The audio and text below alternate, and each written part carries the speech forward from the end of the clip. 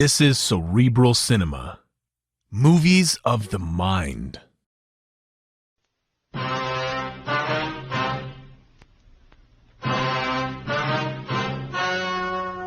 story you are about to hear is true. Only the names have been changed to protect the innocent.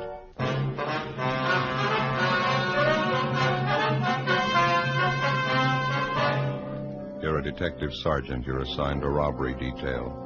A man is pulled from his car on a deserted street. He's robbed, beaten viciously. His car is stolen. A criminal makes good his escape. Your job, find him.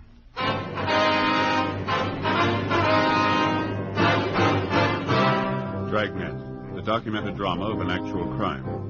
For the next 30 minutes, in cooperation with the Los Angeles Police Department, you will travel step by step on the side of the law through an actual case transcribed from official police files. From beginning to end, from crime to punishment, Dragnet is the story of your police force in action.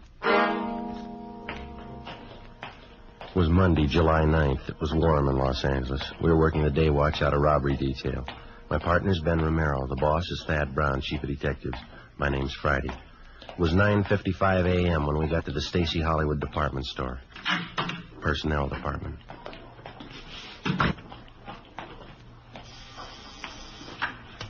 Stacy Hollywood. That would be the yardage department. Yes, ma'am, I'll connect you. Yes, sir, can I help you? Police officer. Yes, sir. I'd like to speak to one of your employees, Harvey Kimbrough. Just a moment, I'll page him for you. You got a match?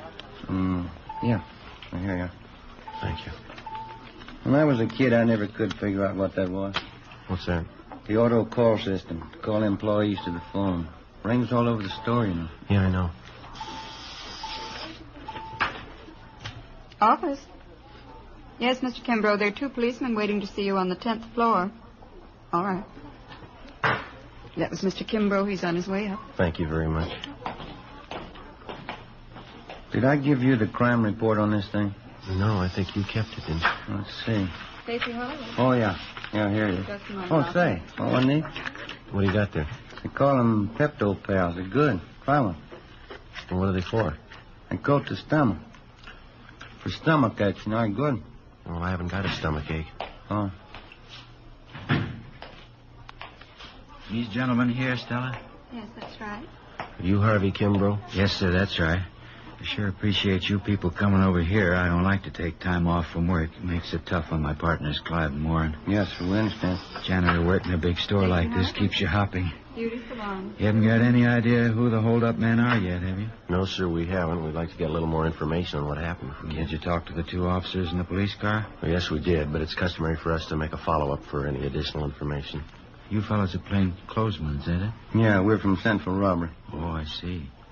Well, I never knew I'd get this much service. Yes, sir. Wonder if we might step outside the office here. I don't imagine you want to discuss your personal business here in the office. That's very considerate of you. Thank you. Fine. Go ahead. Wonder if you'd mind going over it again for us, Mr. Kimbrough. Maybe something you didn't think of when the other officers talked to you. I believe I told them everything. I was on my way into work this morning about 5 a.m. You live out in Alhambra. Yes, sir, that's right. I take the freeway in. It was on Commercial Street that you were held up? That's right, Commercial, right near Alameda, almost to the corner. Where they're tearing those buildings down. Man flagged me down. Looked like his car was stalled. Yes, sir. Always make it a habit to stop when I see somebody in trouble. I know how it is that time in the morning. No gas stations open. Figured maybe the fellow needed a shove or something. So you stopped to give him a hand, is that right? That's what I had in mind. I'd no more than stop the car. And he came over, he pointed a gun at me and told me to get out. What'd you do? Well, I asked the fellow what did he want. I told him I didn't have any money. Told him I was on my way into work. What'd you say to that? Didn't say anything. He just opened the car door, grabbed me by the arm, and pulled me out. I wasn't prepared for it, and I kind of fell out onto the street. Yeah. I still didn't know what he was after. Thought at first he might have been crazy. He was going to kill me. Well, why'd you think he was going to kill you? Did he threaten you? Or? No, but the gun and all, and the way he pulled me out of the car, I just couldn't make it out. I see. Would you go on, please? Well, he took my wallet from me, all the money I had, $14. And then he said, don't bother to get up and stay right there for 5 minutes after I leave. And then he bent down and he hit me in the face. What'd he hit you with? With his fist. Hit me right Right here in the mouth. You can see the cut right inside my lip here. Yeah. It bled pretty heavy. Yeah, it's a nasty cut. Oh, it's better now. The men who came in the ambulance, they put something on it. It'll be all right. Well, did he knock you out when he hit you? No, I saw him get into my car, and then the car parked up ahead took off, and this man who held me up, he followed my car. Mm-hmm. Well, do you have anything more on the description of the hold-up man or his car? No, I think I told the other officers everything I could remember. Would you recognize the man if you saw him again, Mr. Kimbrough? Yes, sir, I think I would. Well, your car is a blue 1948 Dodge sedan, right rear fender damage. Is that correct? Yes, sir. Any other identifying marks at all? No, sir, that's about the size of it. And the other car looked to you like a late model Chevrolet, is that right? 49 or 50 anyway, two-tone green. Yes, sir, that's what we have. Did you see the license number on that? No, sir, I didn't. This witness who's listed here, Mr. Sidney Ferguson? That was the fellow that stopped and picked me up, brought me into work. Did you talk to him yet? He might be able to help. Well, we're going to see him as soon as we leave you. 800 block on Satakoy. Yes, sir, that's right. Sure hope you get that thief. My car, too. Awful hard to get around Los Angeles without a car. We'll do our best. I was just wondering, Mr. Kimbrough. Yes, sir, what's that? Well, you say that when the man hit you, he didn't knock you out. You weren't unconscious. No, sir, I was not. Well, did you try to locate a phone, call for help? I didn't have to. This Mr. Ferguson pulled up and stopped right away, and then the officers came. Besides, I figured I'd better do what I was told. How's that? I was afraid. I was going to wait 5 minutes. Ben and I left the department store, picked up our car in the parking lot next door, and drove out to the San Fernando Valley, the 800 block on Satakoy Avenue. Citizen's home was the one or so. Round back through the gate there down the driveway. Oh, this way, I guess, huh? Yeah.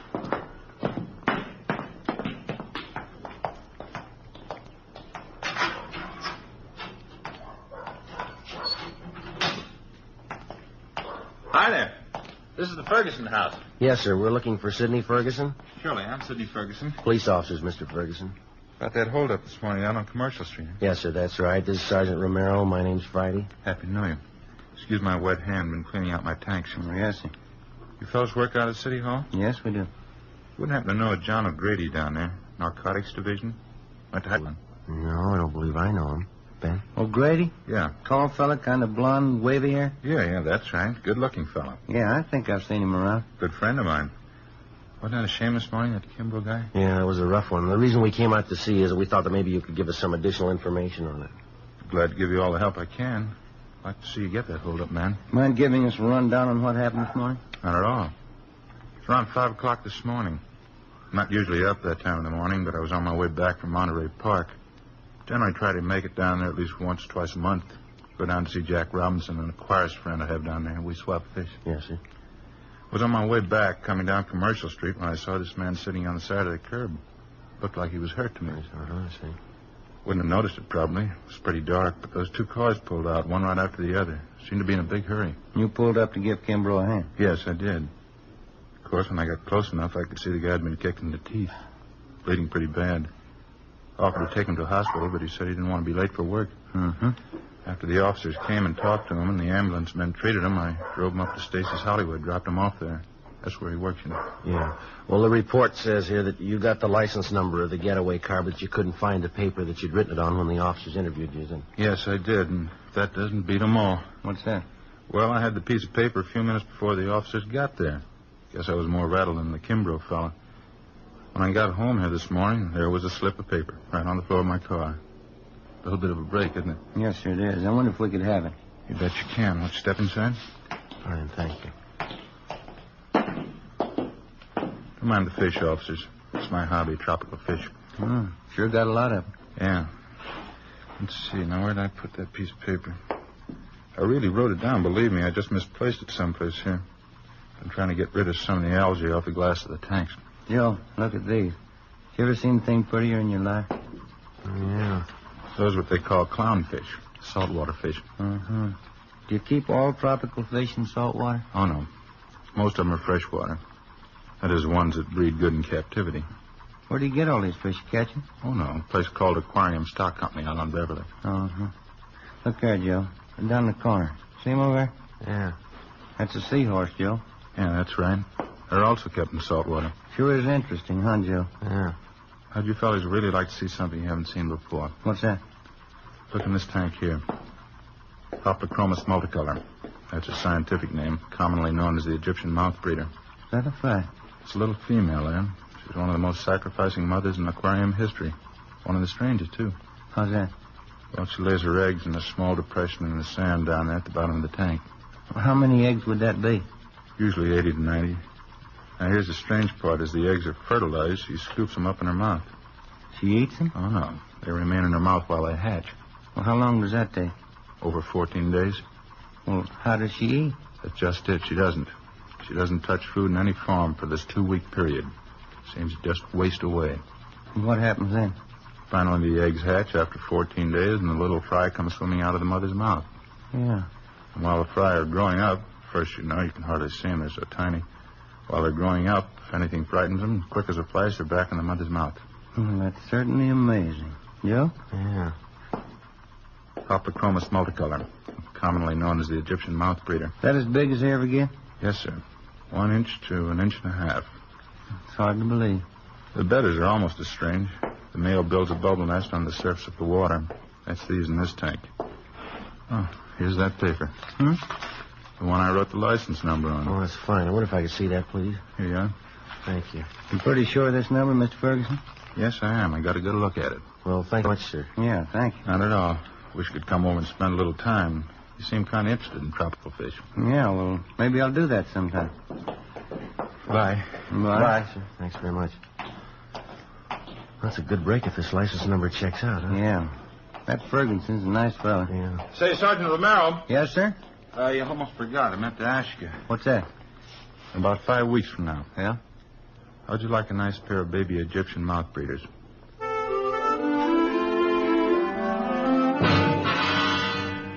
"10:45 a.m. Ben and I got in the car and headed back toward town. I called communications and had them check the license number Ferguson gave us through DMV. They called back and told us that the car was a 1949 Chevrolet 4-door sedan.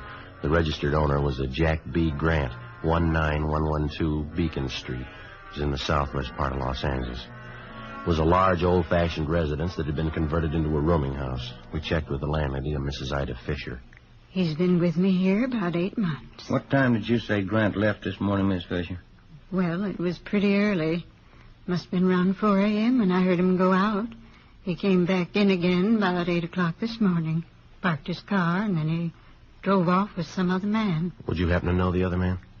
No, I wouldn't. I just saw him drive off. Where does Grant park his car, ma'am? Around back in the garage. Wonder if you'd mind if we take a look? I know, that's all right. You just go right around the back there down the drive. Thank you very much, ma'am. Now, there's 2 cars parked in there. The black Ford belongs to Mr. Spencer. Yes, ma'am, thank you. And the 1949 Chevrolet, that's Mr. Grant's. We checked the car and the license number. It matched the description given us by the victim, Harvey Kimbrough, and the witness, Sidney Ferguson. Together with Mrs. Fisher, we checked Jack Grant's room. We found nothing of importance. His clothing and personal effects were all there, nothing to indicate that he wouldn't be back. We told the lady that we're placing the house under surveillance, and if Grant should return, not to say that we'd been there. She agreed and offered further assistance. She said she'd signal us by raising and lowering her front window curtain when Grant returned. We parked down the street, called the office, and advised them we were on stakeout. 2 men were sent out, and they covered the back entrance. Ben and I covered the front. By 6 o'clock that night, Grant had failed to show. 9 p.m., still nothing. 11 p.m.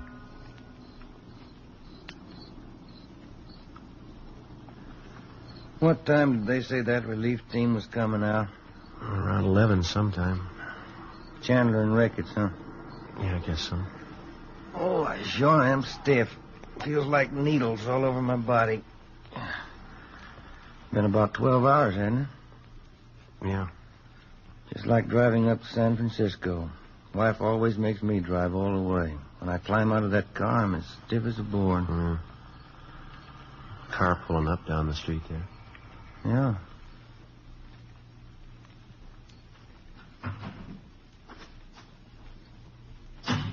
Mm-hmm. That's Ricketts.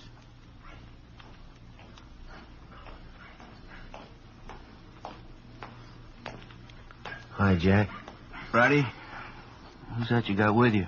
Same guy that bought you your lunch yesterday. Stop bragging. That's the house right up there. Yeah, that's right, the green and white one there. No sign of them at all, huh? No, nothing. Well, you guys want to take off? Yeah, I guess you can make out Ricketts. You got Chandler with you. I feel sorry for you, Friday, drawing this guy for a partner. Well, after 7 years, he kind of grows on you. I'd like to check out the landlady before we take off. Her name's Ida Fisher, Jack. Right, Joe. Let's go, Jim. Yeah. See you later, Jack. Say hello to Chandler. Right, Ben. That Ricketts. Sure is a rib staker. Yeah. Front room lights are still on. Guess she's sweating it out with it. Uh-huh. Yes?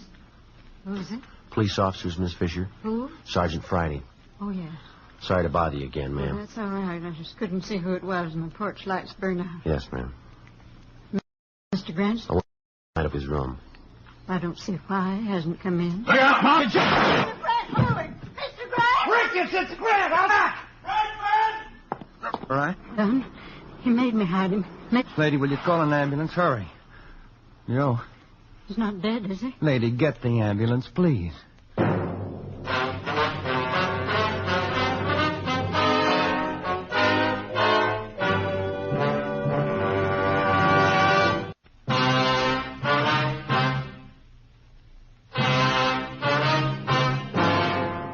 Monday, July 9th, 11:28 p.m.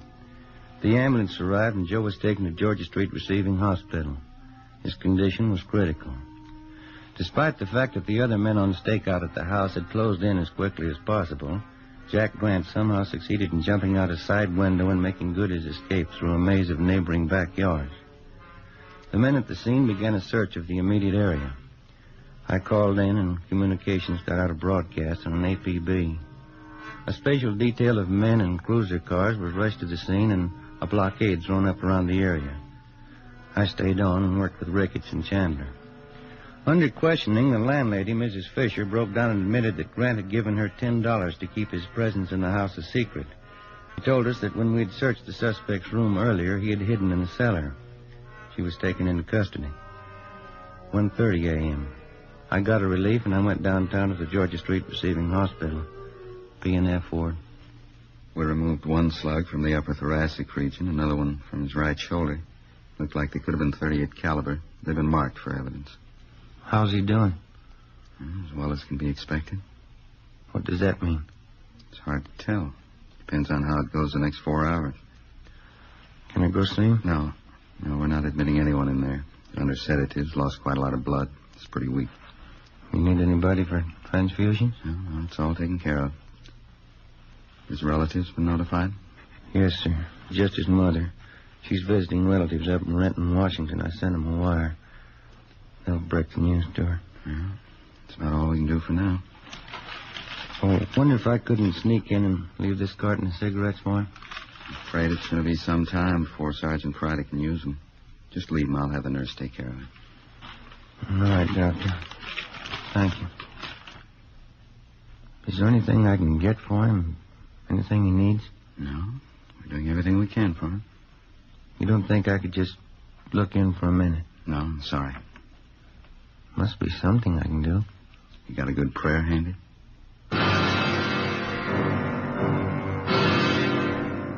2 a.m.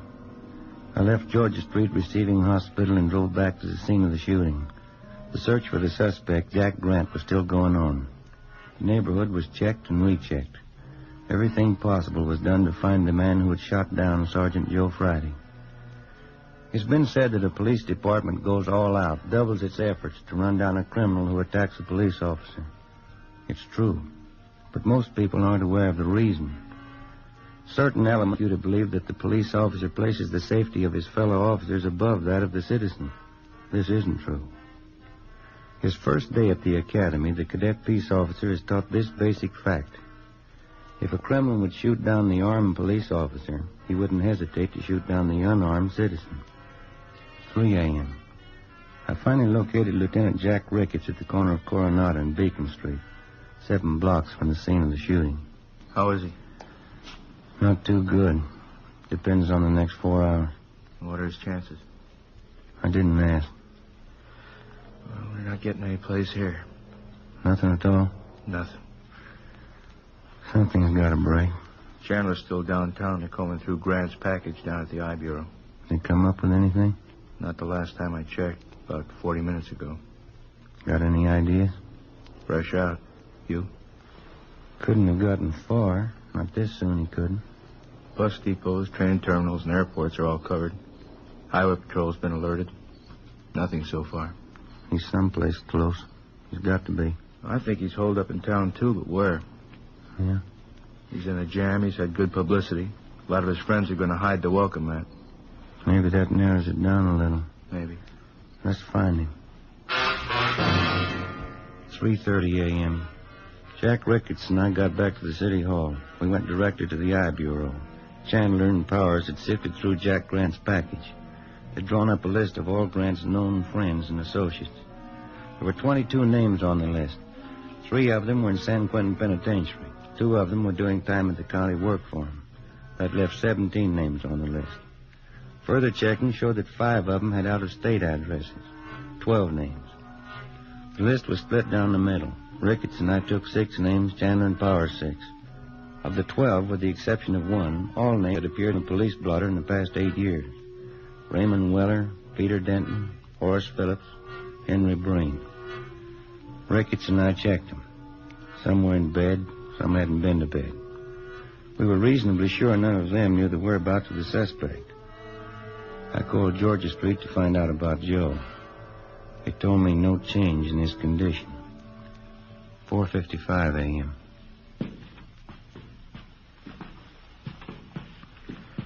After this one, we get a quick bite to eat, huh? You don't look so good. I'm not hungry. What's this one's name? Anthony Baxter, room 23. This is it.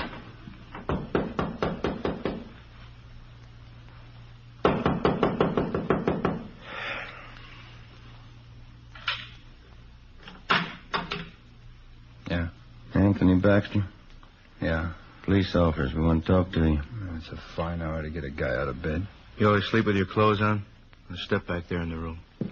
Hey. What's going on? You a friend of Jack Grant's? Why? You know Jack Grant? Why? Jack Grant's a friend of yours? I'm not going to tell you anything till I know why. You want to talk here or downtown? I got a right to know what it's all about. Get your hat and coat. You just want to know if I know Jackie Grant, is that all? You want to get that coat and hat? I know Grant. Where is he? I don't want to get mixed up in anything. You're mixed up in it already. You know him. You know, that's the trouble with you guys. Guy tries to walk the straight and narrow, and you guys come around and try and push him into a corner. Where's Grant? Look, I've been in jail, and I did my time. You haven't got anything on me. Baxter, let's get this straight. We're not after you. We're after Grant. We didn't come here to push you around. We don't want you to push us around. And where is he? I'm going to tell you something. I don't like being talked to this way, and I'm not going to stand for it. I got certain rights, and I'm going to stand on them. No, you listen to me. A friend of mine's lying in the hospital because of your pal Jack Grant. He put 2 bullets in him. Now I'm tired, and I'm out of his work. Where is he? All right, Ben, it's all right. It's the last time around, Baxter. Tell us where Grant is or we go downtown. Come on, quick. Hotel Filbert, room 605. 5:27 a.m. We located the Filbert Hotel on North Crocker Street. On the way over, we called in and told them what we'd found. Chandler and Powers met us outside the hotel. They took up their position. Ricketts and I checked with the desk clerk and confirmed that the suspect was in room 605. He was registered under an alias. We took the elevator to the 6th floor. Room 605 is directly across from the elevator.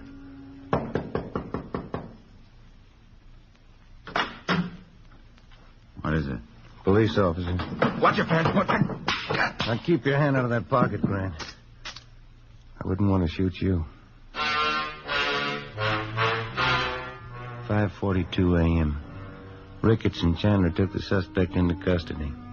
It was 6:03 a.m. when I got to Georgia Street Receiving Hospital, P&F ward. Sergeant, How is he? you can go in. Don't stay too long. Thanks.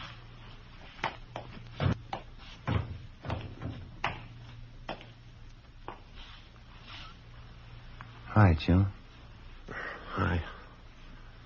You look tired. How you feeling? Oh, I'll do. How'd it go? We got Grant. You look tired. You been working straight through on it? Yeah. Anything I can get you? No. Guess I better hurry up and get out of here, huh? Why? Well, we still got that stolen car to find.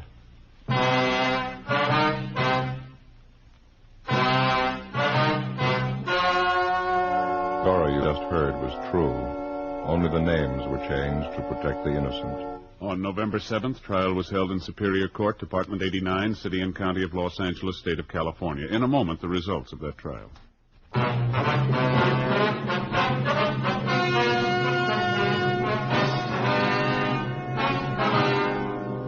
Jack Grant was tried and convicted on one count of assault to commit murder. He and his accomplice were convicted on several counts of first-degree robbery. Assault to commit murder is punishable by imprisonment for from 1 to 14 years. First-degree robbery by imprisonment from 5 years to life. The landlady, Ida Fisher, was placed on probation.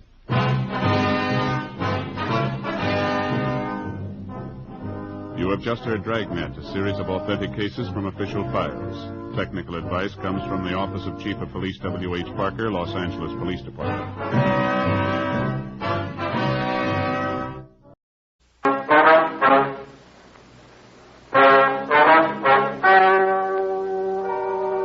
Ladies and gentlemen, the story you're about to hear is true. The names have been changed to protect the innocent. Dragnet.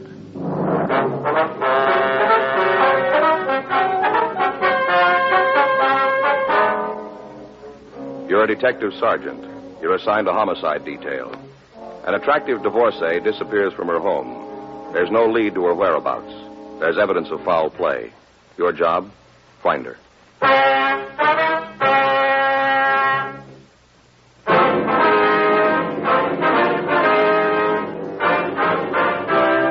Dragnet, the documented drama of an actual crime. For the next 30 minutes, in cooperation with the Los Angeles Police Department, you will travel step by step on the side of the law through an actual case transcribed from official police files. From beginning to end, from crime to punishment, Dragnet is the story of your police force in action. It was Tuesday, June 10th. It was mild in Los Angeles. We were working the day watch out of homicide detail. My partner's Frank Smith. The boss is Captain Lorman. My name's Friday. We were on our way out from the office, and it was 11:15 a.m. when we got to 2962 Reservoir Street. Front door. You the policeman? Yes, ma'am. Miss Harrison? That's right. Come on in. Thank you. My partner, Frank Smith. My name's Friday. Oh, how do you do? How are you, ma'am? I was expecting you. Yes, ma'am. Other officers said there'd be somebody here from the detectives to see me. You men from the detectives? That's right, Miss Harrison. I got some coffee on if you'd like a cup while we talk. No, thank you. No, thanks, ma'am. Okay. You want to sit down there? We can get started on this. All right. I made some little notes this morning after the other policeman left. I thought it might help me to remember. Uh-huh. They didn't find anything when they went to Josephine's house, did they? No, they haven't. I wonder if you'd tell us what you know about her disappearance. I'd be glad to. Last time I saw her was Friday. The 6th, last Friday. Mm-hmm. Where was that? Out in her yard. She was hanging up clothes, and we got to talking, about neighborhood stuff. Yes, ma'am. We talked for a little while, her hanging up clothes, and I was working around the yard. Did there seem to be anything wrong then? Well, what do you mean? Well, did she seem upset about anything? Well, not that she told me about. We were pretty close. She told me just about everything happened to her. Mm-hmm. When her and Jordan were still married, we used to get together all the time, have a little barbecue, maybe take in the drive-in movie. That's her husband? Yeah, Jordan Allen. She's divorced then? Yeah. I got the interlocutory about 6 months ago. Not final yet. Where's Mr. Allen now? Well, the last I heard, he was working down San Diego. Do you know where we might get in touch with him? No, not right off. Must be some letters over to Josephine's, though. He was always writing her. Was there any trouble between them? They got a divorce. Well, that's not what I mean. I mean after. Did they have any arguments, any disagreements? Oh, off and on. Jordan wanted to get back together again, always asking her to call off the decree. Mm-hmm. Did he see her often? I don't think they got together in the last couple of months. I know Josephine got some phone calls from him, though. From San Diego? Yeah. Did Mrs. Allen say anything to you about taking vacation, anything like that? No, if she'd had anything like that in mind, she'd have told me. We were pretty close. Did she have any men friends that you know of? Oh, she's a handsome woman, Mr. Friday. She had a lot of them. Well, did she see any one person more than the others, would you know? David Lansing. They used to go out quite a bit. I think David wanted to marry her as soon as the divorce was final. Has he been around lately, would you know? Not since Josephine disappeared. How about before that? I had a date with her the very night before. Went out to dinner and then went dancing. Any trouble between them, would you know? I don't want to get mixed up in anything, Mr. Friday. You can understand that, can't you? Yes, ma'am, we can, but if you know anything about Mrs. Allen's disappearance, we'll have to ask that you tell us. It's just that I don't want David to find out about it. Well, he won't hear it from us. That's a promise? Yes, ma'am. How about you? Yes, ma'am. Well, then, if you asked me, I'd say that David had something to do with Josephine's being gone. Why do you say that? Because they were always fighting. I could hear them all the way over here. What'd they argue about, do you know? Well, David wanted to marry her. And she wouldn't tell him whether she would or not until after the divorce was final. The way she put it, until she got the papers, she was still a married woman. Lansing didn't like that, huh? No, not a bit. About 10 days ago, I was over there. My TV was on the blank, and I went over to see one of my favorites. Mm-hmm. David was there, and it wasn't no time before they was at it, yelling and screaming. Kind of made me embarrassed. That's when he said it. What was that? Said for Josephine to get rid of Jordan, or David would get rid of her. We continued to question the Harrison woman about Mrs. Allen. She could give us no reason for her disappearance. Frank and I left and went next door. We checked through the house. It was exactly the way the two uniformed officers had found it that morning. The shades on all of the windows were drawn. None of the furniture seemed to be disturbed. There was no sign of a struggle. On the dining room table, there was a setting for two people. Silverware, napkins, glasses. They're all ready to be used. On the plates themselves was a complete meal. None of the food had been touched. We looked for Mrs. Allen's luggage. There was no way of being sure, but apparently none of her things had been taken. We went on through the house and out into the backyard. There was no sign of anything wrong out there either. Sure doesn't figure, does it? Well, Table all set, food, none of it touched. well, there's an answer someplace. Yeah? Let's check the garage. All right. I got it.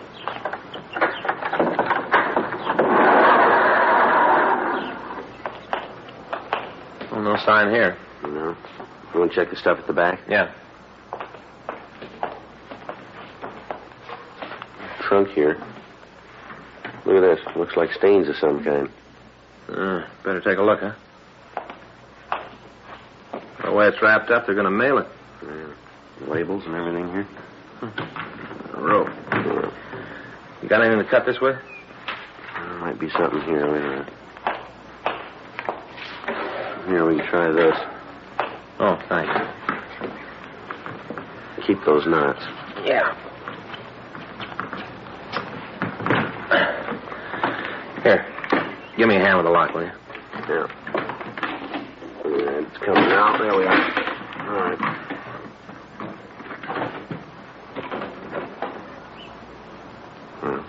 We know where she is. Yeah. Let's find out who put her there.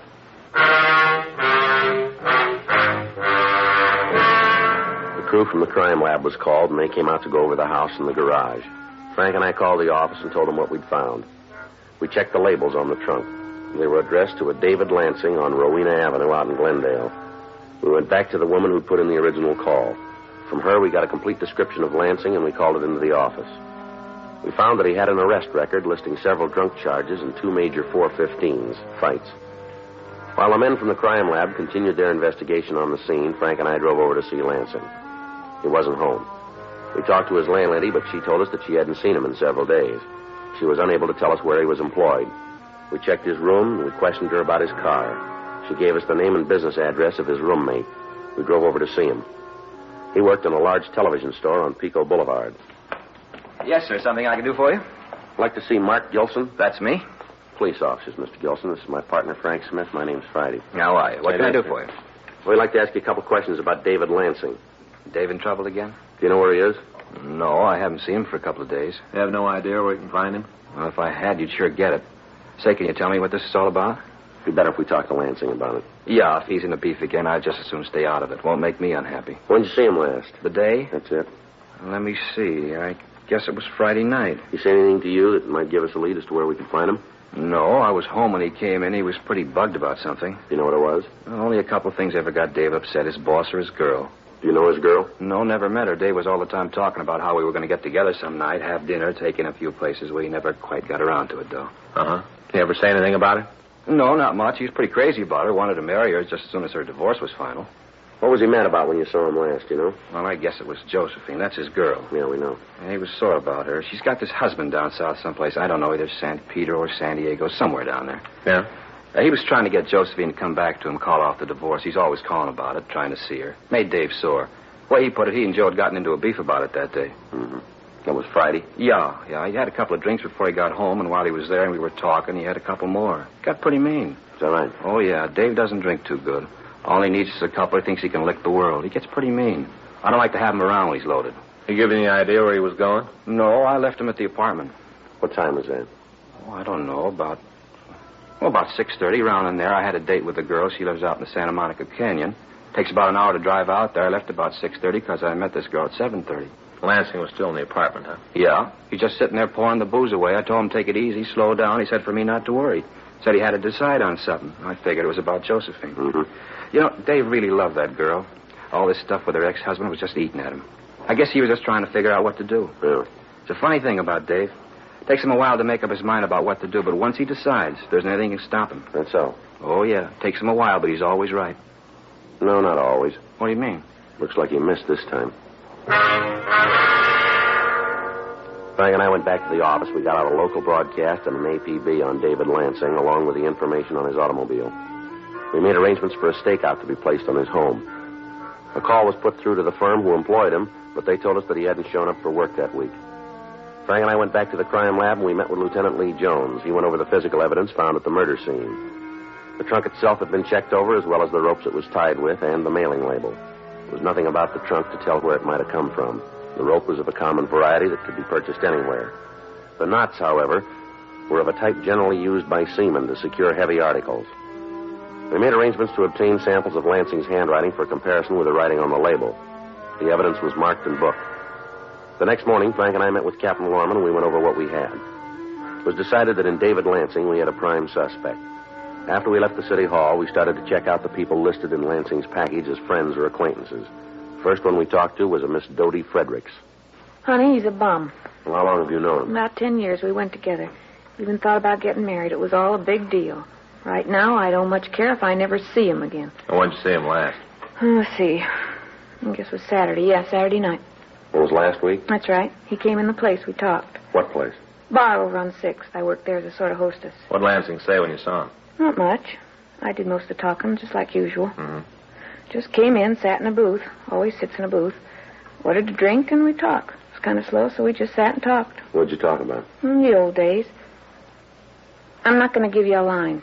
I was in love with Dave, always was, right from the first time I saw him. I wanted to marry him. Everything was going good until he met this Allen broad. All right. All of a sudden, he figures I ain't good enough for him or something like that. Anyway, he drops me right in the middle of the street, takes off. You say anything about Mrs. Allen Saturday night? Honey, he don't talk much else. All the time it's what she said or what she did. All the time that way. Mm-hmm. You'd think she was the Taj Mahal or something the way he talked about her. Yeah, but what did he say Saturday night? Just about old Josephine. I tell you, I'm so sick of that name I could scream. I see. Big deal with them, too. He's always around her, but when he's got a problem, who do you think he comes running to? We wouldn't know. I'll tell you, me. She gives him the bad time, and he comes to me to get over it. Always been like that. Meets some girl, and right away it's the real thing. Always ends up the same way. He comes back. Mm-hmm. Thinks he's a real big man all the time with the chicks. One of these days, I'm going to tell him that. Tell him to leave me alone. Mm-hmm. Going to tell him as soon as he comes back. What do you mean? Hmm? About when he comes back. Do you know where he is? No, but when he was in here Saturday, he was broke. Borrowed $30 from me. Yeah. Said he had to leave town.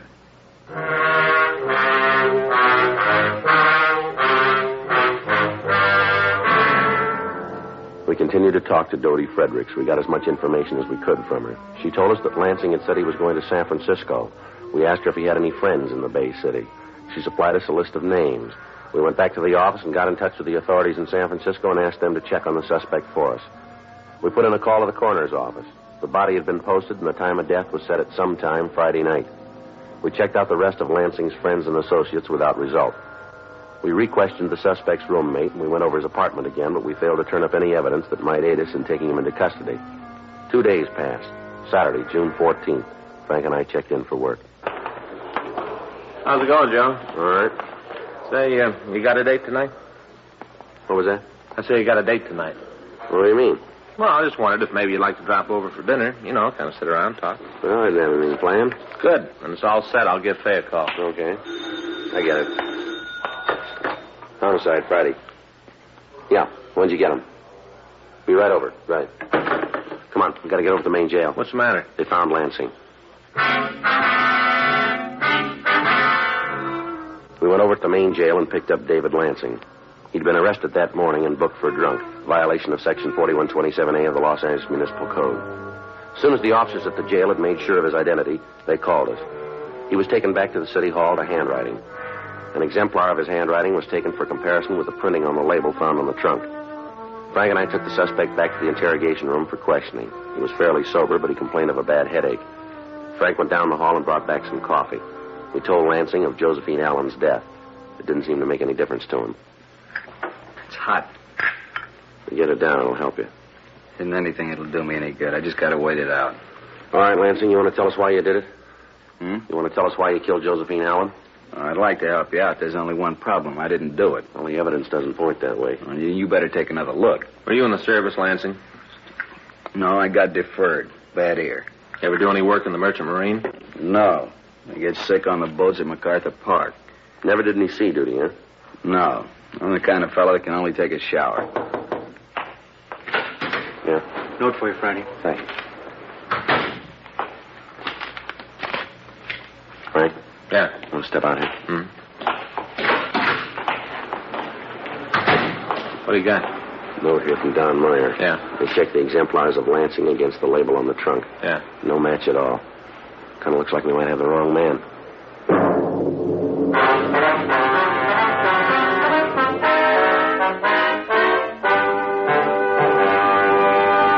You are listening to Dragnet, the authentic story of your police force in action.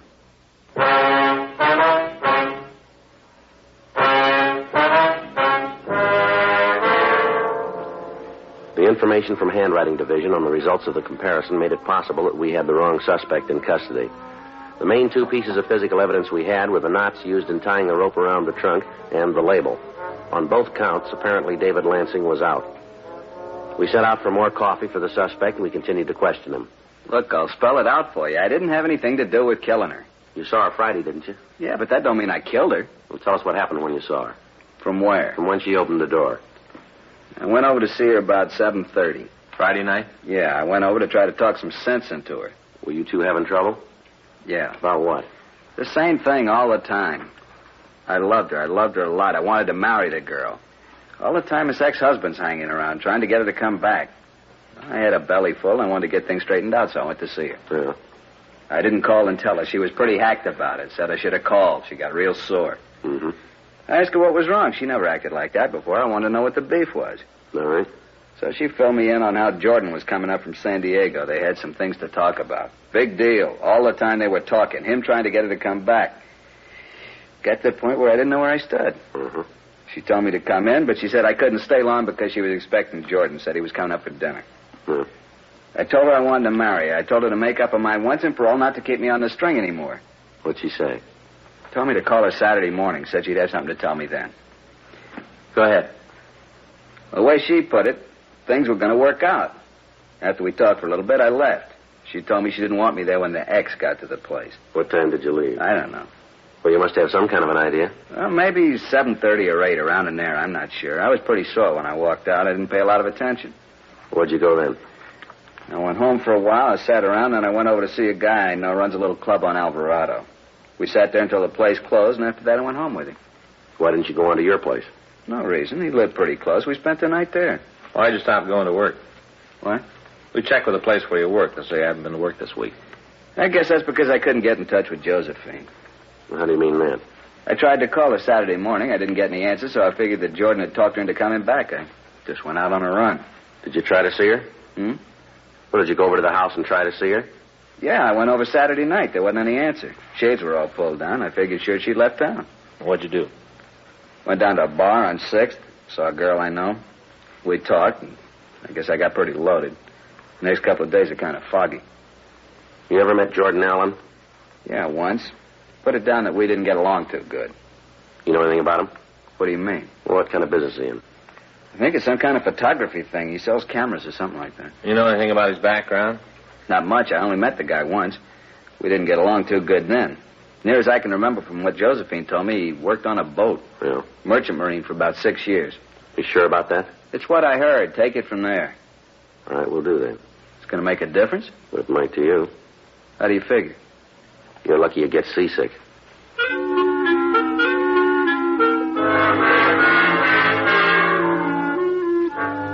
The suspect was returned to the main jail where he was held to answer on the drunk charge. We got in touch with Sergeant Tony McGuire down in San Diego and asked him to check on the victim's husband. Frank and I met with Chief of Detectives Thad Brown and Captain Warman. We laid out the information we'd been able to come up with. They agreed that we should drive to the Southland City and talk to Jordan Allen. We checked out a trip car and we drove down to talk to him. We found him at his home, a small clapboard house on B Street. From the way he looked, he'd been in bed when we rang the bell. Come on in.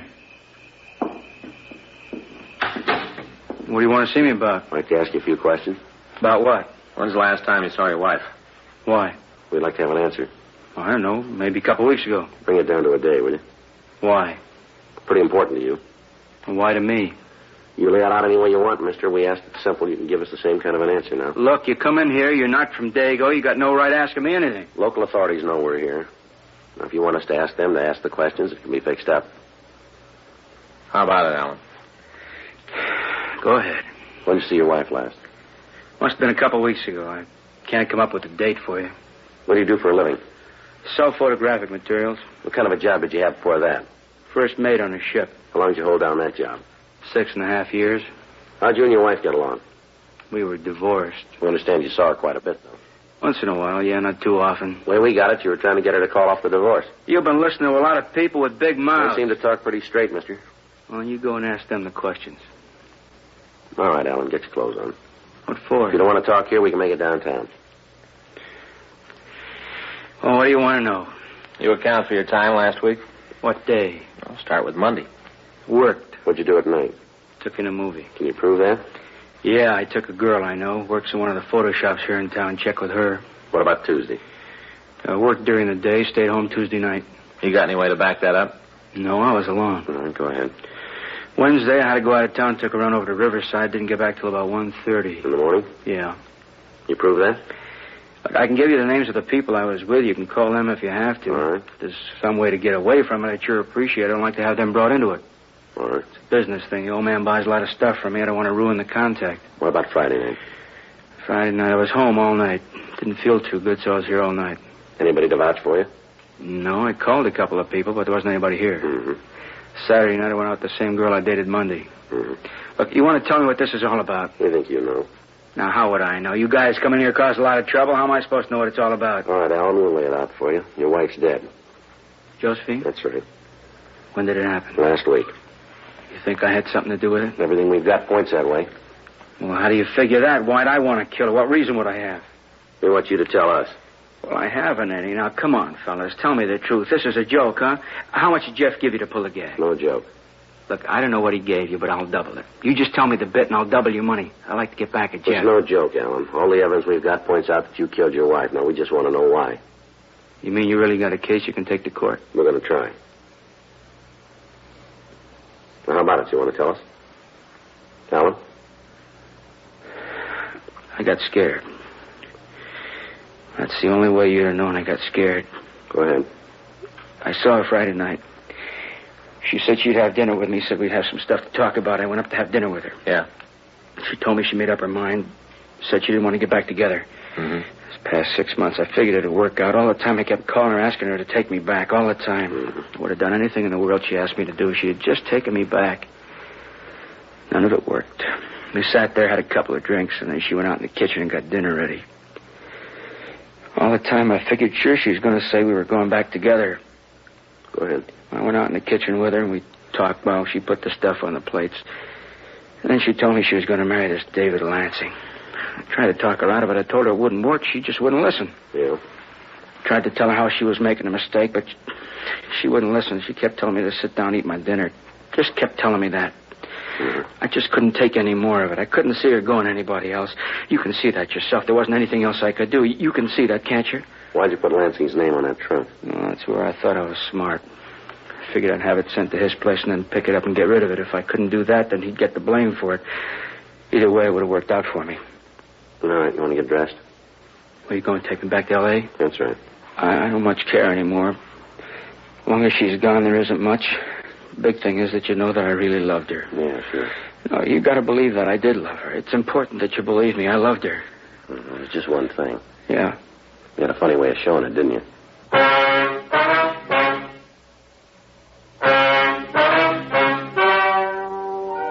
The story you have just heard is true. The names were changed to protect the innocent. On November 18th, trial was held in Department 97, Superior Court of the State of California, in and for the County of Los Angeles. In a moment, the results of that trial.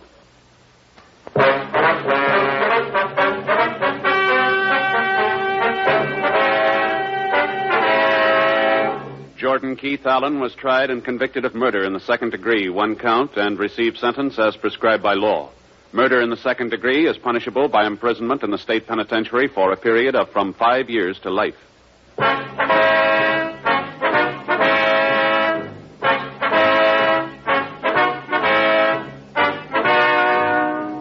You have just heard Dragnet, a series of authentic cases from official files. Technical advice comes from the Office of Chief of Police W.H. Parker, Los Angeles Police Department.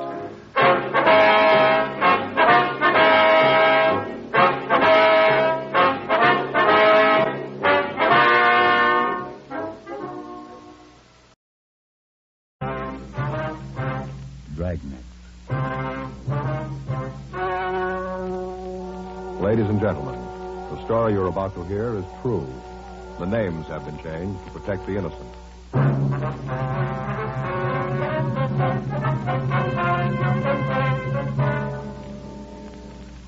You're a detective sergeant. You're assigned to bunco detail. For the past year, a confidence man has been cheating women in your city. You finally get a lead on him. Your job? Get him. It was Wednesday, February 12th. It was cold in Los Angeles. We were working the day watch out of bunco detail. My partner's Frank Smith. The boss is Captain Steve. My name's Friday. We were at the Armstrong Thomas department store cafeteria, and it was 3:14 p.m. when I got back to the table. Here, Joe. Let me give you a hand. Oh, thanks. Here you are, Miss Turner. Thank you. I wonder if you'd tell us what this is all about now, ma'am. Surely. Sorry you had to wait, but I thought it might be better if we talked up here. Yes, ma'am. Would you pass the sugar, please? Oh, yes, ma'am. Here you are. Well, it's not a pretty thing. I don't know how I could have been so foolish. But I guess when you get to be my age and haven't got anything on any attention, it makes you forget. Yes, ma'am. How'd you first meet this man, Benton? I saw him first at a musicale. I met him very briefly that night. He called me the next day, said that he wanted to see me again. Well, I told him that I didn't think it'd be proper, but he insisted. So that night we had dinner together. He seemed so nice, I still can't believe it. Yes, ma'am. Such a wonderful time. I didn't think anybody could be so happy. We ate at a wonderful little place down at the beach. Then we went for a long drive and listened to the music on the radio. Just beautiful. The way the ocean looked, all moonlight and all. Mm-hmm. When'd you see him again, ma'am? Not until he left. He'd call a couple of times a day. It got a little embarrassing. The girls at the store here got to kidding me about it, but I didn't care. Then he told me he wanted to marry me. I couldn't believe it. So wonderful. Yes, ma'am. Then one day he told me that he was going to have to take a business trip up north. When was that? Do you remember, ma'am? I guess it was about 3 weeks ago, something like that. Mm-hmm. Go ahead, please.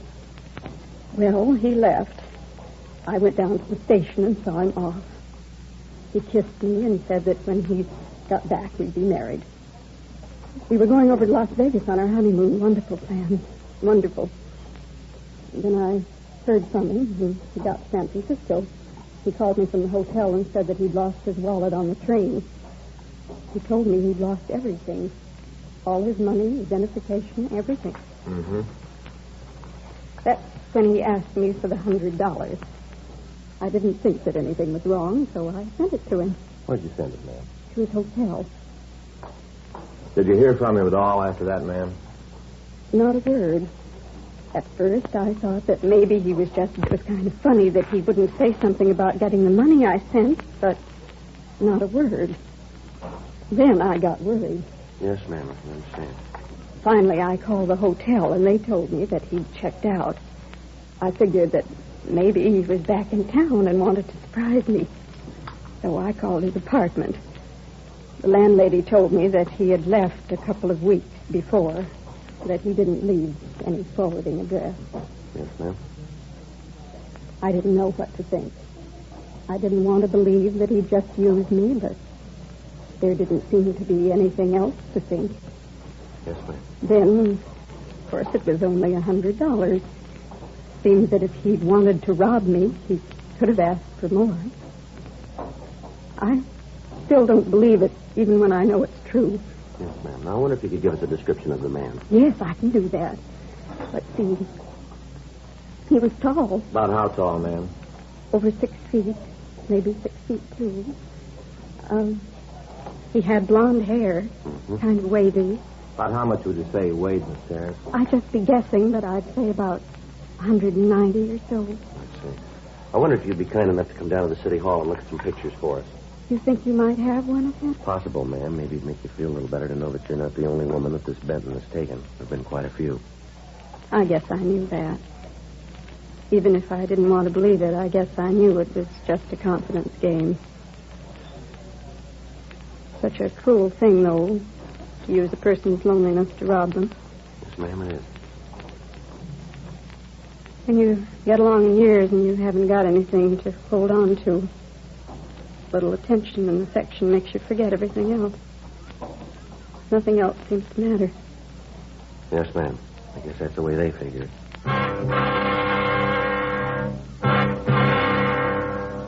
Frank and I had been looking for Jonathan Benton for the past year. During that time, he'd taken approximately $37,000 from women in the Los Angeles area. His method of operation was to answer the ads in the personal columns of the daily papers. He'd give the woman a whirlwind courtship, then under the pretext of having to clean up some business before married, he'd leave town. He'd call the next day and give them the story about losing his wallet and identification. He'd ask them for $100. This in itself was to throw off the suspicions of the victim. In the event that they suspected that they were being taken in a racket, $100 was small enough so that their fears were quieted.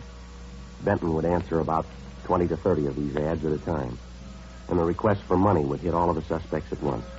We'd had several complaints lately, and there was no way of knowing how many women were being taken and were too embarrassed to report it to the authorities.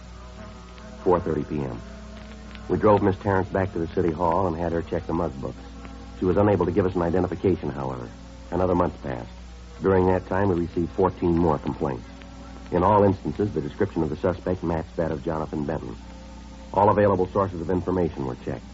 Bulletins had been gotten out carrying his description and the name he used. No result. On Wednesday, March 25th, we got a call that a man answering Benton's description had placed an ad in the personal columns of one of the daily papers. He'd used the name of Thomas Conan. The clerk at the ad counter gave us his address, and at 5:32 p.m., Frank and I went out to talk to him. Yeah? You Thomas Conan? Yeah, that's right. What can I do for you? Police officers would like to talk to you. Sure, come on in. Always glad to talk to the law. This is my partner, Frank Smith. How do you do, Mr. Smith? How do you do, sir? If you boys will come on in, I'll shut the door. Thank you. Now, what's this all about? Well, sir, did you put this ad in the paper? Let me see. Texas cowman desires to meet petite young lady, object companionship. Spelled everything right, did. Yes, sir, that's mine. I wrote it all myself. How long you been in Los Angeles? Well, now, let's see. Got in on the bus last Tuesday. That'd make a week and a day. Uh-huh. What brings you out here? Well, I guess you could say it's kind of a business trip. Got a little tired of the same faces back home, so I thought I'd just see what the rest of the country looked like. What little is of it. I'm from Texas, you know. Amarillo. What's all this about, anyway? Some law I broke? No, it's about that ad. Oh, you found out, huh? Beg pardon? Oh, you found out about me saying I was a cattleman. That's it, ain't it? What do you mean? Well, now, I didn't mean no harm. I do have a couple milk cows on the place. A Holstein and a Guernsey. They're real nice, too. It's just that I was so darn lonesome, I kind of thought this might be a way to meet some nice gal. I didn't mean no harm. You can see that, can't you? Yes, sir, I guess so. Wonder if you'd mind taking a ride with us, sir? Well, I should say not. Always happy to go along with the law. Where do you figure to go to? I'd like you to meet somebody. Well, now that's right nice of you. Got some gal you'd like me to meet, huh? Well, it's not exactly that, sir. Well, it don't matter none. I got nothing to do anyhow. Just sitting here wondering if I get any replies to the ad. All right, sir. If you wouldn't mind, let's go. Not at all. I'll get my hat. 5:40 p.m. We drove Thomas Conant downtown and had a car go out and pick up Miss Terrence. While we talked to Conant in the interrogation room, she walked by the open door and looked in at the suspect. She told us that he was not the man who'd victimized her. She was returned to her home, and after Conant had been checked through R&I, he was released. The next morning, Frank and I ran down a tip from an informant, but it led us nowhere. 10:18 a.m., we checked back into the office. You get the latest bulletin from San Francisco, Joe? Yeah, I looked it over this morning. They checked out the hotel Benton was staying at. He checked out of there. They haven't seen him since. Well, that means he's probably back here in town, huh? Well, if he is, we should start hearing about him again pretty soon. I'll get it. Bunko, Friday. Who? Oh, yes, ma'am. Yes, Miss Terrence, I remember. Yes, ma'am. Where was that? Would you give me that again? Yes, ma'am. 48 Vine. Uh-huh. Yes, that's right, ma'am. We'll get in touch with you. Right. Thank you very much. Bye. Grace Terrence? Yeah, she just saw Benton. Where? Went into an apartment out on Vine Street.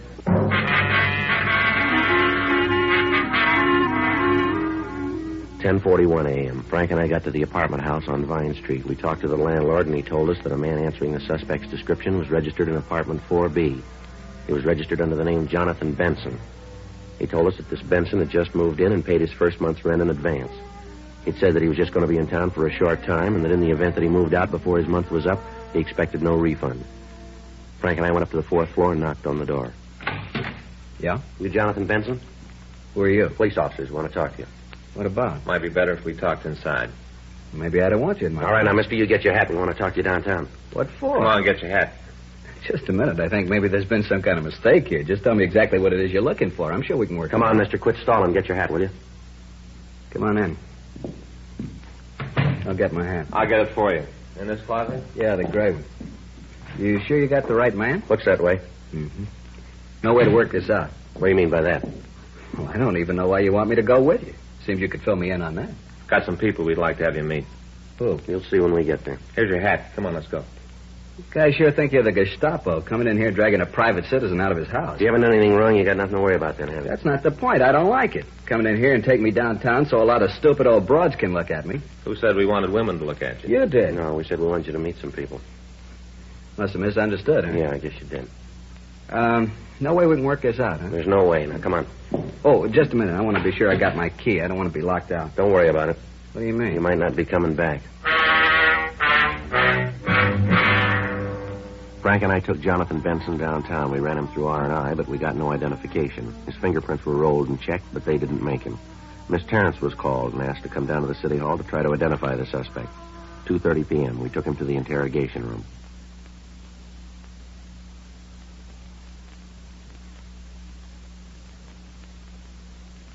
You ever use the name Benton? No. You sure? Yeah. You ever use any other alias? Why should I? You tell us. Now, look, why don't you come off it? Tell me what this is all about. You told us you just got into town, is that right? Yeah, I've been here about a week. Where'd you come from? Up north. Where up north? San Francisco. You live up there, do you? Most of the time, yeah. Most of the time. What's that mean? Just that. Most of the time I live in San Francisco. That hard for you guys to understand? What line of work you in? I'm a salesman. Yeah, what do you sell? Whatever people want to buy. What are you selling now? Nothing right now. That's why I'm here. I'm looking for a deal. You know a woman named Terrence, Grace Terrence? I don't think so. Might. Why? We'd like to know. Hey, maybe I'm wrong about all of this, but it seems to me that when they taught me civics in school, they said that I had to be booked, that you had to let me go. They changed that law? No, that law's still good. Then let's stop horsing around. I got a lot of things I want to do. Fill me in on this and then let me out of here. All right. There's been a confidence man working in the L.A. area, been taking money from women. Gives them a big pitch about wanting to marry him, and then he hits them up for $100 and leaves them. Sounds like a good racket. He's taking a lot of money from people who haven't got it to spare. Offhand, I'd say that's their tough luck. Offhand, we'd say you're wrong. Where you look at it. Where do I fit into this little fantasy? You look good for the guy who's been pulling the deal. But flipping. Description matches. So I look like another guy. Everything else about you checks out. So you figure you made me for the jobs, huh? That's what we figure. Which way's the gas chamber? Oh, come off it, fellas. You guys know you're trying to hang a bad rap on me. You know it, and so do I. Now, let's call the whole thing off. I can get out of here, and you can get to the pinochle. I'll get it. Hello, Miss. They told me I could find you here. Oh, yes, yes. Won't you come in, please?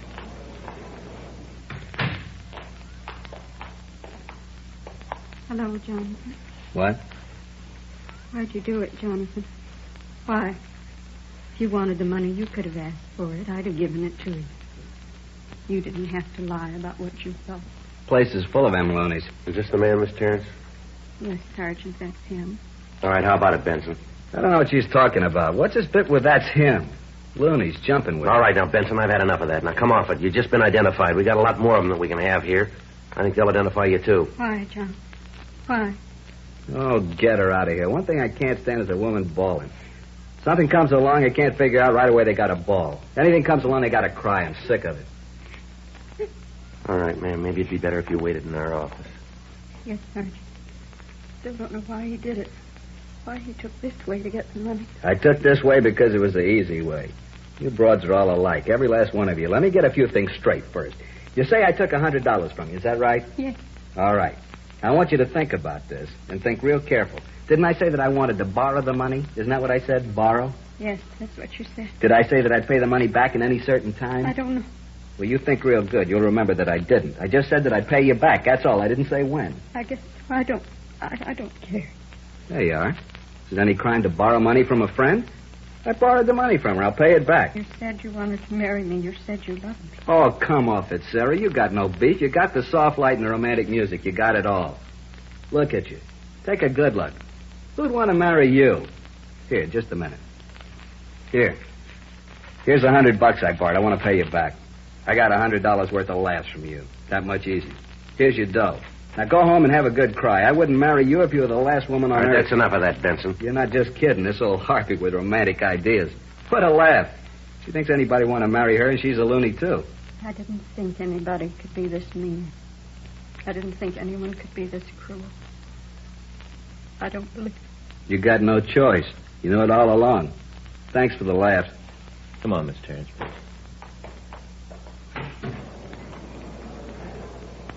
Imagine that old bag really thinking I'd marry her. Yeah. Real laugh. Well, anyway, she got her dough back. I said I'd pay her back. I did. You check with the rest of them. I'll tell you the same thing. I borrowed the money, that's all. I can't help it if they thought something else. I can't help it, Calvin. Come on, let's get this over with. I want to get out of here. Yeah. You look upset, Cop. Don't be. It won't prove anything. That's the way I it got is. something for you, Benson. Is that right? Yeah. Someplace, sometime, you're going to make a mistake. Is that right? Yeah, and when you do, we're going to lean on you, and we're going to lean hard.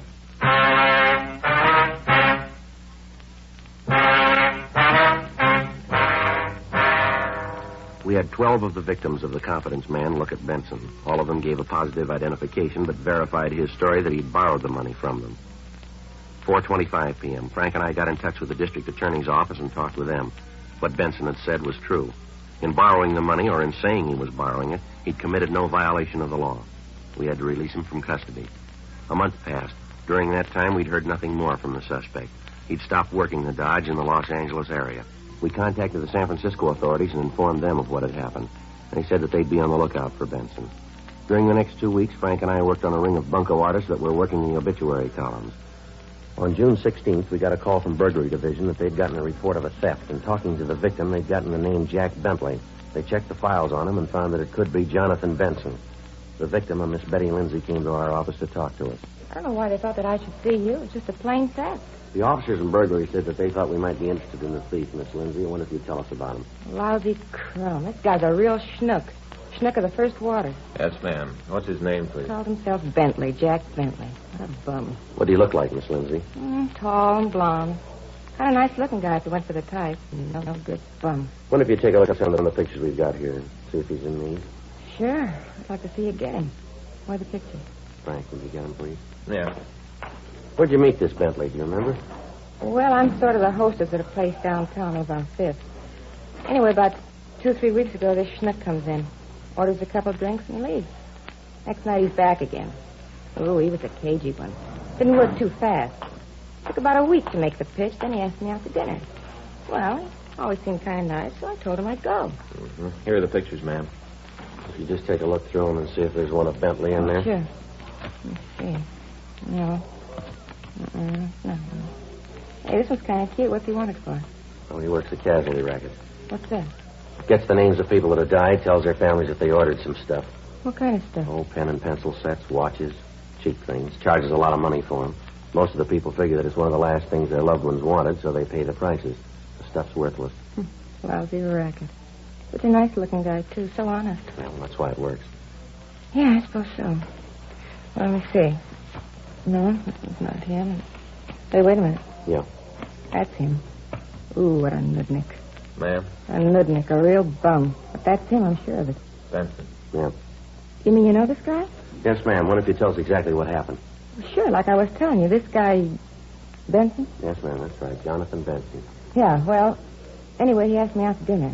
I told him I'd go. It looked like he was pretty well fixed. I figured it wouldn't do no harm. Well, see, I don't get out till 12:30, and there ain't many nice places open after that. But I said yeah, so he told me he'd pick me up. He got to the club about 10 o'clock. Said that he'd gotten through with whatever it was he was doing, that he came by to see if he could use my apartment to freshen up a bit. Freshen up a bit. Boy, what a way to heist the place. Oh, what a fun. Go ahead, ma'am. Well, I gave him the key to the place. He said that he'd stop at a drugstore and pick up a razor and shave and wash his face, and he'd be back to pick me up. The last I ever saw of him. Walked off with a fur coat I had. Paid for 3 years for that coat. Cost me $900. And he took a ring worth about $150. Diamonds. Belonged to my mother. Sure hope you get him. Nail him good. Yes, ma'am. Ooh, what a nutnik.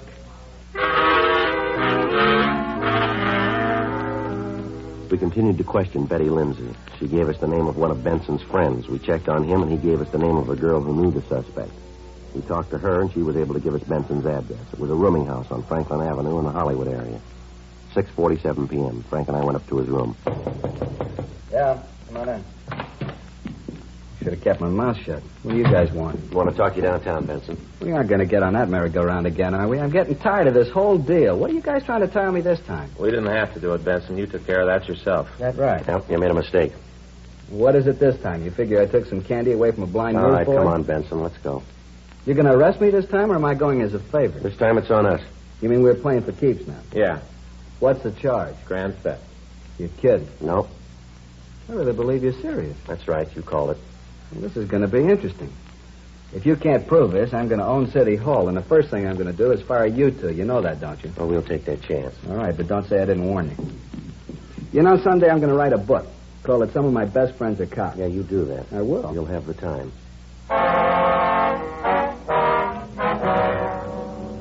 We took the suspect downtown. We talked to him for over an hour, but he'd admit nothing. Without being able to produce the stolen articles, the case would be difficult to prosecute. We had Benson take everything out of his pockets. Among his personal effects, we found a key to a locker in the subway terminal. 2 men from Bunko Division took the key and went down to the terminal. They recovered a locked suitcase and brought it back to the squad room where we were questioning Benson. How about it, Benson? This yours? Never saw it before in my life. It's locked. You got a key to this, Benson? I told you it wasn't mine. What more can I say? See those keys there, huh, Frank? Yeah. Here. All right. I don't know what this is all going to prove. I told you the suitcase isn't mine. Yeah, that figures. That's how come the keys fit, huh? Cheap suitcase. A lot of the keys doubled. Is that right? Sure, lots of times I lost the key for one suitcase, used the key from another one to open it. You ever find one of these in the case? I never saw that fur coat in my life. Haven't got the slightest idea how it got there. I want to talk to a lawyer. You're getting kind of jumpy, aren't you, Benson? Sure, I don't mind admitting it. I told you I got no idea where that coat came from, but I know you guys aren't going to believe it. You're out to get me. You said so. You're going to try everything you can do with it. You want to tell us about it now? There ain't nothing to tell. I don't know nothing about it. You don't ever give up, do you? I don't know what you're talking about. I want to see a lawyer. All right, we'll fix it so you can put that call in. We got the owner of this coat on the way down here. She's going to identify him, and that's all we need. Now, you just sit there and keep your mouth shut, will you? I'll get it. Bunko, Smith. What's that? Oh, yeah, sure. Sure, I remember. What? You did, huh? Well, that's swell. Glad to hear it. Well, I wouldn't know. I'm not much of an authority, I guess. Her name's what? Yeah, it's a nice name. Well, I'll be glad to tell him. I'm sure he'll be pleased. Thanks very much for calling. When are you leaving? I see. Okay, thanks a lot. Bye. Anything? Yeah, it's that kid from Texas, you know, that Thomas Conant. Oh, yeah. You mean the cattleman? Yeah, got an answer to his ad. Is that right? Yeah. Somebody called him up and said that he made a real good deal for himself, and he's shipping her back to Texas. Well, you mean he found a girl? No, bought himself another Holstein.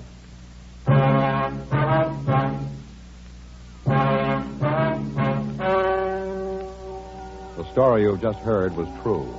The names were changed to protect the innocent.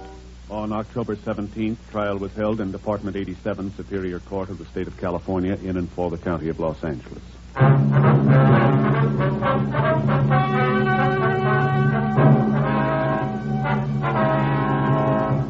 Jonathan Arthur Benson, alias Jack Bentley, was tried and convicted of grand theft. He received sentence as prescribed by law. Grand theft is punishable by imprisonment in the state penitentiary for not less than 1 nor more than 10 years. You have just heard Dragnet, the authentic story of your police force in action, and starring Jack Webb, a presentation of the United States Armed Forces Radio Service.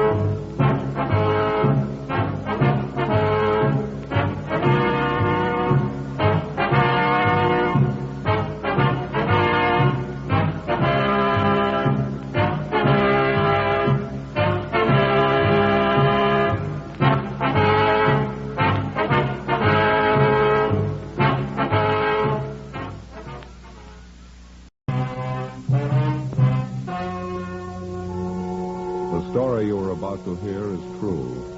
Only the names have been changed to protect the innocent. Fatima Cigarettes, best of all long cigarettes, brings you Dragnet.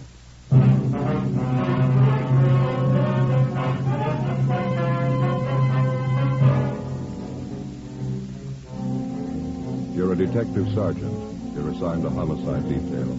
A phone call comes into your office from a man who tells you his wife has been murdered. He's not sure who the killer is.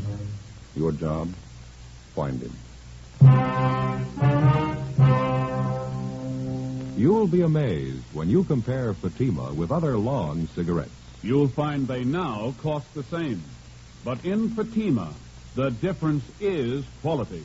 You see, Fatima is the quality king-size cigarette because it contains the finest domestic and Turkish tobaccos superbly blended. And Fatima is extra mild, with a much different, much better flavor and aroma than any other long cigarette. So compare Fatima yourself. Fatimas now cost the same as other long cigarettes, but your first puff will tell you... Ah, that's different. Yes, in Fatima, the difference is quality. Ask your dealer for Fatima, the quality king-size cigarette. Best of all long cigarettes. Start enjoying Fatima tomorrow.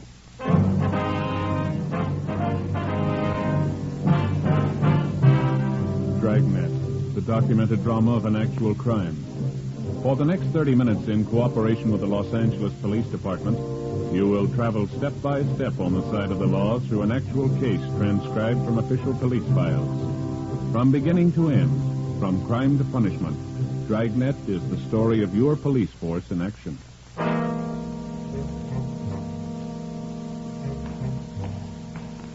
It was Tuesday, January 9th. It was rainy and windy in Los Angeles. We were working the night watch out of homicide detail. My partner's Ben Romero. The boss is Thad Brown, chief of detectives. My name's Friday. It was 9:27 p.m. when I got to room 42. Homicide detail. Hi, Joe. Great night, huh? Yeah, terrible weather. Just look out there on Spring Street. Yeah, I know. I just came in out of it. Really coming down. Yeah. Just like I told you on the phone this afternoon. What's that? Every time those seagulls fly in from the coast, it means rain. Yeah. It sure is a fine coat. I've never been sorry I bought this. Let me take another look at that, Joe. Yeah, sure. Here. Oh, yeah. Yeah, that's a good one.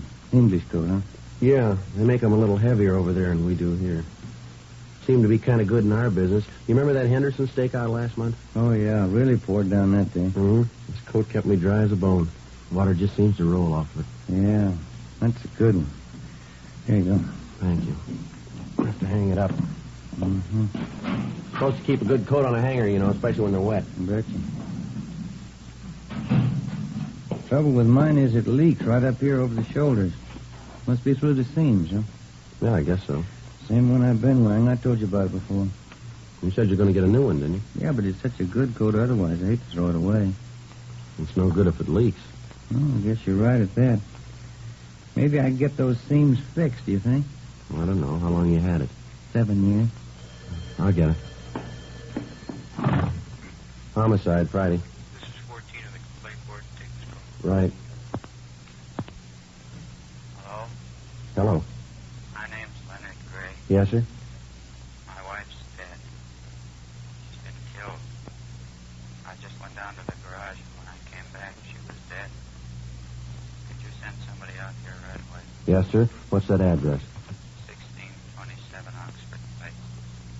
27 Oxford Place. Yes, sir, that's right. Can't understand that she was all right when I left, and then when I came back, she was dead. I can't understand that. We'll be right there, Mr. Gray. My best friend lives right next door. Yes, sir? He says I did it. 1627 Oxford Place was on the east side of the street. It was an average one-story stucco home. All the homes on the street were about the same general style and size. It was a nice neighborhood. All the grounds appeared to be well kept from what we could see through the heavy rain.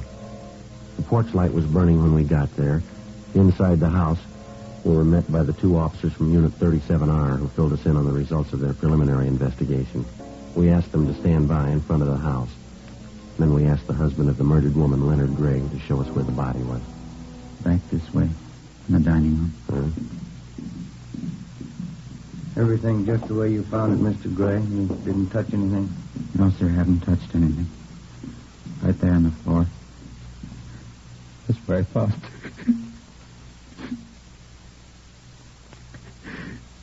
Can I wait up there in the living room? Yes, sir, that's all right. Ben, would you like to help him, please? Yeah.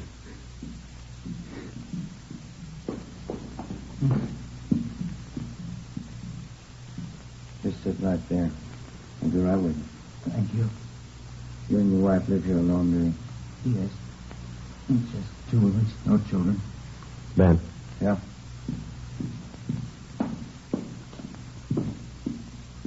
Clothing's torn. Must have put up a struggle, huh? Yeah. Some redness there around the throat. Strangled? Yeah, could be. Deep gash there on the forehead. Broken vase there on the floor. You want to call the crime lab? Yeah, okay.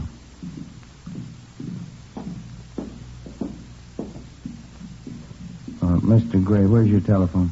Right in the hall out there by the bedroom. Thank you. You think you could tell us about it now, Mr. Gray? Yes, I think so. Do you have a cigarette? Yes, sir.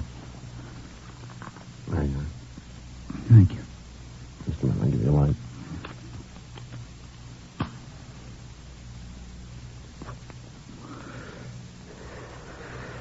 Thanks. That's all right. Now, can you tell me just what happened here tonight? Earl Anderson, that's my friend. Lives 2 houses down. He and I went out after work. We usually do once or twice a week just to have a few beers. Yes, sir. I don't know why I felt pretty good. Guess I had a couple too many. Earl said it was late and we'd better be getting home, so he did. I had a little too much to drink, so he drove. I see. Well, where were you and your friend drinking? The bar right across from where we work. Earl Anderson and me. A lot of the men go there for a beer right after work. Mm-hmm. Were there quite a few men from work in there tonight? Yeah, quite a few. I wonder if the other officer found the phone all right. Yes, sir, I'm sure he did. Kind of hard to find sometimes. Would have had it covered with little curtains. That's all right, Mr. Gray. Just try to take it easy. They're on their way. Right. He was telling me that he and his friend Earl Anderson stopped after work. They had a couple of beers, and then the two of them drove on home. Right. Is that right, sir? Yeah, that's right. Well, we got home, and I was feeling pretty good, so I asked Earl to come on in and have a little nightcap. Mm-hmm. What time was that when you got home? About 6:30. Earl didn't want to come in because he said Hazel would be upset with me because we were a little late. Anyway, I finally talked him into coming in. Was your wife upset? A little bit, yeah. She used to be unhappy when I was late because of dinner. But she was never unreasonable. I didn't make it a habit to stay out. I'm usually late anyhow. I think. I feel terrible. Just terrible. When we got in the house, the first thing Hazel asked me was if I'd looked at the car. Whose car was that? It's our car, Dodge Sedan 42. It's parked across the street now. I wonder if we might check back here a little. Yeah? I thought I understood you to say that you felt that you'd had a little too much to drink, so your friend drove this Earl Anderson? Yes, but it was his car. I guess I should have made that a little clearer. You see, we take turns driving home, either his or my car. We trade off to fight the traffic, no matter whose car. I see. Wonder if you'd go on, please. I didn't know what she meant by asking if I'd seen the car. She said someone had let all the air out of the back tires. Do you know why anybody'd want to do a thing like that? No, I had no idea who'd do that to us. Hazel said she wanted to use the car tonight. She had to go to a friend's house to help her do some remodeling or something. Mm-hmm. She didn't say a word about my being late. I thought the car had kind of taken her mind off it. Told her I'd go out and look and see if I couldn't fix it. Well, did it strike you as being important that you fix the car right away? How do you mean? Well, sir, I was just thinking I wouldn't want to go out in all that rain unless it was something pretty important. Well, I didn't want to either, but I figured all I'd have to do was put a little air in the tires and then drive it down to the gas station. I see. You want to go on? Earl said he'd be willing to give me a hand, so we went out to have a look at the car. One look at the tires, and I knew we couldn't fix them. Somebody had cut them with a knife or something. They were beyond repair. Do you have any idea who did that? No, I couldn't figure it out. I have no enemies that I can think of. No one that would do a thing like that. What did you do then? Earl and I figured that we'd better take the wheels off, take them down to the garage and buy some new tires. I borrowed Earl's jack, and we took off the wheels. Mm-hmm. Earl said he'd be glad to take the wheels down and that I'd better go back in the house with Hazel, because she might wonder what we were doing about fixing the car. I understand. We talked back and forth for a minute or two, and I finally insisted that I go. Where did your friend, Earl Anderson, go? To his house. I dropped him off there. Where does he live? Just 2 houses down the street. Uh-huh. After I dropped him off, I went down and picked up 2 new tires and 2 tubes, and they mounted them on the wheels for me, and I came back. About what time was it when you got back here to the house, remember? I don't know, somewhere around 9:15, I guess. Then what did you do? I was going to put the wheels on, but I thought I'd better go back in the house and tell Hazel I'd have the car fixed in a minute. Yes. And as I walked in the door, I knew something was wrong. It seemed like I could feel it. I called to her. She didn't answer. Went through the house, and when I got to the dining room, I found her. We'll have to ask you to come downtown to us, sir. You'll have to give us a complete statement on this. Is that necessary? Yes, sir, I'm afraid it is. All right. Wonder if it'd be all right if I called my friend Earl Anderson to go down with me. I hadn't told him about this. We'll notify him. And this friend of yours, Earl Anderson. Yeah. When you spoke with me on the phone, didn't you say something about your best friend saying that he thought that you killed your wife? Did I say that? Yes, sir, you did. I didn't mean it that way. How did you mean it? I've been drinking earlier tonight. Like I told you, I guess I must have gotten mixed up. Well, and he didn't say that you killed your No, wife? no, he didn't. Well, I know this has been a strain and a pretty bad shock, Mr. Gray, but you told us that you didn't say anything to Earl Anderson about this. Now, isn't that right? I'm so sick and upset.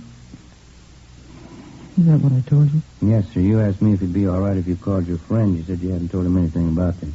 I did. I called him right after I got home. I was terrified. I didn't know what to do. Then you did mention your wife's death to me. Yes, sir. The way you men are questioning me, your tone sounds as if you think I might have done this. No, sir, we're just trying to get the facts straight. Right now, anybody's a suspect. I didn't do this. I swear to God, I didn't kill my wife. Do you have any idea who might have wanted to kill Mrs. Gray? No one. Hazel and I didn't have many friends, no enemies that I knew of. I see. Do you men have any ideas at all? Can you tell anything from what you've seen? You might know a little more after the crime lab checks things over. As soon as the lab men get here, then you can start on the case. No, sir, we've already started.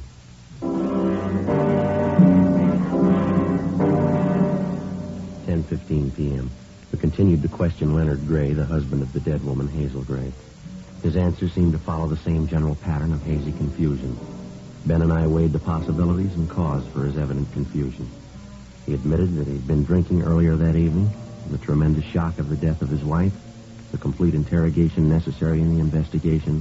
All these things could prove to be reason enough for Leonard Gray's apparent confusion. They could all be possibilities of pretense as well. We had to be sure. We asked him about relatives and in-laws. He told us that his parents were not living, that his wife's mother and father resided in Los Angeles in the southwest section of the city. He gave us the address. He furnished us with a list of his friends and his acquaintances. He was feeling quite badly, but seemed to want us to continue with the questioning. From time to time, he would add unimportant bits of his story which he had omitted the first time through. 10:17 p.m. The crime lab crew arrived and went to work. Gray's friend, Earl Anderson, was picked up and brought to the murder house. Any idea who did this thing? We're working on it. There's just one thing I want to make sure of. Yeah? You don't suspect Len, do you? Why do you ask that? Well, I know how something like this can be. Len and Hazel are wonderful people, very good friends of mine. Just wanted to go on record as being able to vouch for Len. He wouldn't do a thing like that. Is that what you wanted to tell us? Well, yes, sir. I've known Len for about 5 years now, going on 6. We work at the same place. Just want to vouch for him, that's all. Would you know of anyone who might have a reason to kill Mrs. Gray? Not a soul in the world. Hazel was wonderful to everybody. She didn't have any enemies that I know of.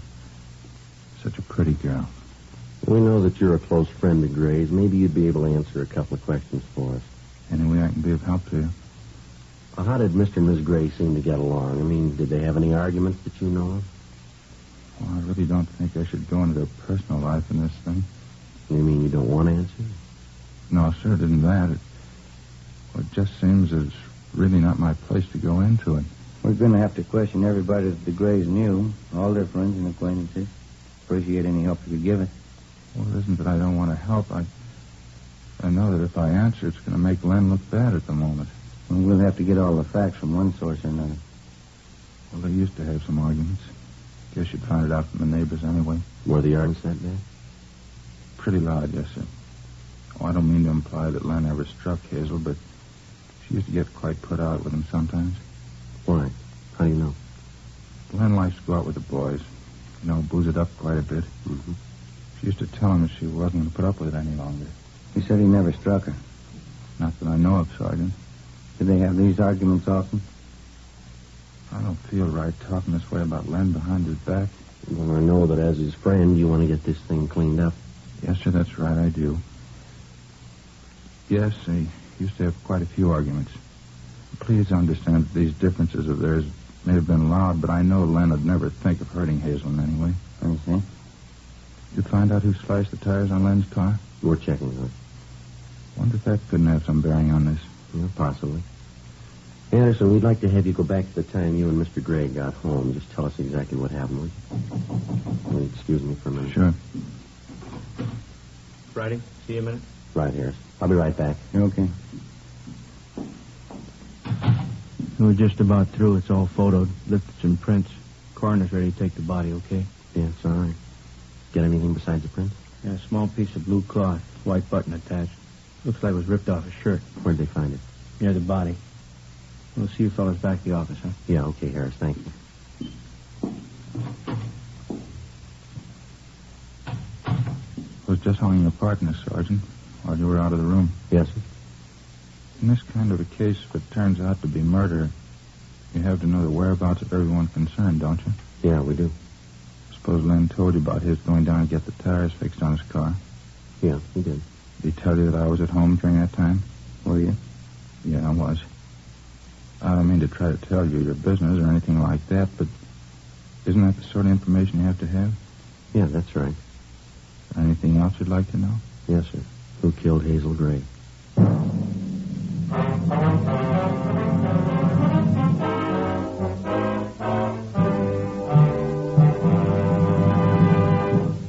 You are listening to Dragnet, From beginning to end, Dragnet is the authentic story of your police force in action.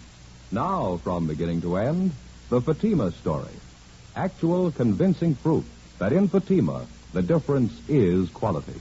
Quality of tobaccos, the finest domestic and Turkish varieties, extra mild and superbly blended to give you a much different, much better flavor and aroma. Quality of manufacture. Smooth, round, perfect cigarettes. Rolled in the finest paper money can buy. Manufactured in the newest and most modern of all cigarette factories. Quality, even to the appearance of the bright, clean, golden yellow package. Carefully wrapped and sealed to bring you Fatima's rich, fresh, extra mild flavors. Because of its quality, its extra mildness, its better flavor and aroma, more lawn cigarette smokers are now insisting on Fatima than ever before. So if you smoke a long cigarette, compare Fatima. You'll find they now cost the same. But your first puff will tell you, Ah, that's different. Yes, in Fatima, the difference is quality. Insist on Fatima. Start enjoying the quality king-size cigarette. Fatima. Best of all long cigarettes.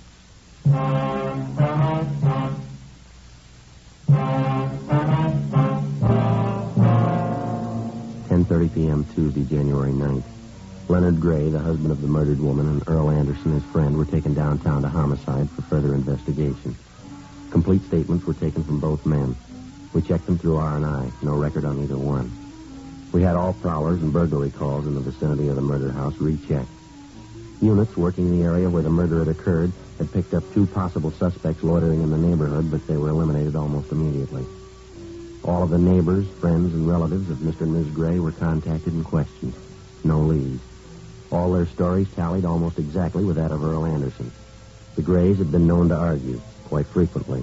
The arguments were loud, but no one could say that they ever showed any physical violence toward one another. It was the opinion of the relatives and in-laws that Leonard Gray drank too much. Earl Anderson, his friend, was checked and found to be a completely reliable man. We talked with the repairman at the garage where Gray had his tires exchanged. His story was correct in every detail. Earl Anderson's wife was checked. She vouched for the Grays as well as her husband. Ben and I talked with Captain Steed for an hour. 1:45 a.m. Well, Skipper seems to feel like I do about it. Yeah, the husband, Gray. Huh? Sure looks that way, doesn't it? We've been over that story 3 times with him, and we get 3 different versions. Yeah, I know. Completely sober now, he should be able to tell a straight story. No, I don't know, Joe. Yeah, well, I'm not completely satisfied. As far as that goes, the captain isn't either. You heard him. I'll admit Gray looks bad right now.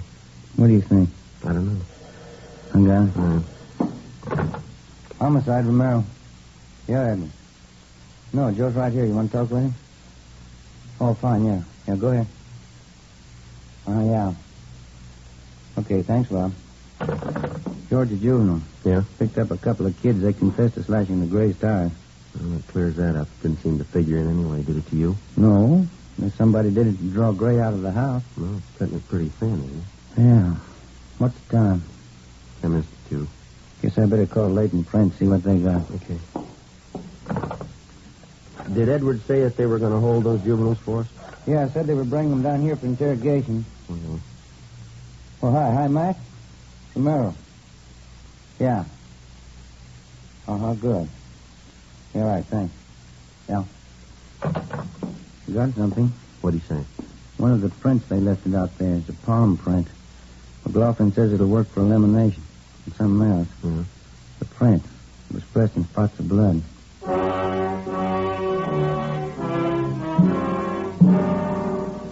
The killer of Hazel Gray had left behind him a clue to his identity about which there could be no mistake. His palm print. The prints of the dead woman, Hazel Gray, were checked and eliminated. They weren't hers. 2:40 a.m. Leonard Gray and his friend Earl Anderson were taken down and fingerprinted. Their palm prints were also taken. Both men were returned to the interrogation room. Sergeant, why'd we have to be fingerprinted? Just routine. Just like I was telling you, Sergeant Friday. What's that? Len and I have been suspects all along, haven't we? Well, it's just a matter of elimination. Anybody involved in any way has to be checked out. Didn't the fellow down at the garage verify Len's story? Yes, sir, he did. It's the truth. I wouldn't lie at a time like this. I don't believe anybody thinks you're lying, Len. just I have to be sure. That's right. Again. Interrogation room. This is Romero. Oh, you're right. Okay, right away. Crime lab, Joe. Pinker says he and Jones would like to see one of us right away. All right, you want to go? Yeah, I'll be right back. Okay. Sergeant, was there really any specific reason for us being fingerprinted? Well, we already told you. It's just routine. Wouldn't it be perfectly in line to find Len's fingerprints around his own house? Well, yes, it would. But yours could be there, too, Will. Yeah, I was going to say that. I'm over at their house a great deal of the time. Yeah, we know. You mentioned that. Makes you feel kind of funny getting fingerprinted. Doesn't make any difference what I have to go through if you can find who did this thing. I feel the same way, Len. Think you're any closer to knowing who did it? Well, possibly. You men have had a little time to think this over. Do either of you have anything to add to your story? Maybe some small detail you may have overlooked? I've been thinking about it all night. I can't think of anything I haven't already told you. Mm-hmm. You, Mr. Anderson? Hmm? Is there anything that you might have forgotten to tell us? Sorry, I was just thinking. Yes, sir? There couldn't have been anyone Hazel knew, could there, Len? How do you mean? Well, somebody maybe from her past, somebody she might not have told you about. I don't see how that could be possible. You people checked her father and mother, didn't you? Yes, sir, we did. Well, that eliminates that possibility. Haven't you found any way at all of telling who it was that killed Hazel? Yeah, we have.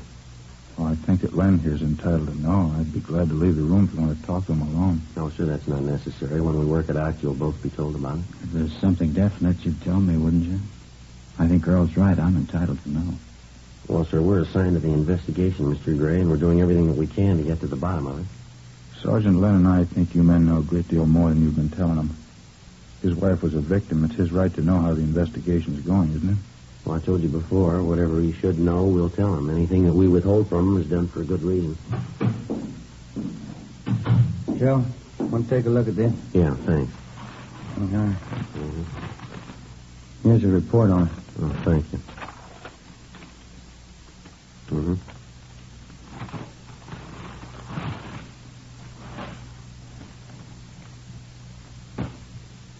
That shirt belong to either of you men? It's not mine. No, why? What's it mean? I get it. Interrogation room Friday. Yeah, Dean. Mm-hmm. Right, thank you. What about that shirt, Sergeant? What's it mean? This button here, little piece of cloth attached, found with the body. You notice the front of the shirt here, button ripped off? See how it matches? Yeah, it's not my shirt. It was found in your house. I never saw it before. It's not mine. The palm print was. What? The print of your palm. Blood stains on it was found near the body. What's he talking about, Earl? What's he mean? I killed Hazel. What? I killed Hazel. Why? Because I loved her. I think I loved her more than you did. You don't kill someone because you love them. You do if you love them enough. You ready to give us a statement, Anderson? Yeah, I'll tell you. I can't believe all this. I don't want to kill you. All right, Gray. Hold it. I can't believe it. My best friend. I wasn't your best friend.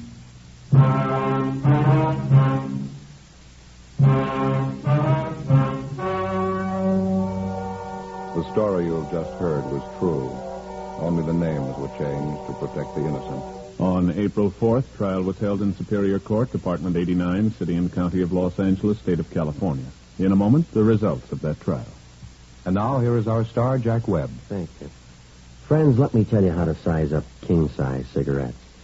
First, take a Fatima, and then any other king-size cigarette. Side by side, the two may seem to look alike, but they're not, because no other king-size cigarette has Fatima quality. That's right. In Fatima, the difference is quality. Quality that starts with a blend of the finest domestic and Turkish tobaccos and follows up with extra mildness, a better flavor and aroma. Now, if you haven't tried Fatimas yet, take my advice. Buy a pack. Compare Fatima. You'll find, just as I have, that in Fatima, the difference is quality.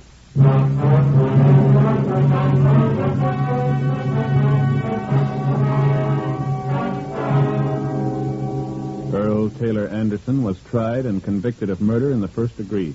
He was executed in the lethal gas chamber of the state penitentiary San Quentin, California. At home and overseas, in camps, hospitals, and military installations, and in battle areas, Red Cross personnel work for the welfare, recreation, and morale of those who defend the nation. Today, Red Cross is expanding these services to keep pace with the rapid growth of our nation's defense forces. Your support of Red Cross makes this expansion possible. Remember, when you give to the Red Cross, your gift is a lift to our fighting men.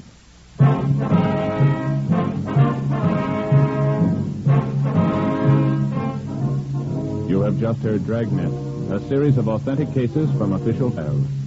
Technical advice for Dragnet comes from the Office of Chief of Police W.H. Parker, Los Angeles Police Department. Our thanks to Quick Magazine for this week's salute to Dragnet's Jack Webb. Fatima Cigarettes, best of all long cigarettes, has brought you Dragnet, portions transcribed from Los Angeles. Hear a gold smuggling case on Counter Spy, next over most NBC stations. The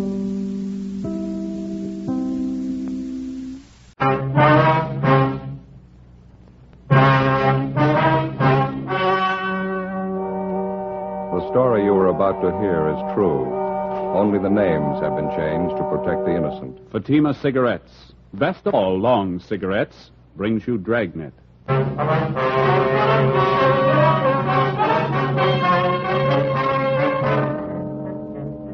You're a detective sergeant. You're assigned a robbery detail. A middle-aged businessman in your city is robbed and beaten senseless. The hold-up men escape. The victim refuses to report the crime. Your job? Investigate.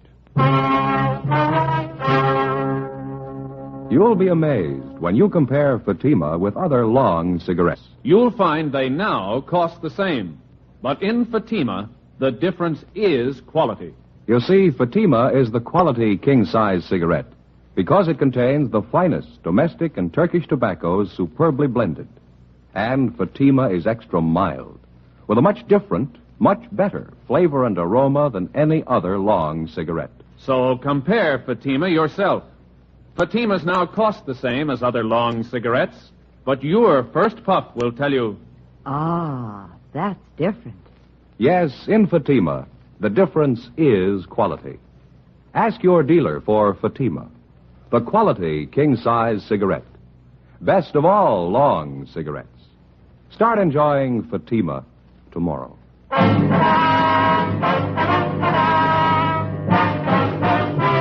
Dragnet, the documented drama of an actual crime. For the next 30 minutes, in cooperation with the Los Angeles Police Department, you will travel step by step on the side of the law through an actual case transcribed from official police files. From beginning to end, from crime to punishment, Dragnet is the story of your police force in action. It was Tuesday, October 8th. It was overcast in Los Angeles. We were working the day watch, a robbery detail. My partner's Ben Romero. The boss is Captain Didion. My name's Friday.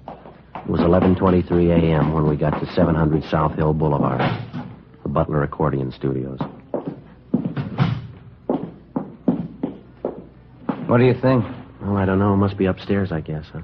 Oh, yeah, there it is. Main office, second floor. Yeah.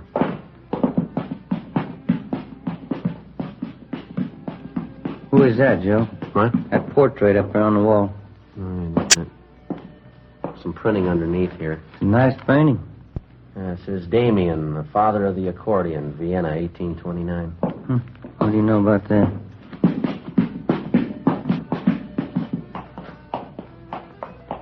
Must be it down there, huh? Yeah. Want to try? Yeah.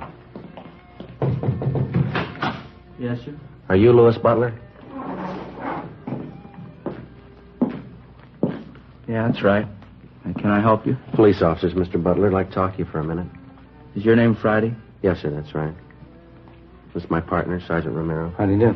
I'm sorry, Sergeant. I told you on the phone. I just don't want to talk about it. We'd appreciate it if we could have your cooperation. It's a pretty important matter. Well, I'm the only one concerned in it as far as I can see. I just as soon forget the whole thing. Besides, I got a pretty busy day ahead of me. Well, we'd like to straighten you out, Mr. Butler. It concerns a lot more people than just yourself. Now, we're not going to take much of your time, just a few questions, that's all. I told you on the phone, Sergeant. I don't want to talk about it. Can't you just forget about the whole thing? It's only going to take a few minutes, sir. All right. Come in if you want. Thank you. Thank you. Place is in kind of a mess. Wife's away to mother's. You can sit down if you want. Oh, thank you. Thank you very much. All right, Pepper, I'll feed you. Just a minute. It's a nice cat you got there. Siamese? A little bit, yeah. It's my wife's. Don't care too much for cats myself. All right, Pepper, now wait a minute. Get your nose out of there. Here you go, Pepper. That ought to hold you for a while. Look at that, Joe. Sure goes for that milk, huh? Yeah, it sure does. You're going to have to make it fast, Sergeant. I got an appointment for lunch downtown. All right, sir. I'd just like to have you elaborate on what Dr. Hart told us. Is he your family doctor, by the way? Yeah, that's right. He had no business calling you in the first place. I told him I didn't want it to get out. What did he tell you? He said you came to him for treatment before last, and you told him you'd been beaten up and robbed. He treated you for cuts and bruises about the face and head. No, it was nothing. Didn't amount to anything. Well, was there actually a robbery, Mr. Butler? Believe me, Sergeant, it didn't amount to anything. I don't even want to go into it. How much did the robbery involve? Money, I mean. I'd rather not say. I don't want any fuss made about it. That's why I didn't report it. Just isn't worth it to me. We understand the hold-up men took more than $800 from you. Wouldn't you like to get that money back? I don't want to be nasty about this thing, but I was the one who was held up. Now, if I don't want to press the case, I don't see why anyone else should worry about it. It was my money. How about the beating that the thieves gave you? It's nothing serious. It's like I told you on the phone. I want to forget about the whole thing. Well, it must have involved more than just a few scratches from the looks of you, and the doctor had to treat you. Take my word for it, please. I'm all right. I don't want to press charges. Appreciate it if you'd give us some kind of an explanation, Mr. Butler. Why? I don't want to bother, that's all. There's nothing to explain. Well, you'll have to admit that this is a little unusual. Somebody beats you up, slugs you, takes $800 from you, and you don't want to do anything about it? You're going to have to excuse me a minute. I have one of my accordion students down the hall in the practice room. Almost time for him to go. I have to give him his lesson for next week. All right, sir, go right ahead. It'll only be a minute. How about that? Yeah. Acts like he's scared to death. Well, whoever it was, they gave him a going over. Half of his head in bandages, face all swollen. Sure something phony. Well, it's not going to be much help unless we can talk him into a crime report, huh? Somebody's got to him. I'll bet on it. Oh, hi there, Kitty. Hi, Kitty. I've been thinking it over, officers. Sorry I had to come out here, go to all this trouble, but I just as soon forget the whole thing. I don't even want to talk about it if you don't mind. We don't mean to high pressure you, Butler, but we'd like some kind of an explanation. Well, can't you understand? I just don't want to make a big fuss about it. I'd like to have you go along with my feelings in the matter. It's my affair, isn't it? No, sir, it's ours, too. Half a dozen people like yourself have been beaten up and robbed in this neighborhood, all in the last 5 weeks. Now, if we can find the thieves, we can put a stop to it. We can make sure the same thing doesn't happen to your neighbors. Well, they're going to have to look out for themselves. I'm not getting tied up in a big investigation. The neighbors don't worry about me. Pretty goes a little further than that. What? You've been beaten up and robbed once. How do you know it isn't going to happen again? Well, it's not, that's all. I'll make sure it doesn't. How? What's going to stop the same thieves from knocking you over again? Look, if it's all the same to you, I want to forget about this. I'm going to have to be running along. It's getting late. No, there's just one more thing, Butler. When the doctor was treating you the other night, this Dr. Hart, he says you told him that you knew who the hold-up men were. Now, is that right? No, he got it all mixed up. I didn't mean it that way. How did you mean it? I'm in a funny position. I just can't explain, that's all. I can't take the chance. The hold-up men threaten you? I can't talk about it. Give me a break, please. You're making a mistake, mister. Play ball with those thieves and they'll ruin you. It's not only me, it's my family, too. I'm not going to take the chance. If they threatened you and your family, you're taking more of a chance keeping quiet about it. They'll bleed you white. Blackmail, robbery, anything you can think of. Now, this has happened before. Can't you see the spot I'm in? I know who they are. I know what they can do. I got a wife to think about. Would you put your family in that position? You're buying protection from a couple of hoods. Now, figure it out. How much is it worth? How far can you trust them? If you pick them up, they'll know I told you. I don't want anything to happen. Can't you see that? I haven't any choice. What else can I do? Help us put the thieves where they belong. You'll have all the protection you need till they're locked up. It's a big order. I don't know. You and your wife will be under 24-hour guard. Now, that's a promise. How long would that have to go on? Long enough to bring them to trial and convict them? Now, how about it? They warned me about telling the police. They said they'd get both of us if I did, me and my wife. Now, they meant it, too. They'd get us. What can you do about it? Get them first. After another hour of talking, we finally persuaded the robbery victim, Louis Butler, to come downtown with us. He dictated a full statement about the holdup and filed a crime report. He told us he'd been robbed and slugged late at night a few blocks from his music studio. $820 had been taken from him by two bandits, both of whom were armed, both of whom he recognized. He said one of the men was a Marvin Carter, a former bartender at a neighborhood tavern. The other was Ralph Quincy, a merchant seaman.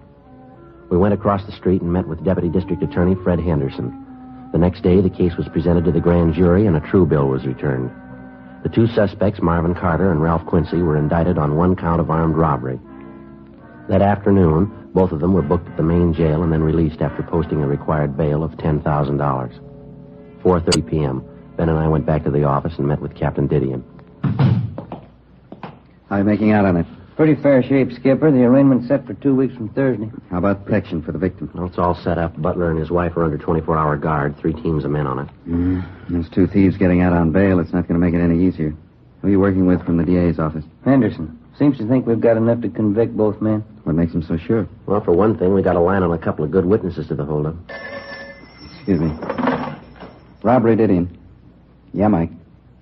No, I'll check it before I leave. Right. What was that about witness? A man by the name of Bartlett runs a drugstore. He and his son were in the neighborhood when Louis Butler was held up. They're supposed to have spotted the 2 thieves running from the scene. Have you talked to him yet? Just over the phone. We've got an appointment with him at 6 o'clock tonight. Take their statements. I guess I don't have to stay as close to this thing as you can.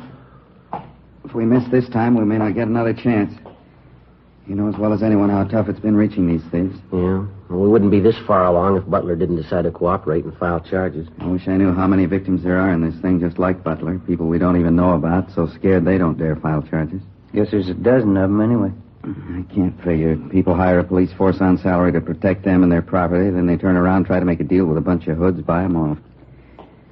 How far have you gotten on the hold-up gang? Well, how do you mean? The 2 men you've got tabbed, Carter and Quincy. Anyone else working with them? Well, it's possible, not sure yet. Both Carter and Quincy have juvenile records. That's about it. We're still checking on them. Robbery, Didion? Yeah, Tom. That's right. No, I'll tell them they're here with me now. Right, thank you. It started already. How's that? The victim, Louis Butler, he got a phone call at his house a few minutes ago. Yeah? Figured it was one of the hold-up gang. They gave Butler a choice. What'd they say? Either he drops the charges or they'll kill him. 5:30 p.m. Captain Didion issued orders that the 2 suspects in the case, Marvin Carter and Ralph Quincy, be placed under 24-hour surveillance. An additional team of men was assigned to guard Louis Butler. Each officer was carefully instructed to take all possible precautions to prevent the robbery victim and his wife from being harmed in any way. 6 p.m. Ben and I met with the 2 witnesses to the holdup, a drugstore proprietor, Sam Bartlett, and his teenage son, Harold. They told us that they'd been in the immediate vicinity the night Butler was robbed and that they'd gotten a good look at the 2 gunmen as they ran from the scene of the holdup. Bartlett and his son, Harold, identified the suspects as Marvin Carter and Ralph Quincy. Statements were taken, and both witnesses were warned to maintain absolute secrecy about their part in the case. Next day, we made arrangements to have the druggist and his son subpoenaed for the Superior Court arraignment. 6 days went by. Thursday, October 17th, 8 a.m. We checked in the office and found the message waiting for us. What is it, Joe? The druggist's son, Harold Bartlett. What about him? Found him in an alley, 3 o'clock this morning. What? Yeah, slugged and beaten.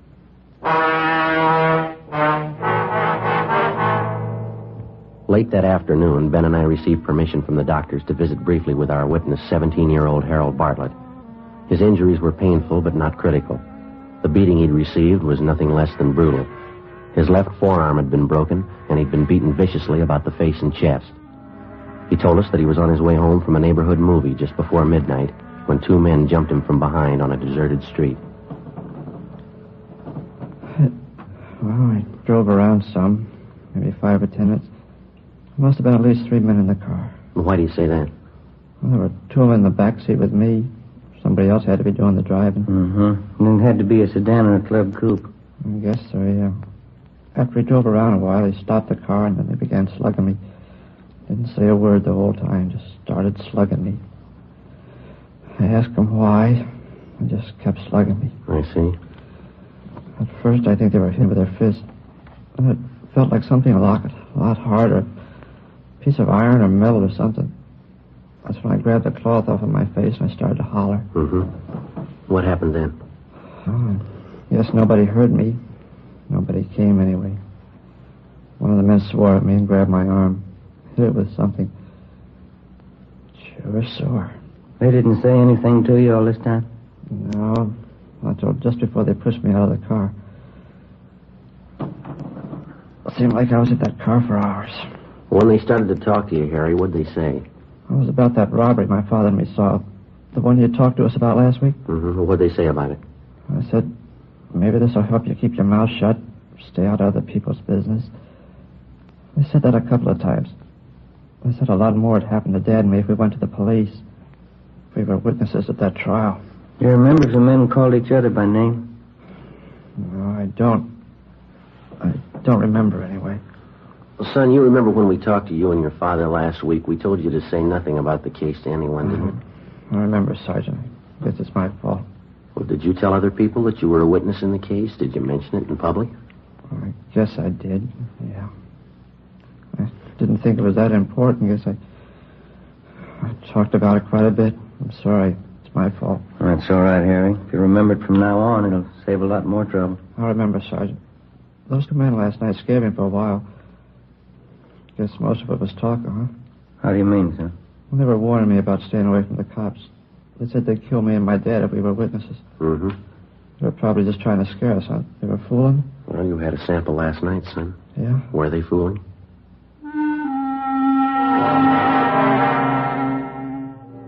After we left Harry Bartlett, we went back to the office and arranged for a 24-hour guard to be assigned to the teenage boy and his father.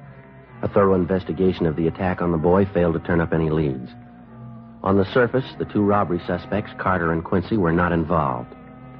During the week that followed, we heard of no further threats or attacks, either on the victim, Louis Butler, or the witnesses involved in the case. Ben and I worked with Deputy District Attorney Henderson, preparing the case against the two suspects. 2 days before the trial opened in Superior Court, we got an urgent call. Yeah, I know, but how did it happen? Mm-hmm. Yeah. Yeah, all right, Tom, thanks. What's the trouble? Couldn't be worse. No victim. What do you mean? Mr. and Mrs. Butler have disappeared.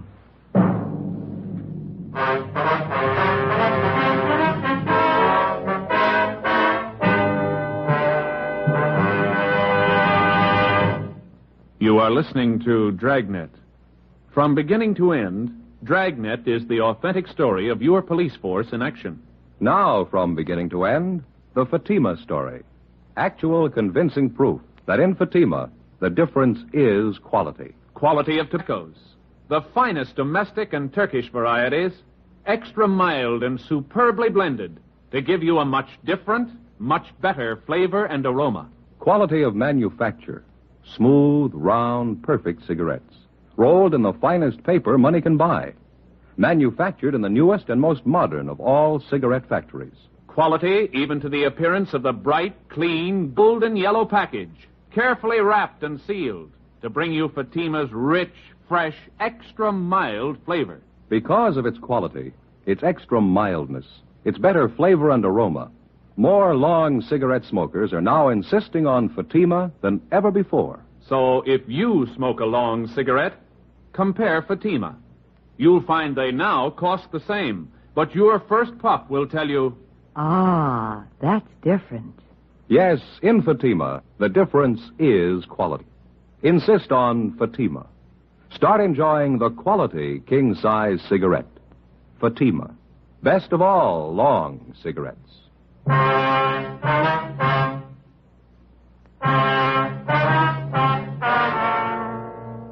Tuesday, November 5th, 9 a.m. The trial of robbery suspects Marvin Carter and Ralph Quincy opened in Superior Court, Department 88. The complaining witness, Louis Butler, failed to appear. For 2 solid days, we'd been busy checking all of the Butler's friends and relatives in the city. They couldn't help. Each time the Butlers had left their residence, they'd been under surveillance.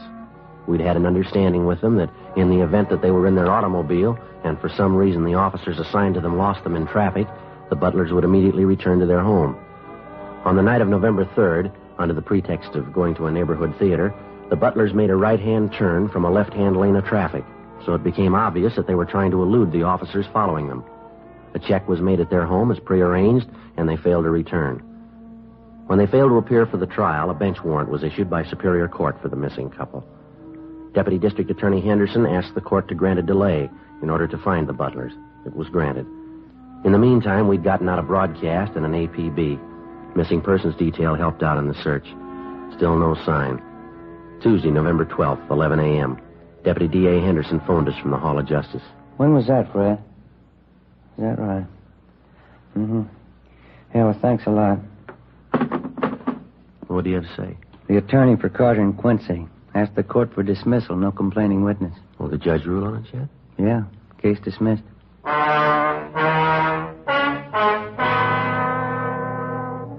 No matter how guilty the two men might have seemed, there was nothing further anyone could do. Without a complaining witness, our case was finished. The two suspects, Carter and Quincy, were released from custody. In a few days, Quincy left town for the east. Carter remained in the city. The search for Mr. and Mrs. Butler went on. No sign of either one of them. December came, and then the Christmas holidays, New Year's. On January 16th, Louis Butler suddenly reappeared back in town and surrendered on the bench warrant. They explained to the judge that because of the numerous threats on their lives just before the trial, they were afraid to appear, and that they left the state without telling anyone. The judge gave them a lecture and a warning and dismissed charges.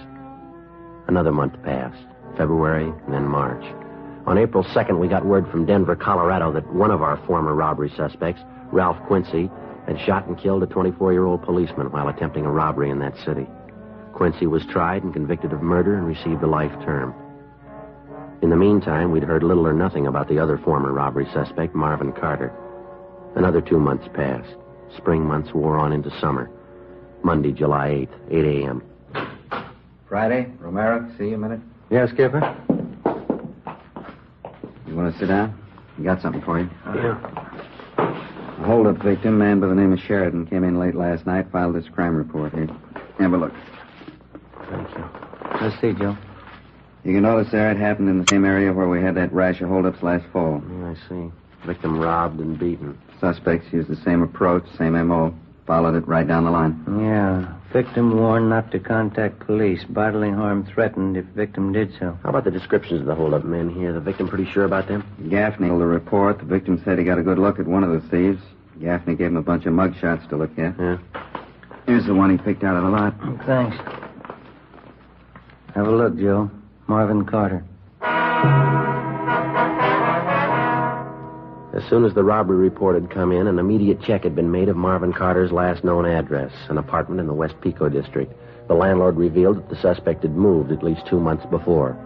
We got out a broadcast and an APB on him. Together with Sergeants Gonzalez and Henry, Ben and I started on a systematic check of all of Carter's known friends, relatives, and associates. After that, we started on the places he was known to frequent: hotels, bars, restaurants. No luck. 2 weeks went by.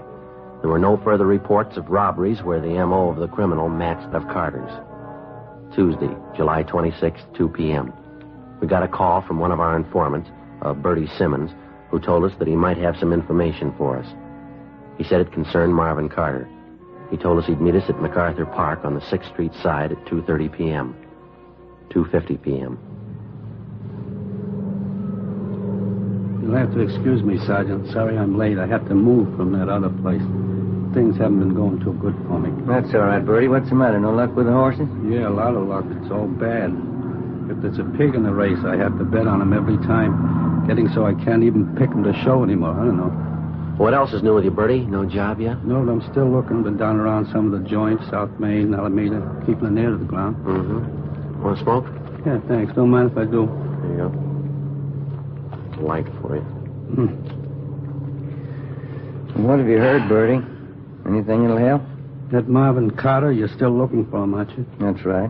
Any rumble? I heard it last night, having a beer downtown. I knew you fellas were in a little bind on the thing. I always like to help you when you're in a bind. Well, what'd you hear, Bert? Carter's still in town, hiding out. Like I say, I always like to help you out when you need it. Mm-hmm. I know what it is to be in a bind. That's when you appreciate help most. I'm kind of in a bind right now. A little short, you know. A couple of dollars, Bert. That's all I have on me. Will I help you out any? Saved my life, Sergeant. Tell you the truth, I didn't know where dinner was coming from tonight. No need telling you. I appreciate it. What was this you heard about Carter? Still in town. There's a place down by Venice, near the beach. Mm-hmm. Carter's been seen there once, twice lately. It's a little seafood joint, beer and clams, down by the beach. Well, now, is that somebody's story, or is it the real thing, Bert? The real thing, Sergeant. You know me better than that. No phony leads from me.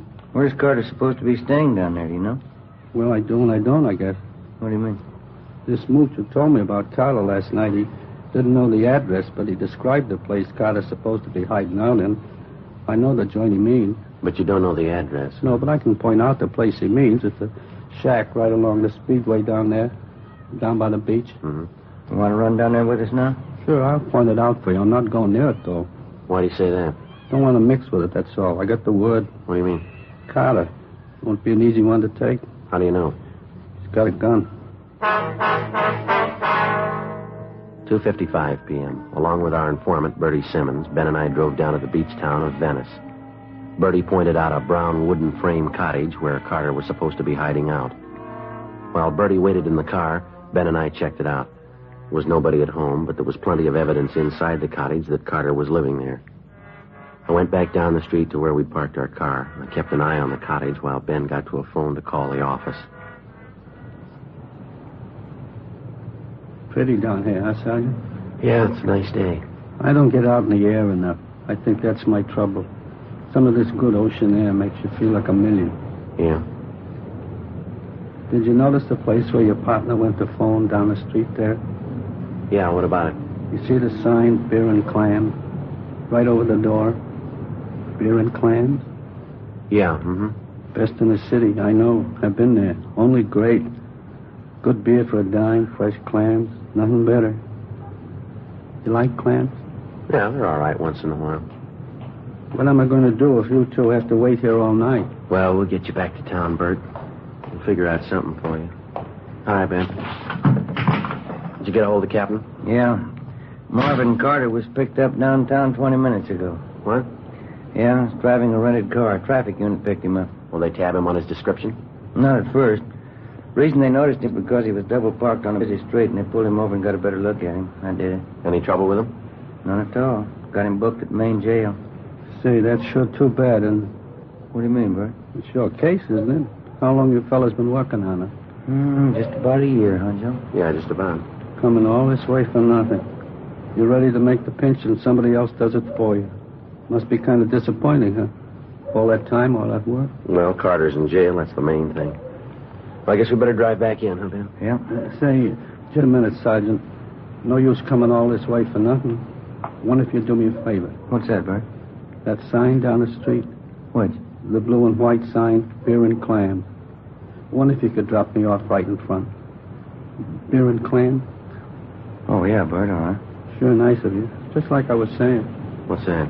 No use coming all this way for nothing.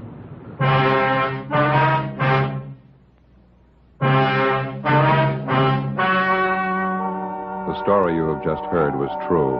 Only the names were changed to protect the innocent. On October 29th, trial was held in Superior Court, Department 86, City and County of Los Angeles, State of California. In a moment, the results of that trial. And now, here is our star, Jack Webb. Thank you. Friends, let me tell you how to size up king-size cigarettes. First, take a Fatima, and then any other king size. Now, side by side, the two look alike, but they're not, because no other king-size cigarette has Fatima quality. That's right. In Fatima, the difference is quality. Quality that results from a blend of the finest domestic and Turkish tobaccos. Quality that gives you extra mildness, a much better flavor and aroma. Remember, if you haven't tried Fatima yet, take my advice. Buy a pack. Smoke Fatimas and you'll discover what I know. In Fatima, the difference is quality.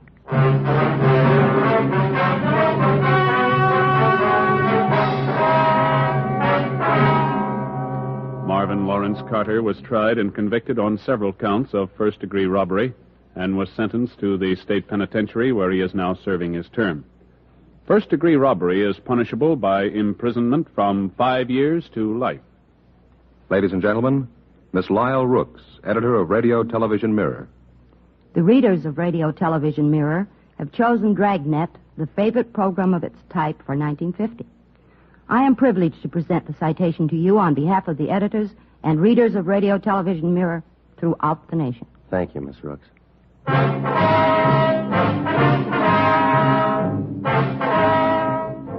You have just heard Dragnet, a series of authentic cases from official files. Technical advice comes from the Office of Chief of Police W.H. Parker, Los Angeles Police Department. Fatima Cigarettes, best of all long cigarettes, has brought you Dragnet, portions transcribed from Los Angeles. Stay tuned for Counter Spy next over many NBC stations.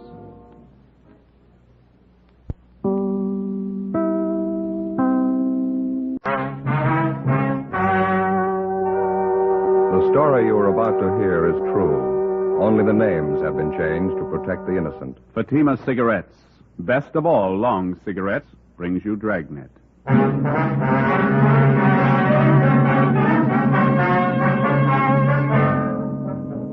You're a detective sergeant. You're assigned to robbery detail. A doctor is severely beaten, robbed, and left in critical condition. Suspicion points to a narcotics addict. Your job? Get him. You'll be amazed when you compare Fatima with other long cigarettes. You'll find they now cost the same. But in Fatima, the difference is quality.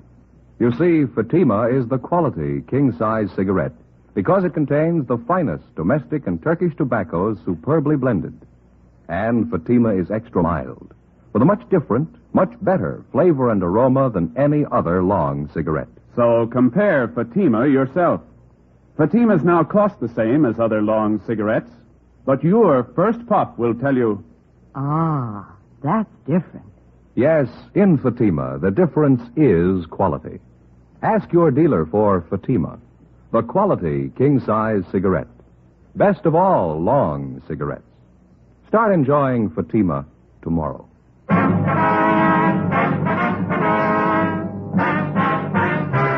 Dragnet, the documented drama of an actual crime. For the next 30 minutes, in cooperation with the Los Angeles Police Department, you will travel step by step on the side of the law through an actual case transcribed from official police files. From beginning to end, from crime to punishment, Dragnet is the story of your police force in action.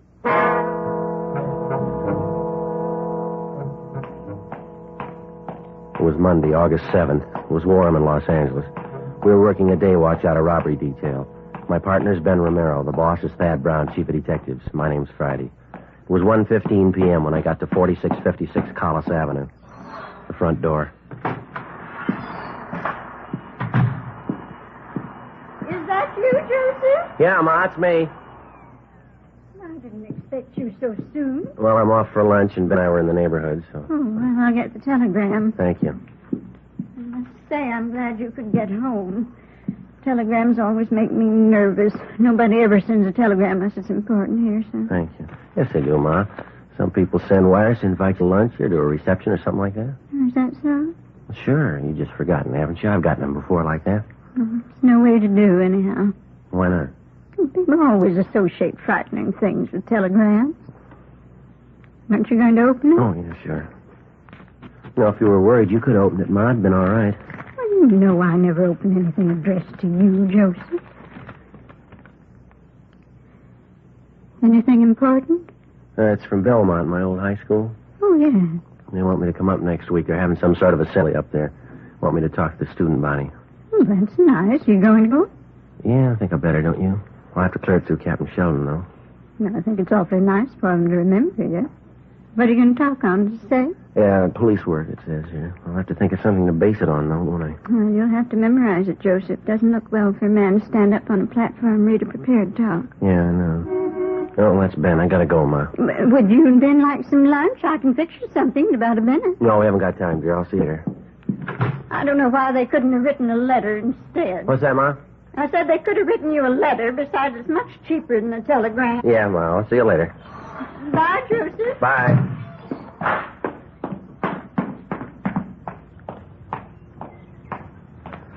Call, Joe. They want us to call the office. Oh, well, I might as well do it from the house, huh? Yeah. All right, I'll be right back. Right.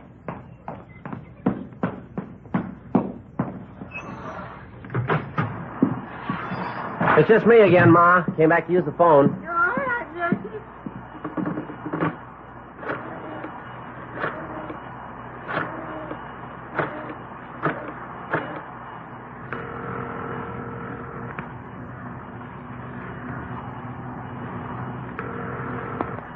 Hello? 2511, please. 2511? Robert Chandler. It's Friday, Glenn. Got one for you, Joe. What? I can't hear you, Glenn. Got one for you. Wait a minute. I can't hear you. Hey, Ma. Would you hold that vacuum for a minute, please? I can't hear. Oh, all right, sir. Thank you. I'm sorry, Glenn. What'd you say again? That's right. That young kid hit again, doctor's office. Yeah? It's that same kid, only this time he got a little rough. Victim's at Georgia Street. He's still carrying that gun Did he use the gun? to beat the man with. Victim's a 55-year-old doctor. No reason for it, Joe. All right, we'll get right on it. Right, bye. Yeah, bye. Okay, Mom, all through. All right, sir.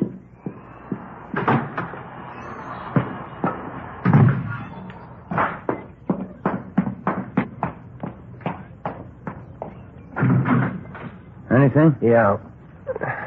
That young hype hit again. Doctor's office beat him up pretty bad. He's down at Georgia. Great combination, isn't it, Joe? What's that? Arm full of narcotics and a loaded gun.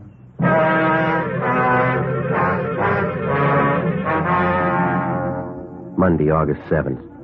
Since June 27th, Ben and I had been assigned to a case involving a young narcotics thief. For 7 weeks now, he'd been robbing every possible source available to him of narcotics.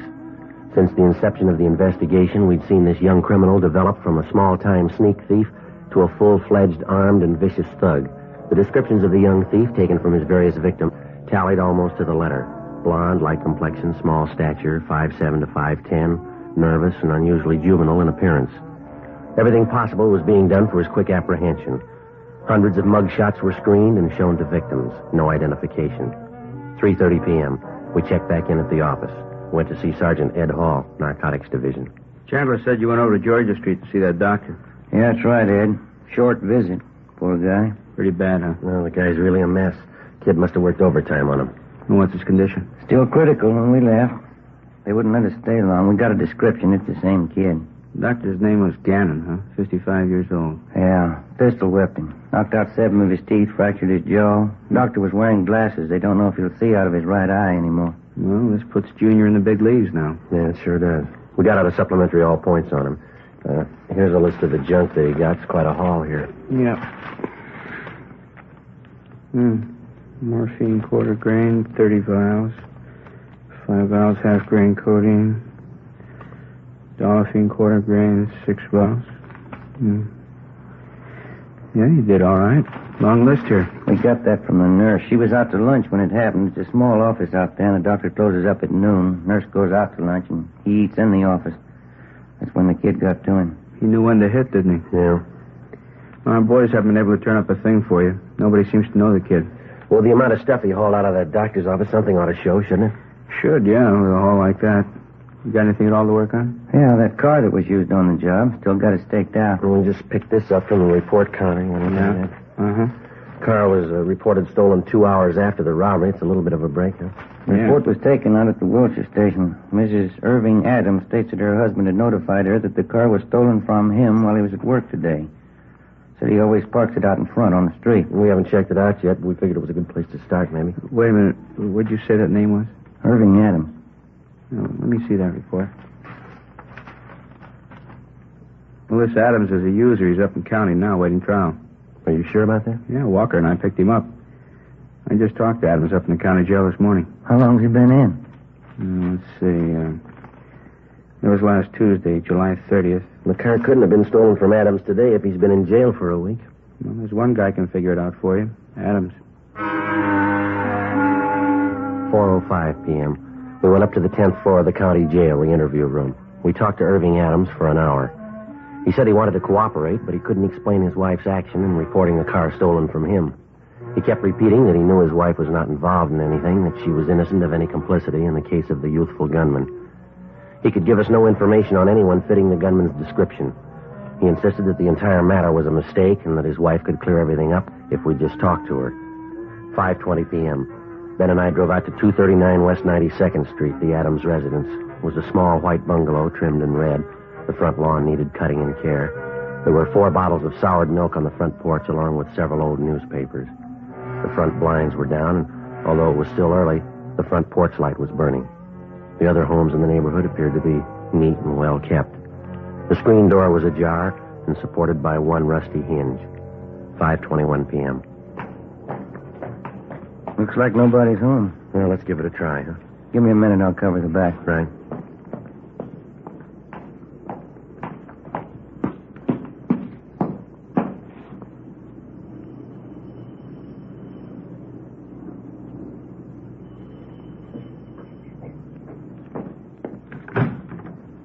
Yes.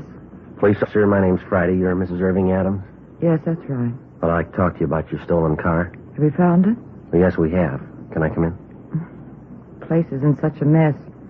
Can't we talk here? Well, if you don't mind, I'd rather come inside. All right. Don't look at the house. I've been kind of sick. Haven't felt much like cleaning up. All right. You alone here, are you? Right now, my husband's at work. Mm-hmm. Mind if I go through the house? You mean search it? You got a warrant? Well, I just want to go to the back door. What for? Well, my partner's around back there. This the way to the back door here? That's right. Mm-hmm. This it? It's locked. Keys in the door. All right. Hey, Ben? Yeah, everything all right? Yeah, fine. Is he a police officer, too? Yeah, that's right. Is this all there is to the house here? What do you mean? Well, just these 3 rooms here. Yes, that's all. And I thought you said you were alone here. I am. Now, who's that woman lying down in the other room? That's Catherine. I didn't want you bothering her. She's been sick, too. She sleeps most of the time. I just forgot about her. Mm-hmm. Anybody else around? No, nobody. No, I mean anybody sick or otherwise. Anyone besides you and this girl in there? Well, you've been in every room in the house except the bathroom. Mm-hmm. This it here? Yes.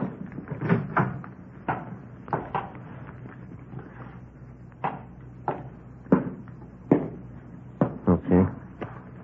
I don't understand all this. I reported my car stolen, and you come out here and search my house. If I did steal my car, I wouldn't hide it in here. Yeah.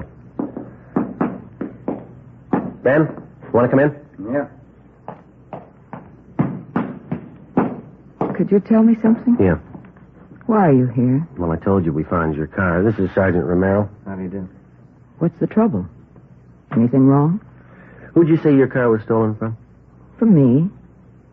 It was my car. Is that the way you made the report, Mrs. Adams? It was stolen from you? I think so, yes.